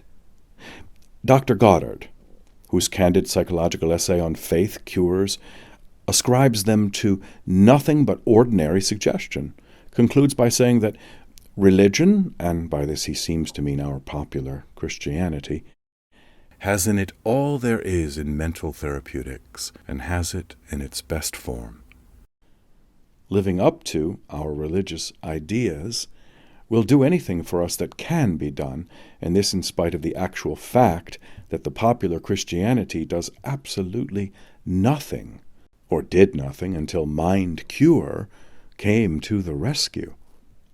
An idea, to be suggestive, must come to the individual with the force of a revelation. The mind cure, with its gospel of healthy-mindedness, has come as a revelation to many whose hearts the church Christianity had left hardened. It has let loose their springs of higher life. In what can the originality of any religious movement consist, save in finding a channel, until then sealed up, through which those springs may be set free in some group of human beings? The force of personal faith, enthusiasm, and example, and above all the force of novelty, are always the prime suggestive agency in this kind of success. If mind cure should ever become official, respectable, and entrenched, these elements of suggestive efficacy will be lost. In its acuter stages, every religion must be a homeless Arab of the desert. The Church knows this well enough, with its everlasting inner struggle of the acute religion of the few against the chronic religion of the many, indurated into an obstructiveness worse than that which irreligion opposes to the movings of the Spirit. We may pray, says Jonathan Edwards, concerning all those saints that are not lively Christians, that they may either be enlivened or taken away. If that be true, that is often said by some at this day, that these cold, dead saints do more hurt than natural men, and lead more souls to hell, and that it would be well for mankind if they were all dead.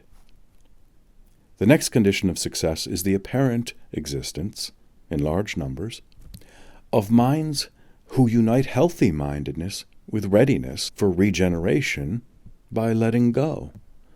Protestantism has been too pessimistic as regards the natural man. Catholicism has been too legalistic and moralistic for either the one or the other to appeal in any generous way to the type of character formed of this peculiar mingling of elements. However few of us here present may belong to such a type, it is now evident that it forms a specific moral combination well represented in the world. And finally, mind cure has made what in our Protestant countries is an unprecedentedly great use of the subconscious life. To their reasoned advice and dogmatic assertion, its founders have added systematic exercise in passive relaxation, concentration, and meditation, and have even invoked something like hypnotic practice. I quote some passages at random. The value, the potency of ideals is the great practical truth on which the new thought most strongly insists, the development namely from within outward, from small to great. Consequently, one's thought should be centered on the ideal outcome, even though this trust be literally like a step in the dark. To attain the ability thus effectively to direct the mind, the new thought advises the practice of concentration, or in other words, the attainment of self-control. One is to learn to marshal the tendencies of the mind so that they may be held together as a unit by the chosen ideal. To this end, one should set apart times for silent meditation by one's self, preferably in a room where the surroundings are favorable to spiritual thought. In New Thought terms, this is called entering the silence. The time will come when, in the busy office or on the noisy street, you can enter into the silence by simply drawing the mantle of your own thoughts about you and realizing that there and everywhere the spirit of infinite life, love, wisdom, peace, power, and plenty is guiding, keeping, protecting, leading you. This is the spirit of continual prayer. One of the most intuitive men we ever met had a desk at a city office where several other gentlemen were doing business constantly and often talking loudly.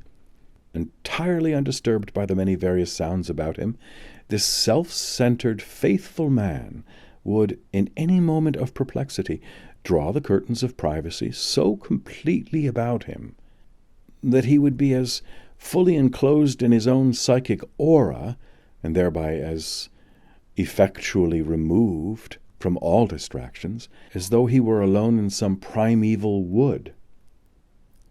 Taking his difficulty with him into the mystic science in the form of a direct question, to which he expected a certain answer, he would remain utterly passive until the reply came, and never once through many years' experience did he find himself disappointed or misled.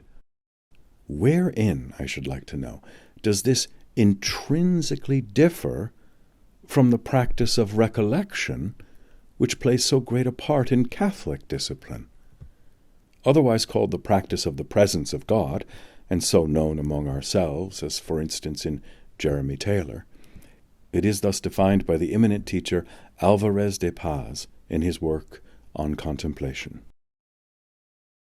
It is the recollection of God, the thought of God, which in all places and circumstances makes us see Him present, lets us commune respectfully and lovingly with Him, and fills us with desire and affection for Him.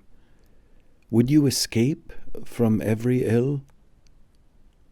Never lose this recollection of God, neither in prosperity nor in adversity, nor on any occasion whichsoever it be. Invoke not to excuse yourself from this duty, either the difficulty or the importance of your business, for you can always remember that God sees you, that you are under His eye. If 1,000 times an hour you forget Him, reanimate 1,000 times the recollection. If you cannot practice this exercise continuously, at least make yourself as familiar with it as possible. And like unto those who in a rigorous winter draw near the fire as often as they can, go as often as you can to that ardent fire which will warm your soul.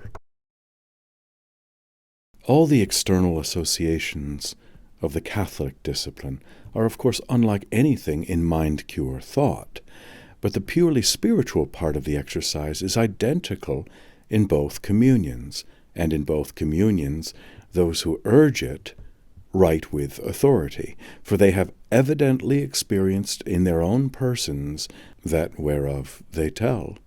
Compare again some mind-cure utterances.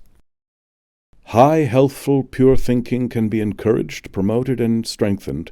Its current can be turned upon grand ideals until it forms a habit and wears a channel.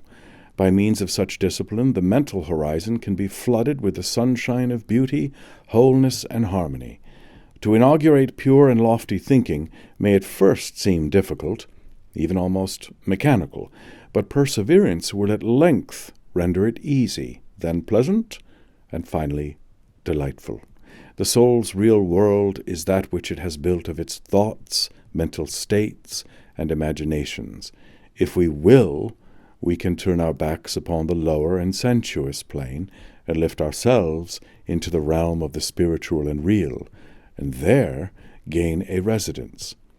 The assumption of states of expectancy and receptivity will attract spiritual sunshine, and it will flow in as naturally as air inclines to a vacuum.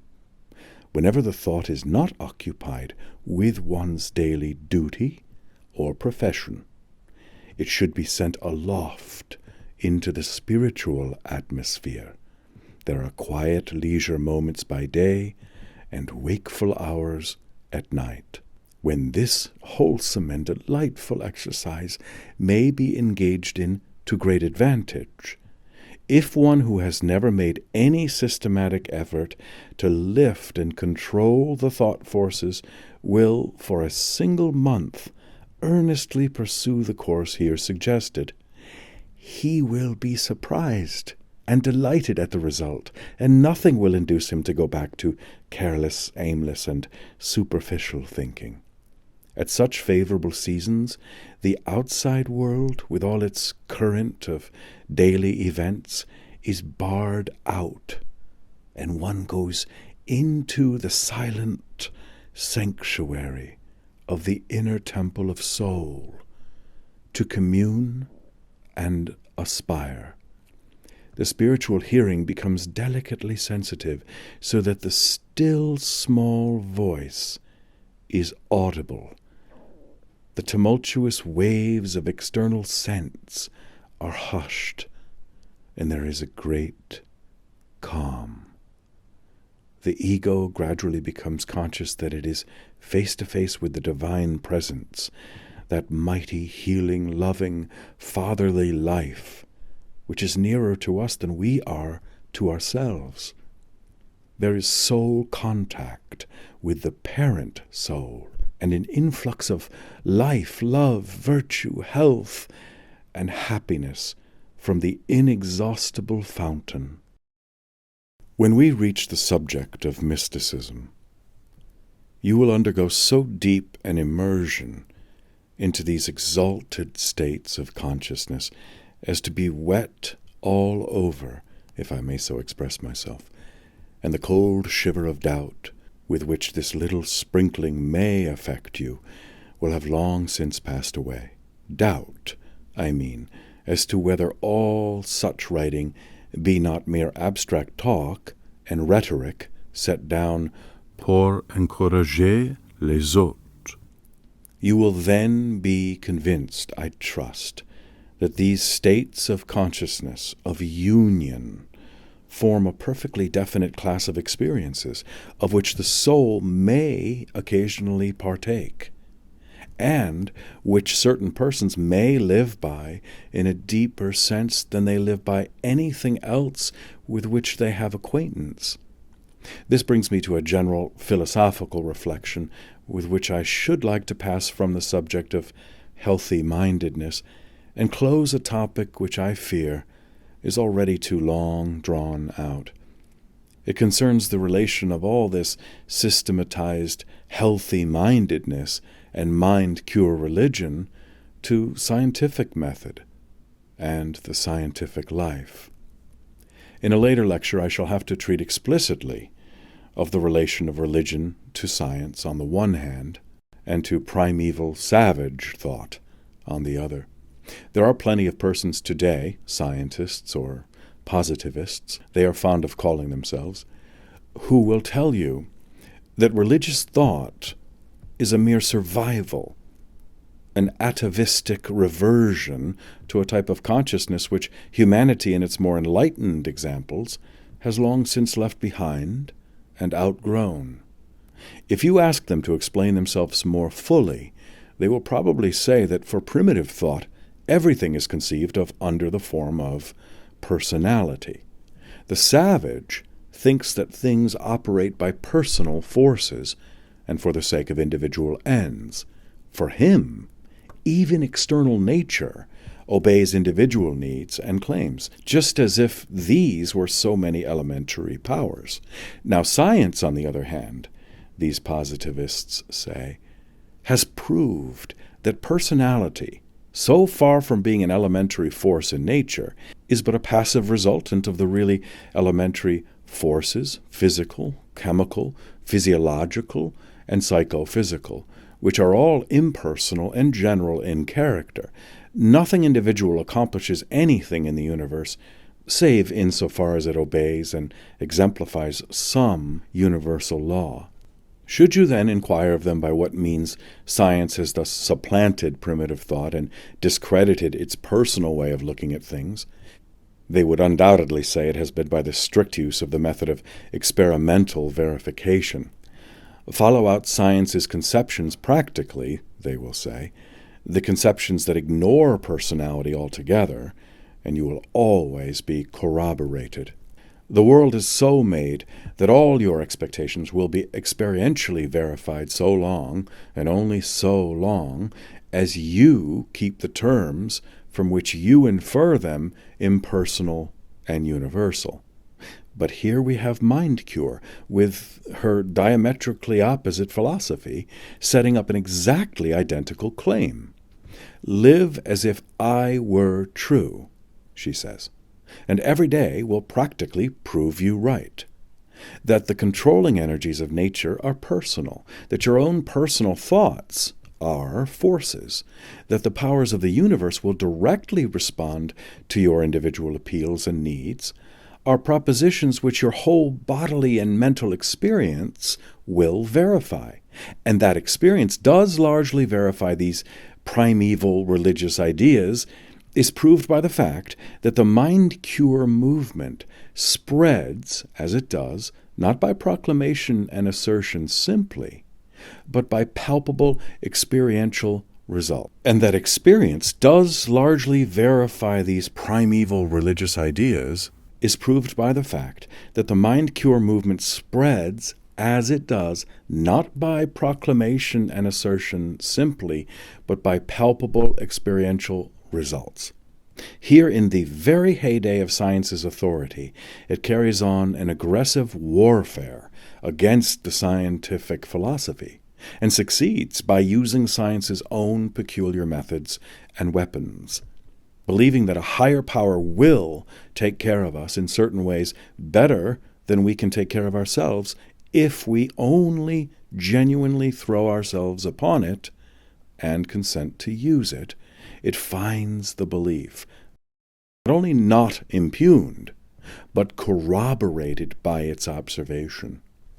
How conversions are thus made and converts confirmed is evident enough from the narratives which I have quoted. I will quote yet another couple of shorter ones to give the matter a perfectly concrete turn. Here is one. One of my first experiences in applying my teaching was 2 months after I first saw the healer. I fell, spraining my right ankle, which I had done once 4 years before, having then had to use a crutch and elastic anklet for some months, and carefully guarding it ever since. As soon as I was on my feet, I made the positive suggestion, and felt it through all my being. There is nothing but God. All life comes from Him perfectly. I cannot be sprained or hurt. I will let Him take care of it. Well, I never had a sensation in it, and I walked 2 miles that day. The next case not only illustrates experiment and verification, but also the element of passivity and surrender, of which a while ago I made such account. I went into town to do some shopping one morning, and I had not been gone long before I began to feel ill. The ill feeling increased rapidly until I had pains in all my bones, nausea and faintness, headache, and all the symptoms, in short, that precede an attack of influenza. I thought that I was going to have the grippe epidemic then in Boston, or something worse. The Mind-Cure teachings that I had been listening to all the winter thereupon came into my mind, and I thought that here was an opportunity to test myself. On my way home I met a friend, and I refrained with some effort from telling her how I felt. That was the first step gained. I went to bed immediately, and my husband wished to send for the doctor, but I told him that I would rather wait until morning and see how I felt. Then followed one of the most beautiful experiences of my life. I cannot express it in any other way than to say that I did lie down in the stream of life and let it flow over me. I gave up all fear of any impending disease. I was perfectly willing and obedient. There was no intellectual effort, no train of thought.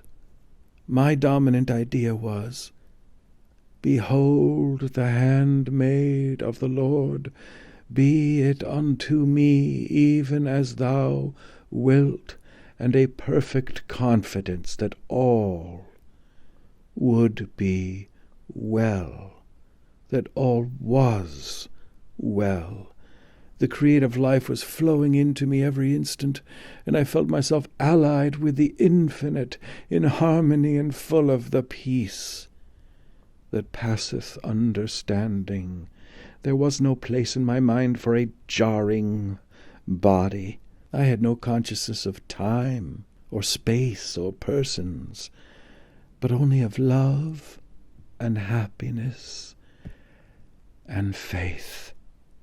I do not know how long this state lasted, nor when I fell asleep, but when I woke up in the morning, I was well. These are exceedingly trivial instances, but in them, if we have anything at all, we have the method of experiment and verification. For the point I am driving at now, it makes no difference whether you consider the patients to be deluded victims of their imagination or not. That they seemed to themselves to have been cured by the experiments tried was enough to make them converts to the system. And although it is evident that one must be of a certain mental mold to get such results, for not everyone can get thus cured to his own satisfaction any more than everyone can be cured by the first regular practitioner whom he calls in, yet it would be pedantic and over-scrupulous for those who can get their salvage and primitive philosophy of mental healing verified in such experimental ways as this, to give them up at word of command for more scientific therapeutics. What are we to think of all this? Has science made too wide a claim? I believe that the claims of the sectarian scientist are, to say the least, premature. The experiences which we have been studying during this hour, and a great many other kinds of religious experiences are like them, plainly show the universe to be a more many-sided affair than any sect, even the scientific sect, allows for. What, in the end, are all our verifications but experiences that agree with more or less isolated systems of ideas, conceptual systems, that our minds have framed? But why in the name of common sense need we assume that only one such system of ideas can be true? The obvious outcome of our total experience is that the world can be handled according to many systems of ideas, and is so handled by different men, and will each time give some characteristic kind of profit, for which he cares to the handler, while at the same time some other kind of profit has to be omitted or postponed. Science gives to all of us telegraphy, electric lighting, and diagnosis, and succeeds in preventing and curing a certain amount of disease. Religion in the shape of mind cure gives to some of us serenity, moral poise, and happiness, and prevents certain forms of disease as well as science does, or even better in a certain class of persons. Evidently, then, the science and the religion are both of them genuine keys for unlocking the world's treasure house to him who can use either of them practically, just as evidently neither is exhaustive or exclusive of the other's simultaneous use. And why, after all, may not the world be so complex as to consist of many interpenetrating spheres of reality, which we can thus approach in alternation by using different conceptions and assuming different attitudes? Just as mathematicians handle the same numerical and spatial facts by geometry, by analytical geometry, by algebra, by the calculus, or by quaternions, and each time come out right, On this view, religion and science, each verified in its own way from hour to hour and from life to life, would be co-eternal. Primitive thought, with its belief in individualized personal forces, seems at any rate as far as ever from being driven by science from the field today. Numbers of educated people still find it the directest experimental channel by which to carry on their intercourse with reality. The case of mind cure lay so ready to my hand that I could not resist the temptation of using it to bring these last truths home to your attention. But I must content myself today with this very brief indication. In a later lecture, the relations of religion both to science and to primitive thought will have to receive much more explicit attention.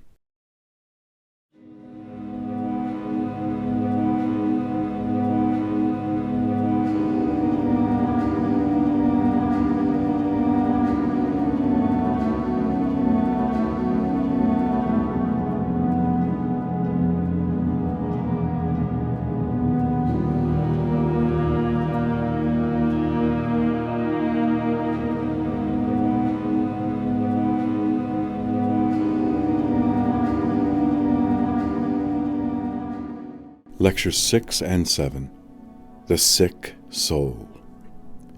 At our last meeting, we considered the healthy-minded temperament, the temperament which has a constitutional incapacity for prolonged suffering, and in which the tendency to see things optimistically is like a water of crystallization, in which the individual's character is set. We saw how this temperament may become the basis for a peculiar type of religion, a religion in which good, even the good of this world's life, is regarded as the essential thing for a rational being to attend to. This religion directs him to settle his scores with the more evil aspects of the universe by systematically declining to lay them to heart, or make much of them, by ignoring them in his reflective calculations, or even, on occasion, by denying outright that they exist. Evil is a disease, and worry over disease is itself an additional form of disease, which only adds to the original complaint. Even repentance and remorse, affections which come in the character of ministers of good, may be but sickly and relaxing impulses.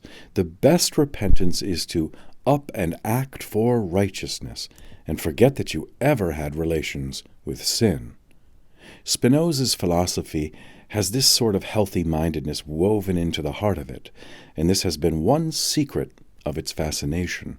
He whom reason leads, according to Spinoza, is led altogether by the influence over his mind of good. Knowledge of evil is an inadequate knowledge, fit only for slavish minds. So Spinoza categorically condemns repentance. When men make mistakes, he says, one might perhaps expect gnawings of conscience and repentance to help to bring them on the right path, and might thereupon conclude, as everyone does conclude, that these affections are good things. Yet, when we look at the matter closely, we shall find that not only are they not good, but on the contrary, deleterious and evil passions. For it is manifest that we can always get along better by reason and love of truth than by worry of conscience and remorse. Harmful are these and evil, inasmuch as they form a particular kind of sadness. And the disadvantages of sadness, he continues, I have already proved and shown that we should strive to keep it from our life. Just so we should endeavor, since uneasiness of conscience and remorse are of this kind of complexion, to flee and shun these states of mind. Within the Christian body, for which repentance of sins has from the beginning been the critical religious act, healthy-mindedness has always come forward with its milder interpretation. Repentance, according to such healthy-minded Christians, means getting away from the sin, not groaning and writhing over its commission. The Catholic practice of confession and absolution is, in one of its aspects, little more than a systematic method of keeping healthy-mindedness on top. By it, a man's accounts with evil are periodically squared and audited so that he may start the clean page with no old debts inscribed. Any Catholic will tell us how clean and fresh and free he feels after the purging operation. Martin Luther by no means belonged to the healthy-minded type in the radical sense in which we have discussed it, and he repudiated priestly absolution for sin. Yet in this matter of repentance, he had some very healthy-minded ideas, due in the main to the largeness of his conception of God. When I was a monk, he says, I thought that I was utterly cast away. If at any time I felt the lust of the flesh, that is to say, if I felt any evil motion, fleshly lust, wrath, hatred, or envy against any brother, I essayed many ways to help to quiet my conscience, but it would not be. For the concupiscence and lust of my flesh did always return, so that I could not rest, but was continually vexed with these thoughts. This or that sin thou hast committed. Thou art infected with envy, with impatiency, and such other sins. Therefore thou art entered into this holy order in vain, and all thy good works are unprofitable. But if then I had rightly understood these sentences of Paul, the flesh lusteth contrary to the Spirit, and the Spirit contrary to the flesh, and these two are one against another, so that ye cannot do the things that ye would do.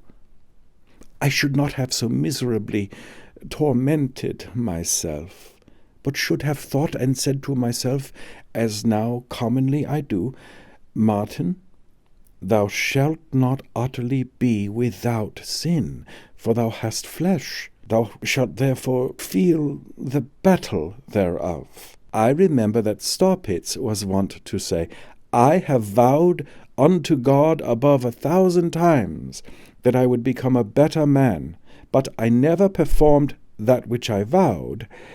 Hereafter I will make no such vow, for I have now learned by experience that I am not able to perform it, unless, therefore, God be favorable and merciful unto me for Christ's sake. I shall not be able, with all my vows and all my good deeds, to stand before him. This of Staupitz's was not only true, but also a godly and a holy desperation, and this must they all confess, both with mouth and heart. Who will be saved? For the godly trust not to their own righteousness. They look unto Christ their reconciler, who gave his life for their sins. Moreover, they know that the remnant of sin which is in their flesh is not laid to their charge, but freely pardoned. Notwithstanding, in the mean, while they fight in spirit against the flesh, lest they should fulfill the lusts thereof, and although they feel the flesh to rage and rebel, and themselves also do fall sometimes into sin through infirmity, yet are they not discouraged, nor think thereof that their state and kind of life and the works which are done according to their calling displease God, but they raise up themselves by faith.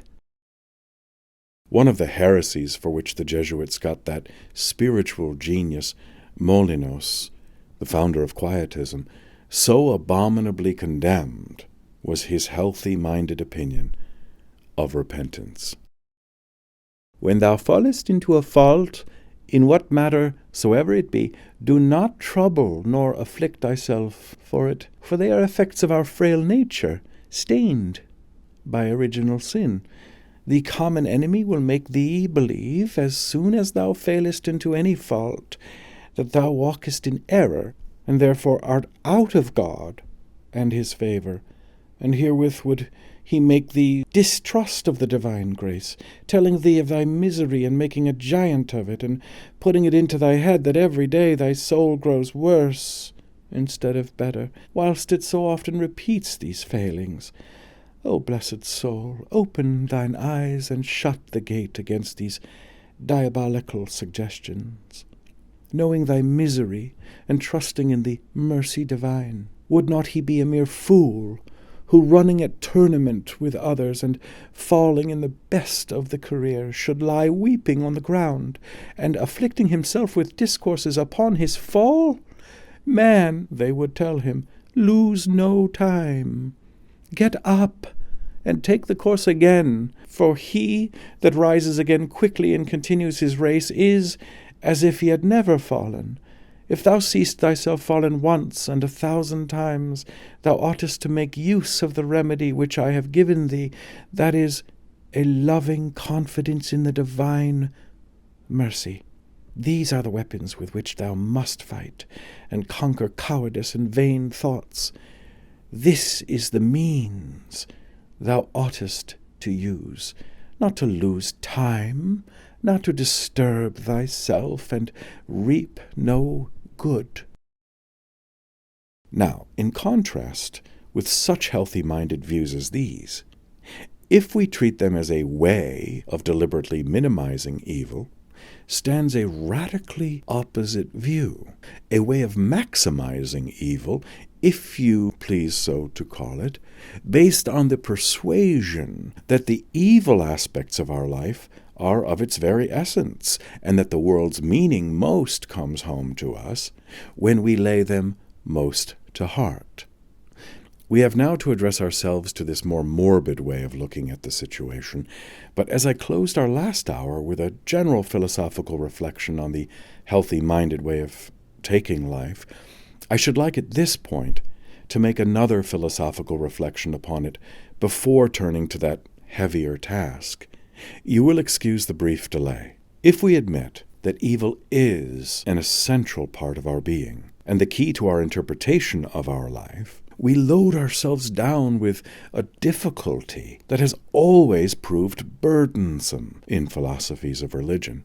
Theism, whenever it has erected itself into a systematic philosophy of the universe, has shown a reluctance to let God be anything less than all in all. In other words, philosophic theism has always shown a tendency to become pantheistic and monistic, and to consider the world as one unit of absolute fact.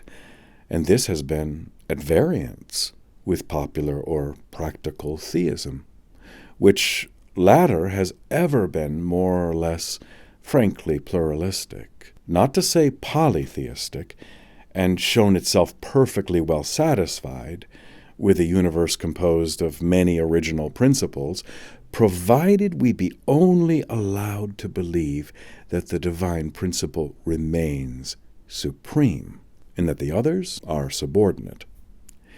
In this latter case, God is not necessarily responsible for the existence of evil. He would only be responsible if it were not finally overcome. But on the monistic or pantheistic view, evil, like everything else, must have its foundation in God. And the difficulty is to see how this can possibly be the case if God be absolutely good. This difficulty faces us in every form of philosophy in which the world appears as one flawless unit of fact. Such a unit is an individual. And in it, the worst parts must be as essential as the best, must be as necessary to make the individual what he is. since if any part whatever in an individual were to vanish or alter, it would no longer be that individual at all. The philosophy of absolute idealism, so vigorously represented both in Scotland and America today, has to struggle with this difficulty quite as much as scholastic theism struggled in its time. And although it would be premature to say that there is no speculative issue whatever from the puzzle, it is perfectly fair to say that there is no clear or easy issue, and that the only obvious escape from paradox here is to cut loose from the monistic assumption altogether, and to allow the world to have existed from its origin in pluralistic form as an aggregate or collection of higher and lower things and principles, rather than an absolutely unitary fact, for then evil would not need to be essential. It might be, and may always have been, an independent portion that had no rational or absolute right to live with the rest, and which we might conceivably hope to see got rid of at last. Now, the gospel of healthy-mindedness, as we have described it, casts its vote distinctly for this pluralistic view, whereas the monistic philosopher finds himself more or less bound to say, as Hegel said, that everything actual is rational, and that evil, as an element dialectically required, must be pinned in and kept and consecrated and have a function awarded to it in the final system of truth. Healthy-mindedness refuses to say anything of the sort. Evil, it says, is emphatically irrational and not to be pinned in or preserved or consecrated in any final system of truth. It is a pure abomination to the Lord, an alien unreality, a waste element, to be sloughed off and negated, and the very memory of it, if possible, wiped out and forgotten. The ideal, so far from being coextensive with the whole actual, is a mere extract from the actual, marked by its deliverance from all contact with this diseased, inferior, and excrementitious stuff. Here we have the interesting notion fairly and squarely presented to us of there being elements of the universe which may make no rational whole in conjunction with the other elements, and which, from the point of view of any system which those other elements make up, can only be considered so much irrelevance and accident, so much dirt, as it were, and matter out of place. I ask you now not to forget this notion, for although most philosophers seem either to forget it or to disdain it too much, ever to mention it, I believe that we shall have to admit it ourselves in the end as containing an element of truth. The mind-cure gospel thus once more appears to us as having dignity and importance.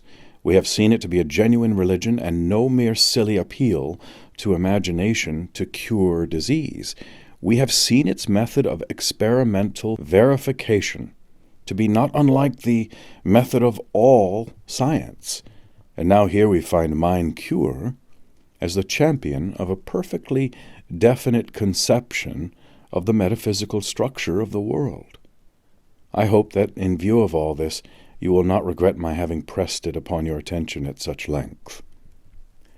Let us now say goodbye for a while to all this way of thinking, and turn towards those persons who cannot so swiftly throw off the burden of the consciousness of evil, but are congenitally fated to suffer from its presence. Just as we saw that in healthy-mindedness there are shallower and profounder levels, happiness like that of the mere animal, and more regenerate sorts of happiness, so also are there different levels of the morbid mind, and the one is much more formidable than the other.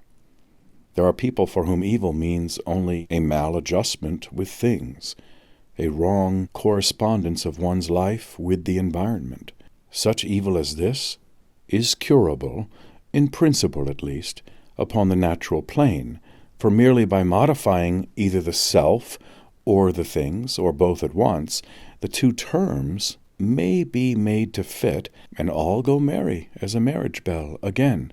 But there are others for whom evil is no mere relation of the subject to particular outer things, but something more radical and general, a wrongness or vice in his essential nature, which no alteration of the environment or any superficial rearrangement of the inner self can cure, and which requires a supernatural remedy.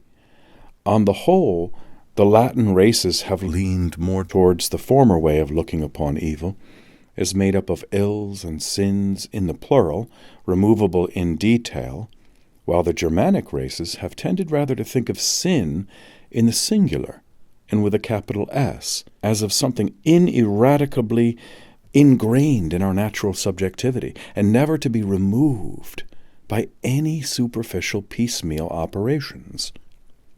These comparisons of races are always open to exception, but undoubtedly the northern tone in religion has inclined to the more intimately pessimistic persuasion, and this way of feeling, being the more extreme, we shall find by far the more instructive for our study. Recent psychology has found great use for the word threshold as a symbolic designation for the point at which one state of mind passes into another. Thus we speak of the threshold of a man's consciousness in general to indicate the amount of noise, pressure, or other outer stimulus which it takes to arouse his attention at all. One with a high threshold will doze through an amount of racket by which one with a low threshold would be immediately waked. Similarly, when one is sensitive to small differences in any order of sensation, we say he has a low difference threshold. His mind easily steps over it into the consciousness of the differences in question. And just so, we might speak of a pain threshold, a fear threshold, a misery threshold, and find it quickly overpassed by the consciousness of some individuals, but lying too high in others to be often reached by their consciousness. The sanguine and healthy-minded live habitually on the sunny side of their misery line. The depressed and melancholy live beyond it, in darkness and apprehension. There are men who seem to have started in life with a bottle or two of champagne inscribed to their credit, whilst others seem to have been born close to the pain threshold, which the slightest irritants fatally send them over. Does it not appear as if one who lived more habitually on one side of the pain threshold might need a different sort of religion from one who habitually lived on the other? This question of the relativity of different types of religion to different types of need arises naturally at this point, and will become a serious problem ere we have done. But before we confront it in general terms, we must address ourselves to the unpleasant task of hearing what the sick souls, as we may call them in contrast to the healthy-minded, have to say of the secrets of their prison house, their own peculiar form of consciousness. Let us then resolutely turn our backs on the once-born and their sky-blue optimistic gospel. Let us not simply cry out, in spite of all appearances, "Hurrah for the universe! God's in his heaven, all's right with the world." Let us see rather whether pity, pain, and fear, and the sentiment of human helplessness may not open a profounder view and put into our hands a more complicated key to the meaning of the situation. To begin with, how can things so insecure as the successful experiences of this world afford a stable anchorage? A chain is no stronger than its weakest link, and life is, after all, a chain. In the healthiest and most prosperous existence, how many links of illness, danger, and disaster are always interposed? Unsuspectedly from the bottom of every fountain of pleasure as the old poet said, something bitter rises up, a touch of nausea, a falling dead of the delight, a whiff of melancholy, things that sound a knell, for fugitive as they may be, they bring a feeling of coming from a deeper region, and often have an appalling convincingness. The buzz of life ceases at their touch as a piano string stops sounding when the damper falls upon it. Of course, the music can commence again, and again, and again, at intervals, but with this, the healthy-minded consciousness is left with an irremediable sense of precariousness. It is a bell with a crack. It draws its breath on sufferance and by an accident. Even if we suppose a man so packed with healthy-mindedness as never to have experienced in his own person any of these sobering intervals, still, if he is a reflecting being, he must generalize and class his own lot with that of others, and doing so he must see that his escape is just a lucky chance and no essential difference. He might just as well have been born to an entirely different fortune. And then indeed the hollow security. What kind of a frame of things is it, of which the best you can say is, "Thank God, it has let me off clear this time"? Is not its blessedness a fragile fiction? Is not your joy in it a very vulgar glee, not much unlike the snicker of any rogue at his success? If, indeed, it were all success, even on such terms as that.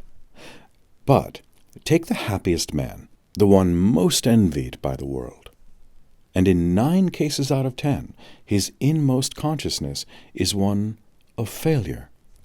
Either his ideals in the line of his achievements are pitched far higher than the achievements themselves, or else he has secret ideals of which the world knows nothing, and in regard to which he inwardly knows himself to be found wanting.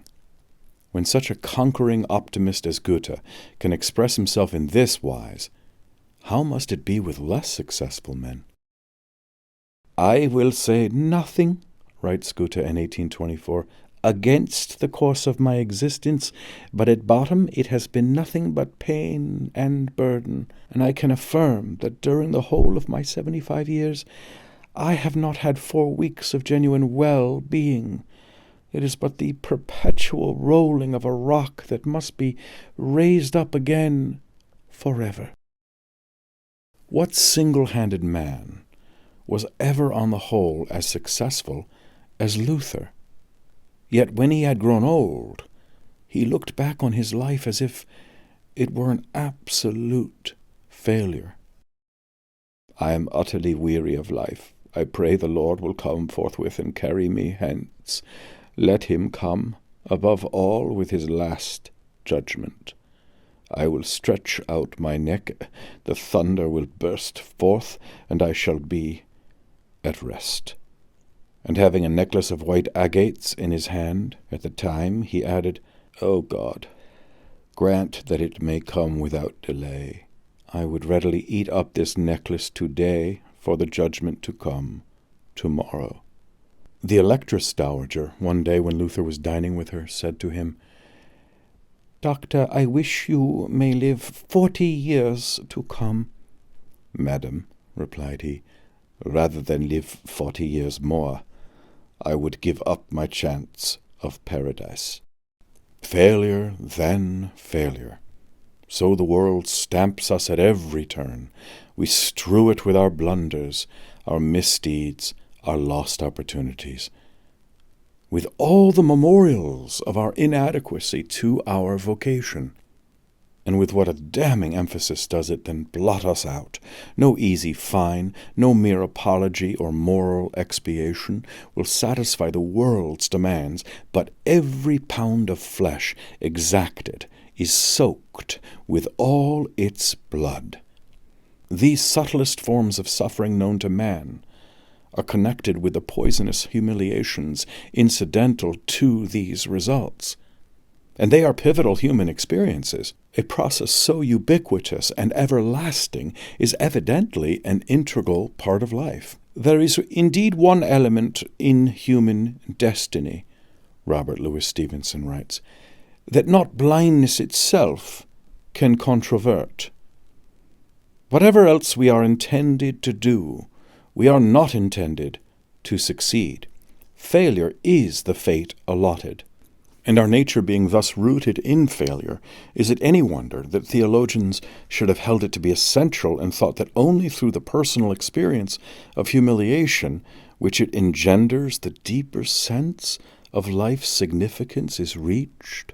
But this is only the first stage of the world sickness. Make the human being's sensitiveness a little greater, carry him a little farther over the misery threshold, and the good quality of the successful moments themselves, when they occur, is spoiled and vitiated. All natural goods perish. Riches take wings. Fame is a breath. Love is a cheat. Youth and health and pleasure vanish. Can things whose end is always dust and disappointment be the real goods which our souls require? Back of everything is the great spectre of universal death, the all-encompassing blackness. What profit hath a man of all his labour which he taketh under the sun? I looked on all the works that my hands had wrought, and behold, all was vanity and vexation of spirit. For that which befalleth the sons of man befalleth beasts. As the one dieth, so dieth the other. All are of the dust, and all turn to dust again. The dead know not anything, neither have they any more a reward, for the memory of them is forgotten. Also their love and their hatred and their envy is now perished. Neither have they any more a portion for ever in anything that is done under the sun. Truly the light is sweet, and a pleasant thing it is for the eyes to behold the sun. But if a man live many years, and rejoice in them all, yet let him remember the days of darkness, for they shall be many. In short, life and its negation are beaten up inextricably together. But if the life be good, the negation of it must be bad. Yet the two are equally essential facts of existence, and all natural happiness thus seems infected with a contradiction. The breath of the sepulchre surrounds it. To a mind attentive to the state of things, and rightly subject to the joy-destroying chill which such a contemplation engenders, the only relief that healthy-mindedness can give is by saying, "Stuff and nonsense. Get out into the open air, or cheer up, old fellow. You'll be all right ere long, if you will only drop your morbidness." But, in all seriousness, can such bald animal talk as that be treated as a rational answer? To ascribe religious value to mere happy-go-lucky contentment with one's brief chance at natural good is but the very consecration of forgetfulness and superficiality. Our troubles lie, indeed, too deep for that cure. The fact that we can die, that we can be ill at all, is what perplexes us. The fact that we now for a moment live and are well is irrelevant to that perplexity. We need a life not correlated with death, a health not liable to illness, a kind of good that will not perish, a good, in fact, that flies beyond the goods of nature. It all depends on how sensitive the soul may become to discords. "The trouble with me is that I believe too much in common happiness and goodness," said a friend of mine, whose consciousness was of this sort, "and nothing can console me for their transiency. I am appalled and disconcerted at its being possible." And so, with most of us, a little cooling down of animal excitability and instinct, a little loss of animal toughness, A little irritable weakness and descent of the pain threshold will bring the worm at the core of all our usual springs of delight into full view, and turn us into melancholy metaphysicians. The pride of life and glory of the world will shrivel. It is, after all, but the standing quarrel of hot youth and hoary eld. Old age has the last word. The purely naturalistic look at life, however enthusiastically it may begin, is sure to end in sadness. This sadness lies at the very heart of every merely positivistic, agnostic, or naturalistic scheme of philosophy. Let sanguine healthy-mindedness do its best with its strange power of living in the moment and ignoring and forgetting. Still, the evil background is really there to be thought of. And the skull will grin in at the banquet. In the practical life of the individual, we know how his whole gloom or glee about any present fact depends on the remoter schemes and hopes with which it stands related. Its significance and framing give it the chief part of its value. Let it be known to lead nowhere, and however agreeable it may be in its immediacy, its glow and gilding vanish. The old man, sick with an insidious internal disease, may laugh and quaff his wine at first as well as ever. But he knows his fate now, for the doctors have revealed it, and the knowledge knocks the satisfaction out of all these functions. They are partners of death, and the worm is their brother, and they turn to a mere flatness. The luster of the present hour is always borrowed from the background of possibilities it goes with. Let our common experiences be enveloped in an eternal moral order. Let our suffering have an immortal significance. Let heaven smile upon the earth, and deities pay their visits. Let faith and hope be the atmosphere which man breathes in, and his days pass by with zest. They stir with prospects, they thrill with remoter values. Place round them, on the contrary, the curdling cold and gloom and absence of all permanent meaning, which for pure naturalism and the popular science, evolutionism of our time, are all that is visible ultimately, and the thrill stops short, or turns rather to an anxious trembling. For naturalism, fed on recent cosmological speculations, mankind is in a position similar to that of a set of people living on a frozen lake, surrounded by cliffs over which there is no escape, yet knowing that little by little the ice is melting, and the inevitable day drawing near when the last film of it will disappear, and to be drowned ignominiously will be the human creature's portion. The merrier the skating, the warmer and more sparkling the sun by day, and the ruddier the bonfires at night, the more poignant the sadness with which one must take in the meaning of the total situation. The early Greeks are continually held up to us in literary works as models of the healthy-minded joyousness which the religion of nature may engender.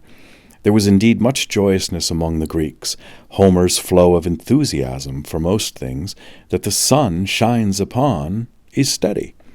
But even in Homer, the reflective passages are cheerless, and the moment the Greeks grew systematically pensive and thought of ultimates, they became unmitigated pessimists. The jealousy of the gods, the nemesis that follows too much happiness, the all-encompassing death, fate's dark opacity, the ultimate and unintelligible cruelty were the fixed background of their imagination. the beautiful joyousness of their polytheism is only a poetic modern fiction. They knew no joys comparable in quality of preciousness to those which we shall ere long see that Brahmins, Buddhists, Christians, Mohammedans, twice-born people whose religion is non-naturalistic, get from their several creeds of mysticism and renunciation.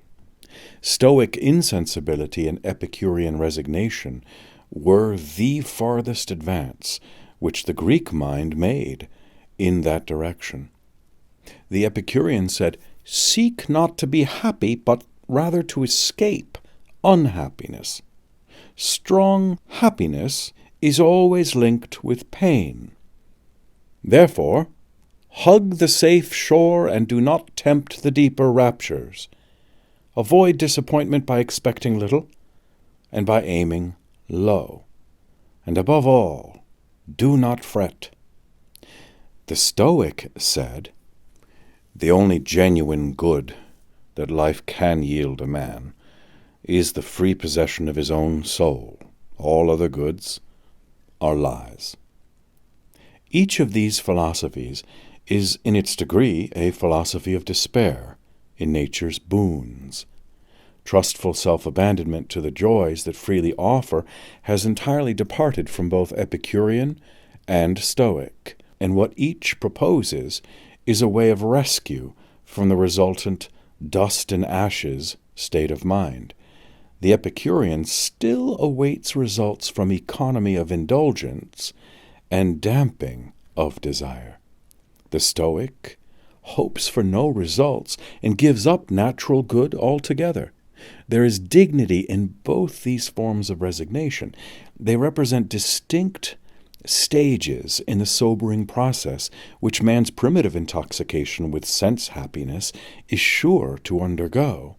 In the one, the hot blood has grown cool. In the other, it has become quite cold. And although I have spoken of them in the past tense, as if they were merely historic, yet Stoicism and Epicureanism will probably be to all time typical attitudes, marking a certain definite stage accomplished in the evolution of the world's sick soul.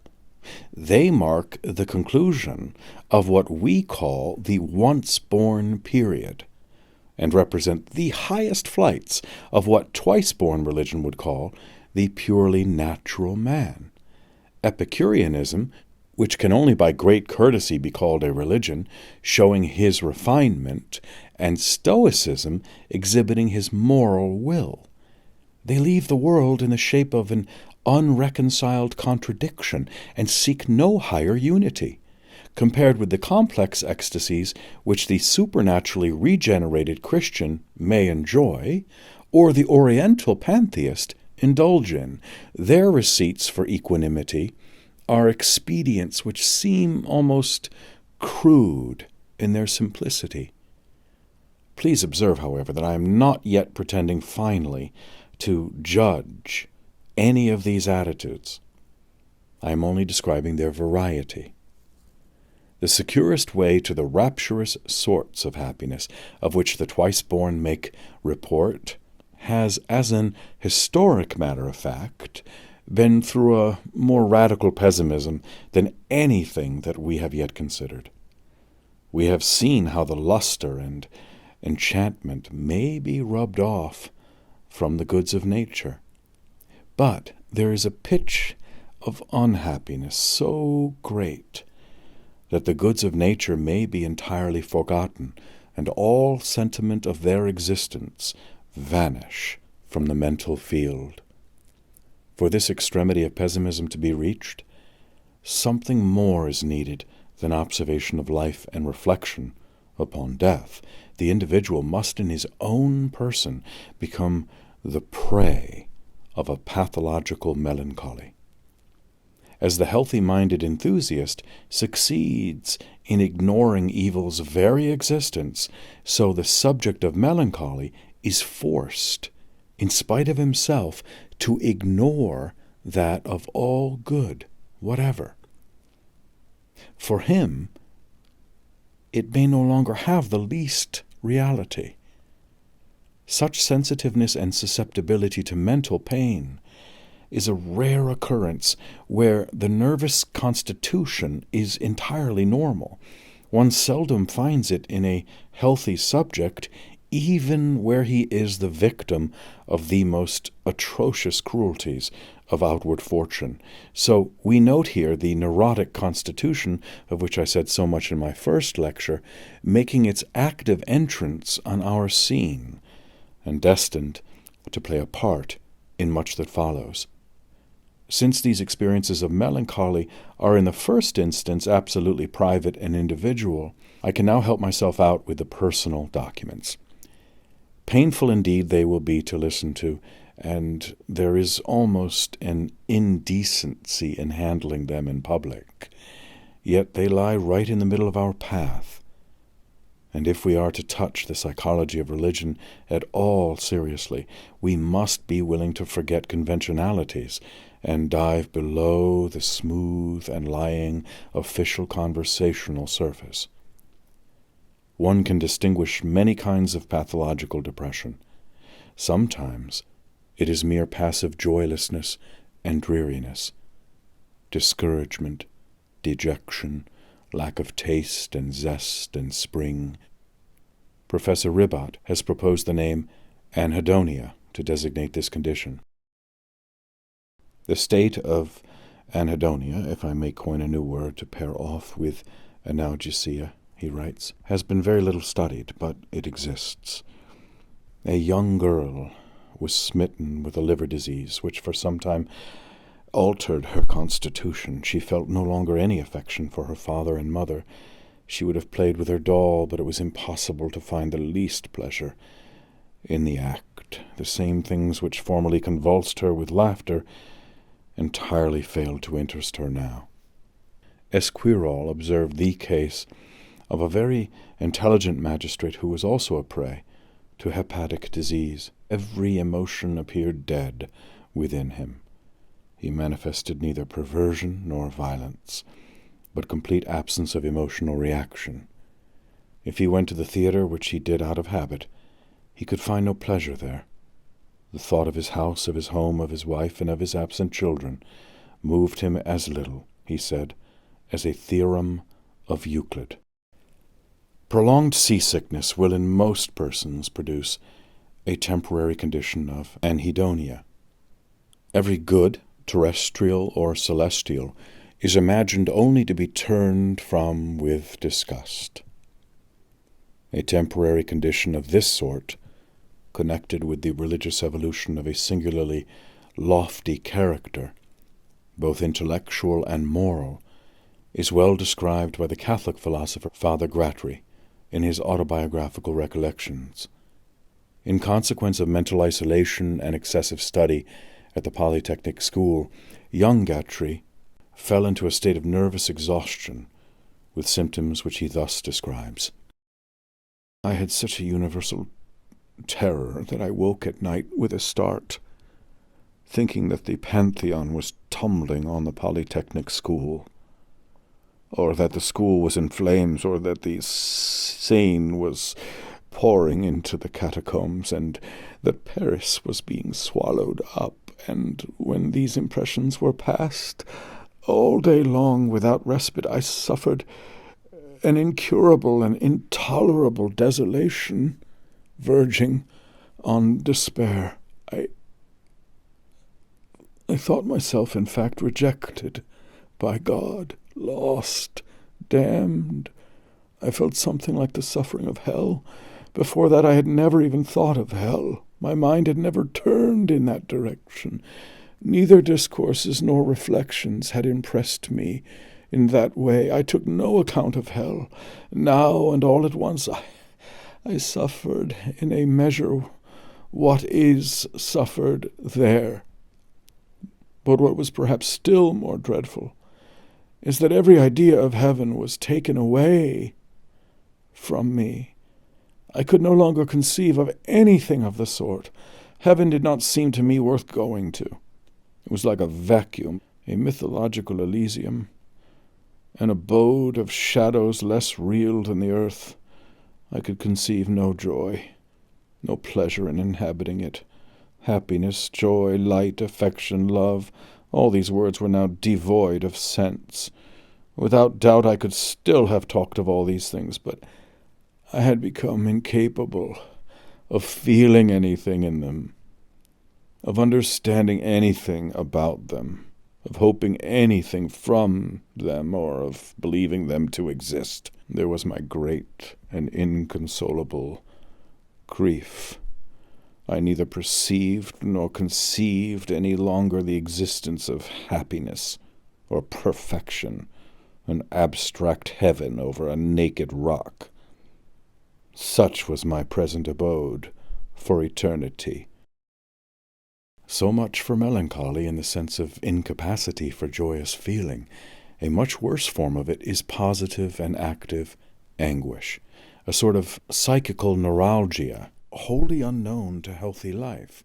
Such anguish may partake of various characters, having sometimes more the quality of loathing, sometimes that of irritation and exasperation, or again of self-mistrust and self-despair, or of suspicion, anxiety, trepidation, fear. The patient may rebel or submit, may accuse himself or accuse outside powers, and he may or he may not be tormented by the theoretical mystery of why he should so have to suffer. Most cases are mixed cases, and we should not treat our classifications with too much respect. Moreover, it is only a relatively small proportion of cases that connect themselves with the religious sphere of experience at all. Exasperated cases, for instance, as a rule, do not. I quote now literally from the first case of melancholy on which I lay my hand. It is a letter from a patient in a French asylum. I suffer too much in this hospital, both physically and morally, besides the burnings and the sleeplessness, for I no longer sleep, since I am shut up here, and the little rest I get, it's broken by bad dreams, and I am waked with a jump by nightmares, dreadful visions, lightning, thunder, and the rest. Fear, atrocious fear, presses me down, holds me without respite, never lets me go. Where is the justice in it all? What have I done to deserve this excess of severity? Under what form will this fear crush me? What would I not owe to anyone who would rid me of my life? Eat, drink, lie awake all night, suffer without interruption. Such is the fine legacy I have received from my mother. What I fail to understand is this abuse of power. There are limits to everything. There is a middle way, but God knows neither middle way nor limits. I say God, but why? All I have known so far has been the devil. After all, I am afraid of God as much as of the devil. So I drift along thinking of nothing but suicide, but with neither courage nor means here to execute the act. As you read this, it will easily prove to you my insanity. The style and the ideas are incoherent enough. I can see that myself, but I cannot keep myself from being either crazy or an idiot. And as things are, from whom should I ask pity? I am defenseless against the invisible enemy who is tightening his coils around me. I should be no better armed against him, even if I saw him, or had seen him. Oh, if he would but kill me! Devil, take him! Death, death, once and for all. But I stop. I rave. I have raved to you long enough. I say raved, for I can write no otherwise, having neither brain nor thoughts left. O God, what a misfortune to be born like a mushroom, doubtless, between an evening and a morning, and how true and right I was when, in our philosophy year in college, I chewed the cud of bitterness with the pessimists. Yes, indeed, there is more pain in life than gladness. It is one long agony until the grave. Think how gay it makes me to remember that this horrible misery of mine, coupled with this unspeakable fear, may last 50, 100, who knows how many more years. This letter shows two things. First, you see how the entire consciousness of the poor man is so choked with the feeling of evil, that the sense of there being any good in the world is lost for him altogether. His attention excludes it, cannot admit it. The sun has left his heaven. And secondly, you see how the querulous temper of his misery keeps his mind from taking a religious direction. Querulousness of mind tends in fact rather towards irreligion, and it has played, so far as I know, no part whatever in the construction of religious systems. Religious melancholy must be cast in a more melting mood. Tolstoy has left us, in his book called My Confession, a wonderful account of the attack of melancholy, which led him to his own religious conclusions. The latter, in some respects, are peculiar, but the melancholy presents two characters which make it a typical document for our present purpose. First, it is a well-marked case of anhedonia, of passive loss of appetite for all life's values. And second, it shows how the altered and estranged aspect which the world assumed in consequence of this stimulated Tolstoy's intellect to a gnawing, carking questioning and effort for philosophic relief. I mean to quote Tolstoy at some length, but before doing so, I will make a general remark on each of these 2 points. First, on our spiritual judgments and the sense of value in general. It is notorious that facts are compatible with opposite emotional comments, since the same fact will inspire entirely different feelings in different persons, and at different times in the same person. And there is no rationally deducible connection between any outer fact and the sentiments it may happen to provoke. These have their source in another sphere of existence altogether, in the animal and spiritual region of the subject's being. Conceive yourself, if possible, suddenly stripped of all the emotion with which your world now inspires you, and try to imagine it as it exists, purely by itself, without your favorable or unfavorable, hopeful or apprehensive comment. It will be almost impossible for you to realize such a condition of negativity and deadness. No one portion of the universe would then have importance beyond another, and the whole collection of its things and series of its events would be without significance, character, expression, or perspective.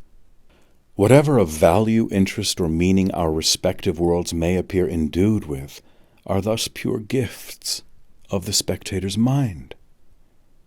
The passion of love is the most familiar and extreme example of this fact. If it comes, it comes. If it does not come, no process of reasoning can force it.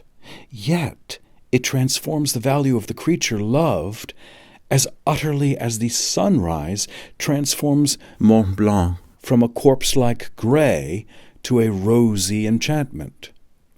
And it sets the whole world to a new tune for the lover and gives a new issue to his life. So with fear, with indignation, jealousy, ambition, worship. If they are there, life changes, and whether they shall be there or not depends almost always upon non-logical, often on organic conditions, and as the excited interest which these passions put into the world is our gift to the world, just so are the passions themselves gifts to us, from sources sometimes low and sometimes high, but almost always non-logical and beyond our control. How can the moribund old man reason back to himself the romance, the mystery, the imminence of great things which our old earth tingled for him in the days when he was young and well? Gifts either of the flesh or of the spirit, and the spirit bloweth where it listeth, and the world's materials lend their surface passively to all the gifts alike, as the stage setting receives indifferently whatever alternating colored lights may be shed upon it from the optical apparatus in the gallery. Meanwhile, the practically real world for each one of us, the effective world of the individual, is the compound world, the physical facts and emotional values in indistinguishable combination. Withdraw or pervert either factor of this complex resultant, and the kind of experience we call pathological ensues. In Tolstoy's case, the sense that life had any meaning whatever was for a time wholly withdrawn. The result was a transformation in the whole expression of reality. When we come to study the phenomenon of conversion or religious regeneration, we shall see that a not infrequent consequence of the change operated in the subject is a transfiguration of the face of nature in his eyes. A new heaven seems to shine upon a new earth. In melancholiacs, there is usually a similar change, only it is in the reverse direction. The world now looks remote, strange, sinister, uncanny. Its color is gone. Its breath is cold. There is no speculation in the eyes it glares with. It is as if I lived in another century, says one asylum patient. I see everything through a cloud, says another. Things are not as they were, and I am changed. I see, says a third. I touch, but the things do not come near me. A thick veil alters the hue and look of everything. Persons move like shadows, and sounds seem to come from a distant world. There is no longer any past for me. People appear so strange. It is as if I could not see any reality, as if I were in a theatre, as if people were actors and everything were scenery. I can no longer find myself. I walk, but why? Everything floats before my eyes, but leaves no impression. I weep false tears. I have unreal hands. The things I see are not real things. Such are expressions that naturally rise to the lips of melancholy subjects, describing their changed state. Now there are some subjects whom all this leaves a prey to the profoundest astonishment. The strangeness is wrong. The unreality cannot be. A mystery is concealed, and a metaphysical solution must exist. If the natural world is so double-faced and unhomelike, what world, what thing is real? An urgent wondering and questioning is set up, a pouring theoretic activity, and in the desperate effort to get into right relations with the matter, the sufferer is often led to what becomes for him a satisfying religious solution. At about the age of 50, Tolstoy relates that he began to have moments of perplexity, of what he calls arrest, as if he knew not how to live or what to do. It is obvious that these were moments in which the excitement and interest which our functions naturally bring had ceased. Life had been enchanting. It was now flat sober, more than sober, dead. Things were meaningless whose meaning had always been self-evident. The questions why and what next began to beset him more and more frequently. At first it seemed as if such questions must be answerable, and as if he could easily find the answers if he would take the time. But as they ever became more urgent, he perceived that it was like those first discomforts of a sick man, to which he pays but little attention till they run into one continuous suffering. And then he realizes that what he took for a passing disorder means the most momentous thing in the world for him, means his death. These questions, why, wherefore, what for, found no response. I felt, says Tolstoy, that something had broken within me on which my life had always rested, that I had nothing left to hold on to, and that morally my life had stopped. An invincible force impelled me to get rid of my existence in one way or another. It cannot be said exactly that I wished to kill myself, for the force which drew me away from life was fuller, more powerful, more general than any mere desire. It was a force like my old aspiration to live, only it impelled me in the opposite direction. It was an aspiration of my whole being to get out of life. Behold me, then, a man happy and in good health, hiding the rope in order not to hang myself to the rafters of the room where every night I went to sleep alone. Behold me no longer going shooting, lest I should yield to the too easy temptation of putting an end to myself with my gun. I did not know what I wanted. I was afraid of life. I was driven to leave it, and in spite of that, I still hoped something from it. All this took place at a time when, so far as all my outer circumstances went, I ought to have been completely happy. I had a good wife who loved me and whom I loved, good children and a large property, which was increasing with no pains taken on my part.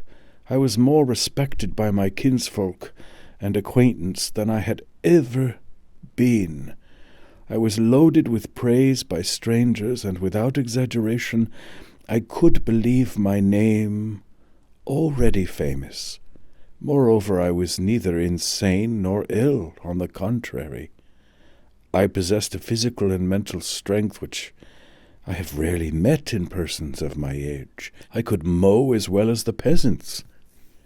I could work with my brain 8 hours uninterruptedly, and feel no bad effects, and yet I could give no reasonable meaning to any actions of my life, and I was surprised that I had not understood this from the very beginning.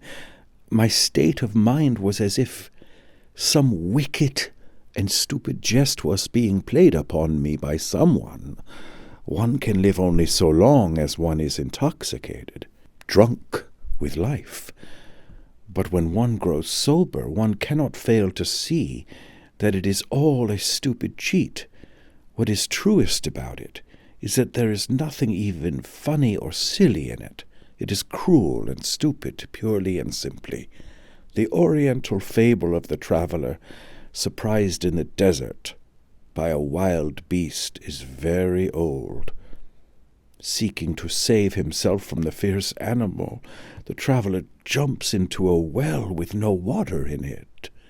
But at the bottom of this well, he sees a dragon waiting with open mouth to devour him.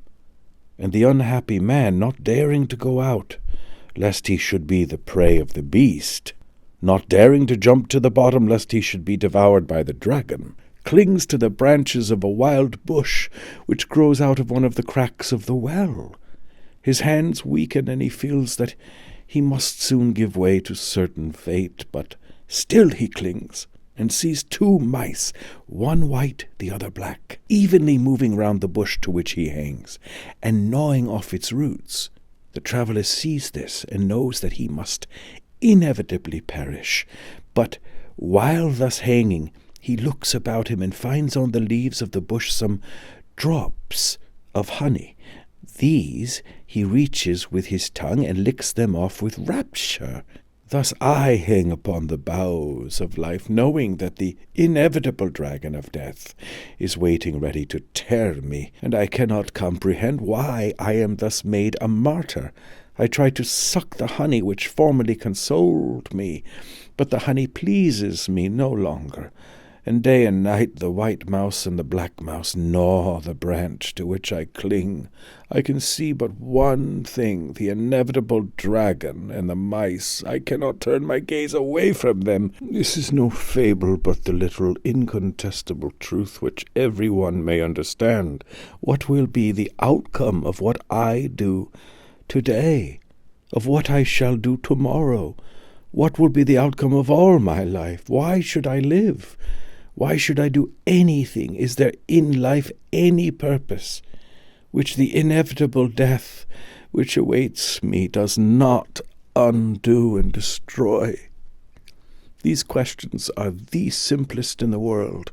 From the stupid child to the wisest old man, they are in the soul of every human being. Without an answer to them, it is impossible, as I experienced, for life to go on. But perhaps, I often said to myself, there may be something I have failed to notice or to comprehend. It is not possible that this condition of despair should be natural to mankind, and I sought for an explanation in all the branches of knowledge acquired by men. I questioned painfully and protractedly, and with no idle curiosity. I sought, not with indolence, but laboriously and obstinately, for days and nights together. I sought like a man who is lost and seeks to save himself, and I found nothing. I became convinced, moreover, that all those who before me had sought for an answer in the sciences have also found nothing. And not only this, but that they have recognized that the very thing which was leading me to despair, the meaningless absurdity of life, is the only incontestable knowledge accessible to man.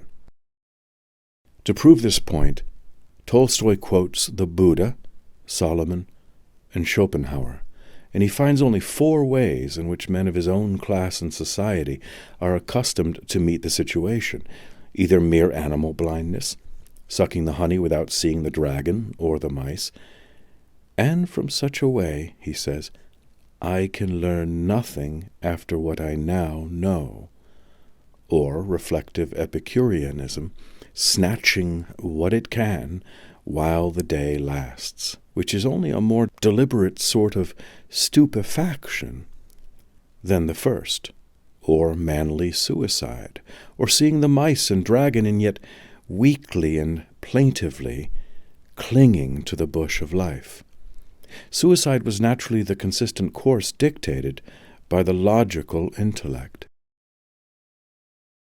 Yet, says Tolstoy, whilst my intellect was working, something else in me was working too, and kept me from the deed, a consciousness of life, as I may call it, which was like a force that obliged my mind to fix itself in another direction and draw me out of my situation of despair.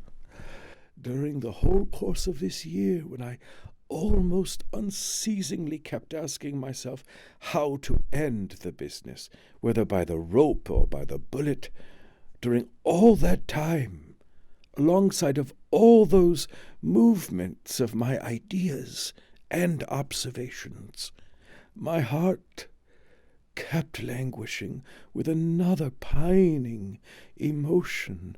I can call this by no other name than that of a thirst for God. This craving for God had nothing to do with the movement of my ideas. In fact, it was the direct contrary of that movement, but it came from my heart. It was like a feeling of dread that made me seem like an orphan, isolated in the midst of all these things that were so foreign, and this feeling of dread was mitigated by the hope of finding the assistance of someone.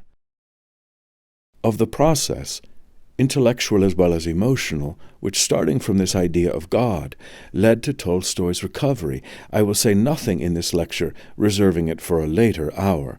The only thing that need interest us now is the phenomenon of his absolute disenchantment with ordinary life, and the fact that the whole range of habitual values may, to a man as powerful and full of faculty as he was, come to appear so ghastly a mockery.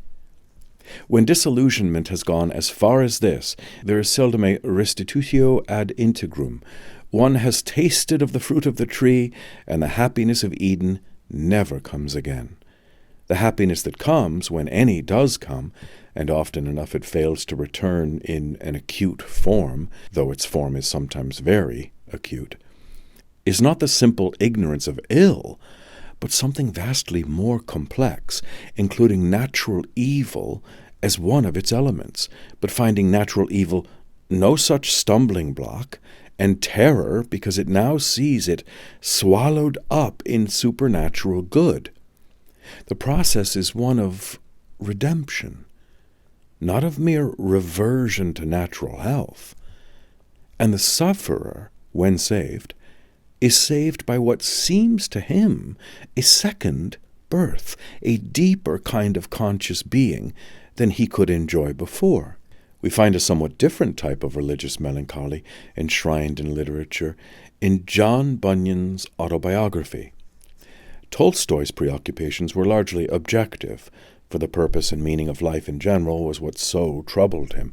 But poor Bunyan's troubles were over the condition of his own personal self. He was a typical case of the psychopathic temperament, sensitive of conscience to a diseased degree, beset by doubts, fears, and insistent ideas, and a victim of verbal automatisms, both motor and sensory. These were usually texts of Scripture which, sometimes damnatory and sometimes favorable, would come in a half-hallucinatory form, as if they were voices, and fasten on his mind and buffet it between them like a shuttlecock. Added to this were a fearful melancholy, self-contempt, and despair. Nay, thought I, now I grow worse and worse. Now I am farther from conversion than ever I was before. If now I should have burned at the stake, I could not believe that Christ had love for me. Alas, I could neither hear him, nor see him, nor feel him, nor savour any of his things. Sometimes I would tell my condition to the people of God, which, when they heard, they would pity me, and would tell me of the promises. But they had as good have told me that I must reach the sun with my finger, as have bidden me receive or rely upon the promise. Yet all this while, as to the act of sinning, I never was more tender than now. I durst not take a pin or stick, though but so big as a straw, for my conscience now was sore and would smart at every touch. I could not tell how to speak my words, for fear I should misplace them. Oh, how gingerly did I then go in all I did or said! I found myself as on a miry bog that shook if I did but stir, and was as there left, both by God and Christ and the Spirit and all good things. But my original and inward pollution, that was my plague and my affliction, by reason of that I was more loathsome in my own eyes than was a toad And I thought I was so in God's eyes, too. Sin and corruption, I said, would as naturally bubble out of my heart as water would bubble out of a fountain. I could have changed heart with anybody. I thought none but the devil himself could equal me for inward wickedness and pollution of mind. Sure, thought I am forsaken of God. And thus I continued a long while, even for some years together.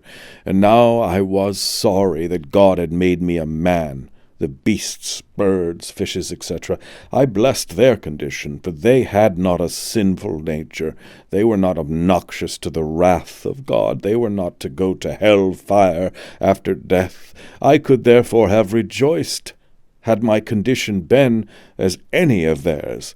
Now I blessed the condition of the dog and toad.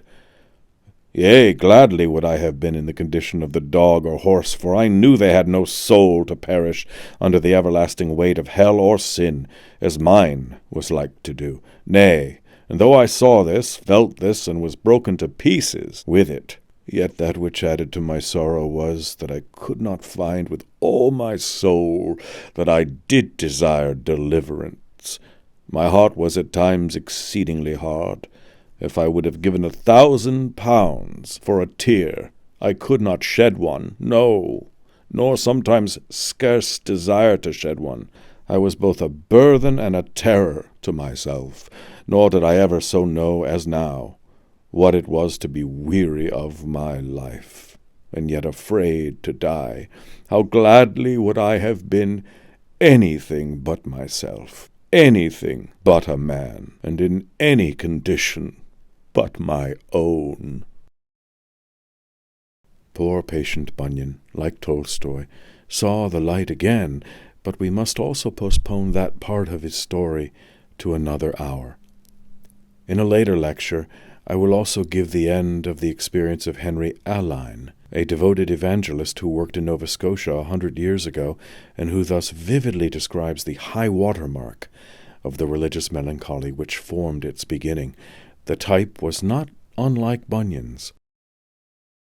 Everything I saw seemed to be a burden to me. The earth seemed accursed for my sake. All trees, plants, rocks, hills, and vales seemed to be dressed in mourning and groaning under the weight of the curse, and everything around me seemed to be conspiring my ruin. My sins seemed to be laid open, so that I thought that everyone I saw knew them, and sometimes I was almost ready to acknowledge many things which I thought they knew. Yea, sometimes it seemed to me as if every one was pointing me out as the most guilty wretch upon earth. I had now so great a sense of the vanity and emptiness of all things here below that I knew the whole world could not possibly make me happy.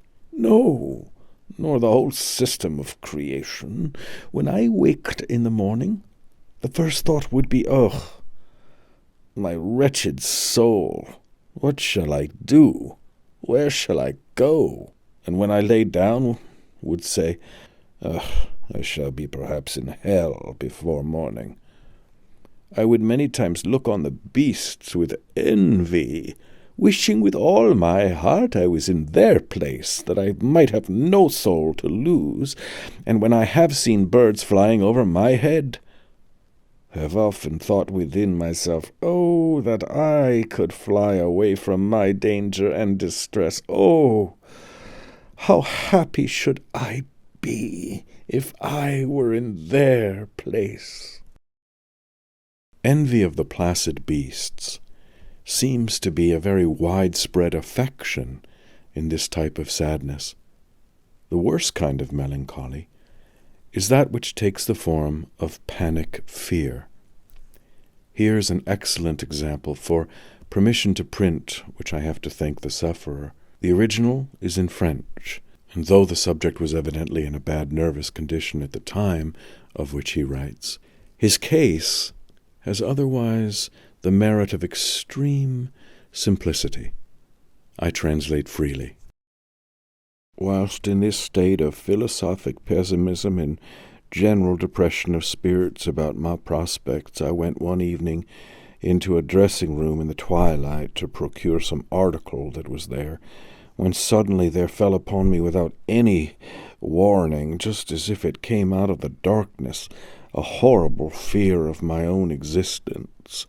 And simultaneously there arose in my mind the image of an epileptic patient whom I had seen in the asylum, a black-haired youth with greenish skin, entirely idiotic, who used to sit all day on one of the benches, or rather shelves, against the wall, with his knees drawn up against his chin, and the coarse grey undershirt, which was his only garment, drawn over them, enclosing his entire figure. He sat there like a sort of sculptured Egyptian cat or Peruvian mummy, moving nothing but his black eyes and looking absolutely non-human.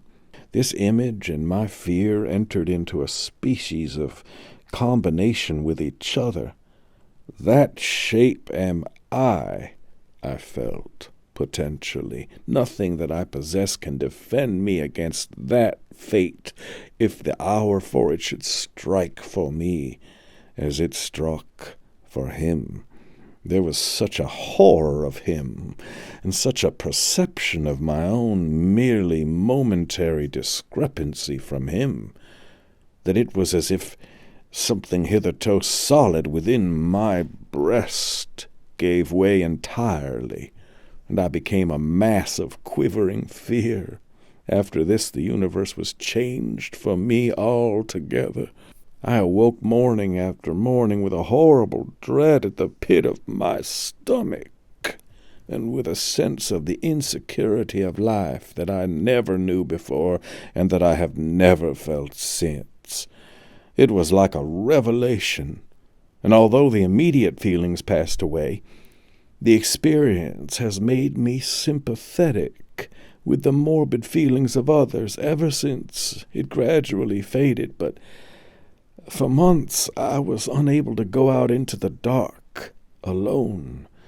In general, I dreaded to be left alone. I remember wondering how other people could live, how I myself had ever lived, so unconscious of that pit of insecurity beneath the surface of my life. My mother in particular, a very cheerful person, seemed to me a perfect paradox in her unconsciousness of danger, which you may well believe I was very careful not to disturb my revelations of my own state of mind. I have always thought that this experience of melancholia of mine had a religious bearing. On asking this correspondent to explain more fully what he meant by these last words, the answer he wrote was this: I mean that the fear was so invasive and powerful that if I had not clung to scripture texts, like the eternal God is my refuge, etc., come unto me, all ye that labor and are heavy laden, etc., I am the resurrection and the life, etc., I think I should have grown really insane. There is no need of more examples. The cases we have looked at are enough. One of them gives us the vanity of mortal things, another the sense of sin, and the remaining one describes the fear of the universe, and in one or other of these three ways, it always is that man's original optimism and self-satisfaction get leveled with the dust. In none of these cases was there any intellectual insanity or delusion about matters of fact, but were we disposed to open the chapter of really insane melancholia with its hallucinations and delusions, it would be a worse story still. Desperation absolute and complete, the whole universe coagulating about the sufferer into a material of overwhelming horror, surrounding him without opening or end, not the conception or intellectual perception of evil, but the grisly, blood-freezing, heart-pulsing sensation of it close upon one. and no other conception or sensation able to live for a moment in its presence. How irrelevantly remote seem all our usual refined optimisms and intellectual and moral consolations in presence of a need of help like this. Here is the real core of the religious problem. Help. Help. No prophet can claim to bring a final message unless he says things that will have a sound of reality in the ears of victims such as these. But the deliverance must come in as strong a form as the complaint, if it is to take effect. And that seems a reason why the coarser religions, revivalistic, orgiastic, with blood and miracles and supernatural operations, may possibly never be displaced. Some constitutions need them too much. Arrived at this point, we can see how great an antagonism may naturally arise between the healthy-minded way of viewing life and the way that takes all this experience of evil as something essential.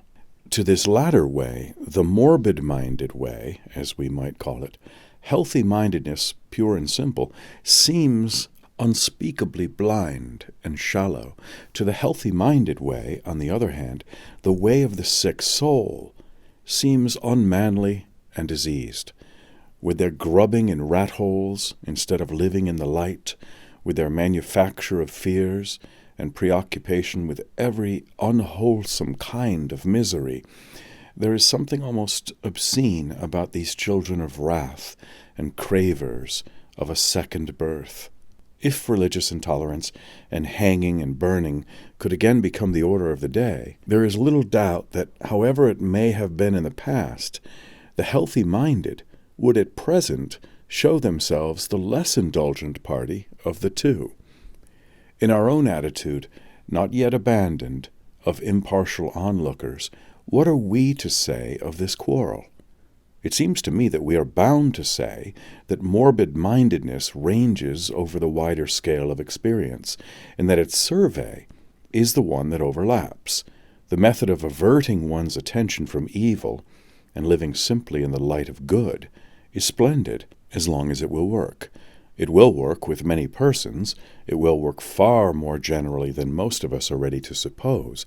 And within the sphere of its successful operation, there is nothing to be said against it as a religious solution, but it breaks down impotently as soon as melancholy comes. And even though one be quite free from melancholy oneself, there is no doubt that healthy-mindedness is inadequate as a philosophical doctrine, because the evil facts, which it refuses positively to account for, are a genuine portion of reality, and they may, after all, be the best key to life's significance, and possibly the only opener of our eyes to the deepest levels of truth. The normal process of life contains moments as bad as any of those which insane melancholy is filled with, moments in which radical evil gets its innings and takes its solid turn. The lunatic's visions of horror are all drawn from the material of daily fact. Our civilization is founded on the shambles, and every individual existence goes out in a lonely spasm of helpless agony. If you protest, my friend, wait till you arrive there yourself. To believe in the carnivorous reptiles of geologic times is hard for our imagination.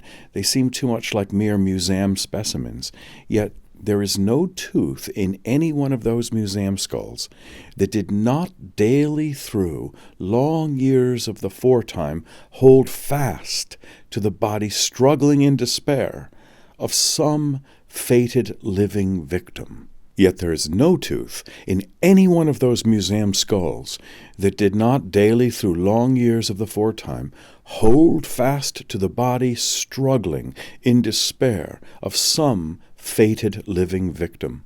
Forms of horror just as dreadful to their victims, if on a smaller spatial scale, fill the world about us today. Here on our very hearths, And in our gardens, the infernal cat plays with the panting mouse, or holds the hot bird fluttering in her jaws. Crocodiles and rattlesnakes and pythons are at this moment vessels of life, as real as we are. Their loathsome existence fills every minute of every day that drags its length along, and whenever they or other wild beasts clutch their living prey, the deadly horror which an agitated melancholiac feels is the literally right reaction on the situation. It may indeed be that no religious reconciliation with the absolute totality of things is possible. Some evils indeed are ministerial to higher forms of good, but it may be that there are forms of evil so extreme as to enter into no good system whatsoever, and that in respect of such evil, dumb submission or neglect to notice is the only practical resource. This question must confront us on a later day, but provisionally, and as a mere matter of program and method, since the evil facts are as genuine parts of nature as the good ones, the philosophic presumption should be that they have some rational significance, and that systematic healthy-mindedness, failing as it does to accord to sorrow, pain, and death any positive and active attention whatever, is formally less complete than systems that try at least to include these elements in their scope. The completest religions would therefore seem to be those in which the pessimistic elements are best developed. Buddhism, of course, and Christianity are the best known to us of these. They are essentially religions of deliverance. The man must die to an unreal life before he can be born into the real life. In my next lecture, I will try to discuss some of the psychological conditions of this second birth. Fortunately, from now onward, we shall have to deal with more cheerful subjects than those which we have recently been dwelling on. In memory of William James, born in 1842, died in 1910.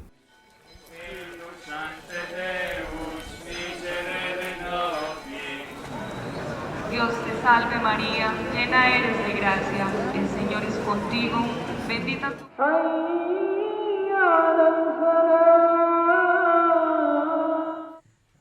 Nalene shibya khalado ni khako la titri brado sebreshi shloma santi. Our Father, who art in heaven, hallowed be thy name. Thy kingdom come.